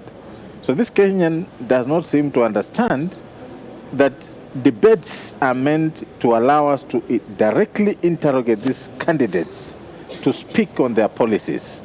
They cannot speak on policies in the village. They must speak here, we pick it, we interrogate, and we know that when he's talking to the villager about building a dam, he has spoken to us here in a debate about water, water management processes in the country. When he's talking about electricity in the village that I'm bringing here, 1 mile thing, he has already talked about energy policy in these debates. So that Kenyan must understand that debates are very crucial. And that's where we pick their policy statements and then we relate what they are speaking to the villages in our countryside to know what they mean and what they say. Okay. So I think that guy is terribly wrong, but we allow it. In society, we have those kind of human beings. There's also other people who disagree. Mwangi Dhuku, Dr. Awiti says, participating in the debate is not a qualification of being a good leader. Stop demonizing them. Well, that's not the point this panel is making. And that's not the point that the rest of Kenyans are making out there. What Kenyans are saying is, can we have an opportunity to sit at a forum with these leaders answering questions, making a case for why they should be, and what the alternative governance processes might be in terms of statecraft. And what we're trying to argue here is that we need to change the relationship between the governed and the governing. It is a question of debate, it's a question of mutuality, it's a question of equal power. The citizens and the leaders getting into a conversation and having an agreement about which direction they want the country to be. But also leaders feeling the burden of responsibility, not of power, but of responsibility of respectful exchange and respectfully answering questions that are posed to you by your opponents. It's also an opportunity for them to be civil among themselves. Right now, we haven't seen them together forever. All we see is only at the funerals. Only at the funerals. And when we see them, they're hurling insults at each other, or dancing, or poo-pooing each other's policies. But we're now giving them an opportunity to methodically tell us what it is in their manifestos. And I'm sure some of them do not even know what is contained in these documents because they haven't even read them. And on the campaign trail, I don't hear any of these candidates talking in detail about, say, for instance, how they will pay for free education, how they will pay for social protection, how they will pay for all of these things that they're promising Kenyans, including 57 dams that President Kenyatta is talking about. Where will the money come from, and how will we also still pay the debt that we owe and still put food on the table for Kenyans in a figurative way? Nerima, somebody points out, Coco Felix, be sure that them missing this debate will not affect anything. I don't think that it will not affect anything, because I think a lot of times we forget the most basic unit is the family unit. Because at the end of the day, a lot of young people especially are going to listen to their family members, may it be uncles, may it be fathers, sisters, and discuss what's important for us to vote as a family. And that's just the truth of the matter. So we're going to have these discussions. As much as we're saying those are not the ones on social media who attend these rallies, but at the same time, these are also our relatives in the village where we go back to vote. So where we go sit down, even though we're the middle class or educated that are always online, that don't go out and vote, but we talk. In fact, we talk constantly about politics. I think Kenya is one of those countries that we talk about politics so much, it's our daily bread. So it's important to us. So I think it will have some sort of an impact, because people are going to start thinking, you know what, really, for the future of this country, what's the best option that we have, and what do we want as a people? And I think that it's important. I think it will make a change. It may not make much of a difference in terms of the voting patterns, because still the dynamics of our politics still are centered around the tribal, the ethnic mobilization. But one of the things that is becoming increasingly clear is that while Kenyans do vote along the tribal lines, they still do want issues to be addressed. Right. And we will be able to revisit this incident later, when Kenyans are beginning to see the disconnect between the people that they have elected and their livelihoods and the way the country is being governed. Already there is a lot of disaffection, and Kenyans, for whatever reason, have not been able to draw the linkages between the decisions that they make in terms of the leaders that they elect and the attitude of the leaders, especially towards accountability or being held to account. And this also goes back to, the statement of the president last year, with Miguna here bringing in Socrates. One of the things that he spoke against was civic education, okay? Civic education, being able to educate the voter so that they understand the importance of their vote, And so we can see, we're beginning to see a pattern, emerging from the leadership, whereby they understand it is not to their benefit to have an educated voter.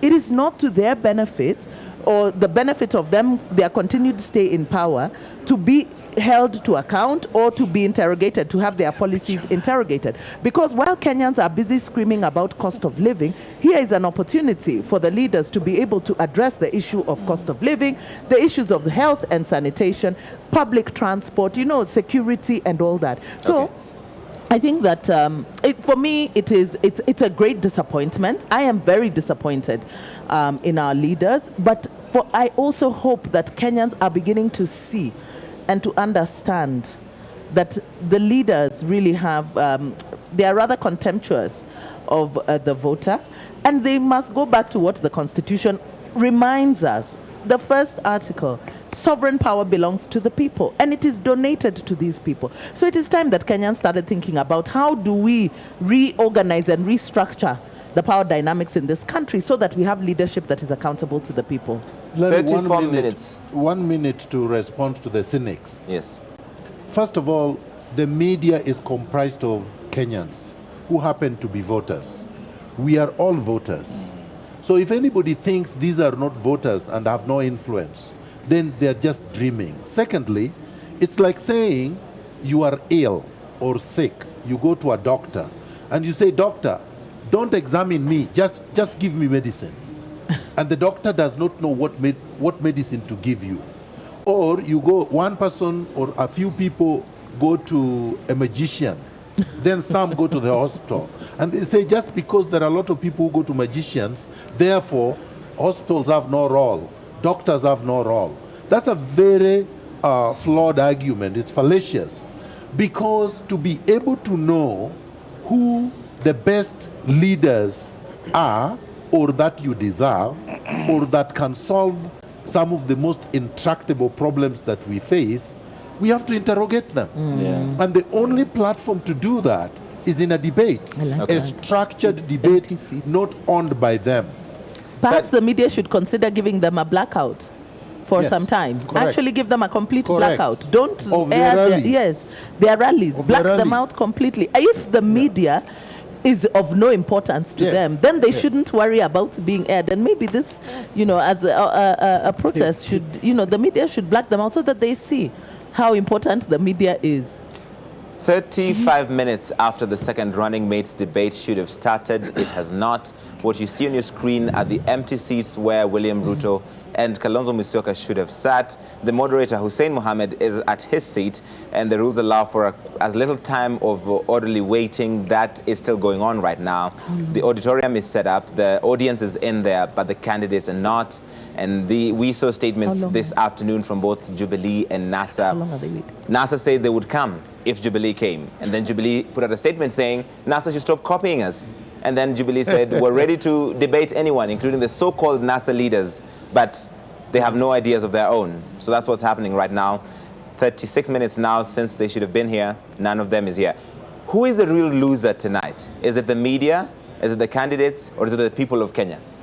It's the people of Kenya. Number one, it is the people of Kenya. Yes. They have lost the opportunity to interrogate their leaders, to hear their leaders' vision and plans. They have lost an opportunity to be able to weigh their leaders for fitness, so that when they vote wisely, they vote intelligently. And maybe that's the purpose for which these leaders did not show up. Because they don't want to be interrogated. They don't want the issues aired. And they don't want to be in the spotlight. So they want to continue governing as if by fiat. And of course, the candidates have also lost out. Let me tell Kalonzo Musyoka and William Ruto, none of them will win the 2022 presidential election. They may think this is for today. This is for 2022. We are going to make sure they don't become even candidates in 2022. So this is a warning to them. They may help Uhuru Kenyatta or Raila Odinga win the 2017 election. But for the two of them, there is absolutely no way that Kenyans will vote for them in 2022. Samir, same question. Who is the loser tonight? Is it the media? Is it the candidates? Or is it the people of Kenya? I think one, in whichever order, the three of them are losers. Kenyans have lost because people have shown a lot of impunity to them. They've refused to give them a chance to watch, listen. And Larry, we are told in Africa, Kenya's literacy rate, I think, is we are number 2 or number 3. So Kenyans are really schooled. They've gone to school. They can understand these things and they can decipher what is being said and what is not being said. Number 2, the candidates. While I don't want to be extreme, like my friend Imeguna here, about 2022, but I can assure you, the way Kenyans are going to look at these people from today henceforth, it's going to be completely different. And they're losers, because at the end of the day, we want to question ourselves. If NASA cannot understand that by Jubilee not coming up, we should take this opportunity to tell the country what we have, then what is the thinking in NASA? Then Kenyans will look at Jubilee and say, if you cannot come and people are bashing you because of unga politics, because of water, and you don't want to come and speak about these things in this kind of debate, then what are you thinking about Kenyans? So at the end of the day, the two have already lost. Now let me come to the media. Larry, this thing looks very expensive. Right. Extremely expensive. And if our political leaders cannot understand that actually this is money you've put in and is going to waste because of impunity, they've refused to come, then this is symptomatic of how they govern this country and how they are going to govern this country. They don't care about wastage of resources. They don't care about wastage of time. They don't care about serious planning. And at the end of the day, these are the people who will still come to us and continue telling us that we vote them on August 8th. So I think all of us have lost. And then lastly on the same, I don't know whether Kenyan politicians understand what is legacy. I don't know. Because if you can miss something like this, like Meguna said, we shall not forget in 2022, we shall not forget in 2027. Okay. Nerima, the Kenyan people, the media, or the candidates, who has lost tonight? I think it's the Kenyan people, because what we have here is time wasted. And unfortunately, time is one thing that you cannot ever pay back. It's impossible. And so I'd like to reflect how even in our own traffic, when our politicians pass, they have the security going with them. They don't face traffic. So it seems like it's disrespectful to the people. It seems like wasting our time is something that is normal for them. And then for you to send another representative for your position, I have never heard of that before. I mean, even in class 8, I've never sent someone to do my KCPE for me, my KCSE for me. If that's possible, then why are we forcing issues and going to school? Why are we having this platform? Because I feel like it's an opportunity for us to have all candidates interested in leading our country on one platform. Where are we ever going to have that again? It's not going to happen. It's not possible. So I feel like it's unfair to the Kenyan people, because we're waiting to hear your voice, to see why we need to follow you. Okay. But you didn't show up. Friends, we've got a new tweet alert from the State House Senior Director, Digital Strategist, Blogger, Senior Director, Digital Innovation and Diaspora Communications. This just in. Engaging Kenyans in their homes, their markets and places of work is very effective, from Chesongos to Kachapin and every village of Kenya. So I guess that's why they're not coming. A guy who never went to school to say things like that. Yeah. So, Larry, if I may come in. Yes, Dr. Alex, I think Alex, yes. don't credit that tweet by answering. No, I think don't answer that tweet. I think the optics of those empty seats in the auditorium is abominable. It is shameful, it is disrespectful to the time and commitment that Kenyans have to a democratic process. Having said that, what we have seen today is a spirited attempt to perpetrate and preserve the culture of euphoria, ethnic mobilization, and hypnotism as a basis for conducting politics in this country. That you do not present yourself with reason and measured discourse to persuade Kenyans to come with you on a platform of ideology and a commitment to drive transformative change. That it is just about going out there, as Miguna said, singing and dancing, twisting your legs and the theatrics. So in that respect, I think Kenyans are losers. This is a very sad night for us today, that our leaders would treat us so shabbily and with no respect to the institutions of this country, to the effort of civil society to create a space for them to speak candidly and honestly to the Kenyan public. Okay. I think this will go down in history, as Meguna said, as one day we shall never forget. Two counter-arguments. One, from Fadhili Kanini. Theresa May didn't take part in the TV debate in the run-up to the 2017 elections. She's now the UK Prime Minister. She was Just whitewashed with a reduced majority. Completely. And she will resign. She's gone. In fact, it's really 72% say she has to leave office within a year's time. Absolutely. Yes. Counter-argument 2. Kenneth Okwaro. There's an important message we must not miss from this debate's fiasco, that the Kenyan mainstream media lost credibility eons ago. Oh, really? Daisy. Well, they did, but today they have regained a little bit. Thank you, Daisy. Thank you very much, the alternate Daisy on the panel. You know, we are all the poorer for it. You know, I think that when leadership begins to treat media with such contempt, you know, you must never really underestimate the power of media. And I know that social media has brought new dynamics, but even those people who are making those tweets are also underestimating the value of media, because they are actually watching. So they are watching as they talk about how media has lost its value. But this is a display of, you know, hubris that we see from the leadership, you know, and I'm surprised that we don't have more Kenyans upset by this display. But I think that let me tell you, apart from all Kenyans being the loser, I think for me the biggest loser in this whole debacle is actually NASA, because NASA had the opportunity, carte blanche, to speak to the nation away from Jubilee. The distraction. Yes, the distraction. Yes. And really sell their policies. Because, you know, Jubilee being an incumbent government, they have the advantage of incumbency, you know? The bully pulpit. Exactly. So, NASA should have come in quickly. In fact, they should have been the ones running here, you know, to be able to articulate their issues without... should have been here at 7 o'clock. Yes, he should have been here waiting for his time, you know? So for me, at the end of the day, this is one big loss to NASA. And I hope that they are misadvisors, because I would expect that they have seasoned hands. I'm told that the advisors are seasoned hands. But clearly, they're in the same league with Jubilee in the sense that these are people who don't understand how to engage with issues. You know, our politics has been about bullying. Completely. It has been about how big crowds, creating perceptions. It's not about the issues out there.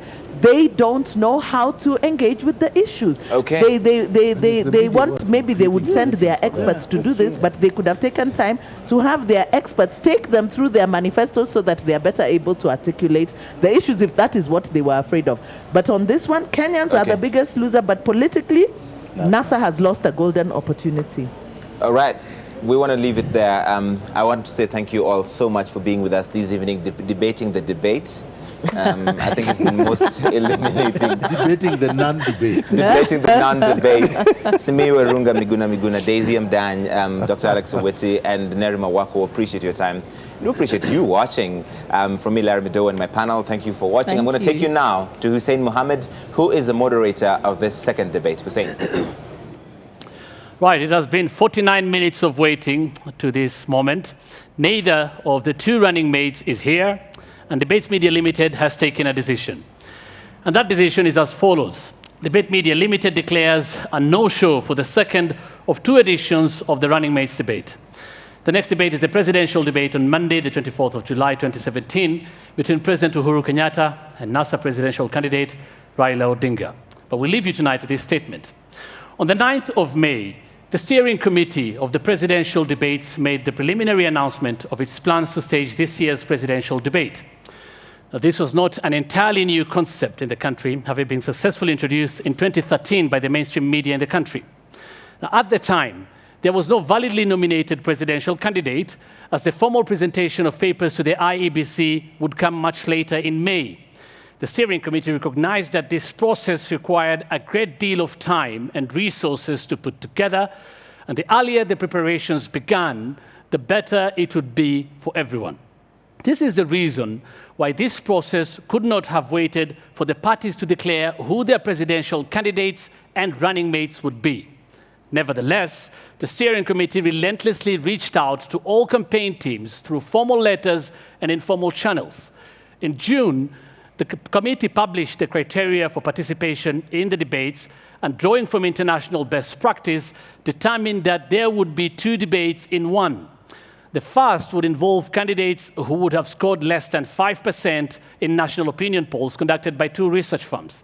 The second part of the debate would only involve the candidates with more than 5% in the same opinion polls.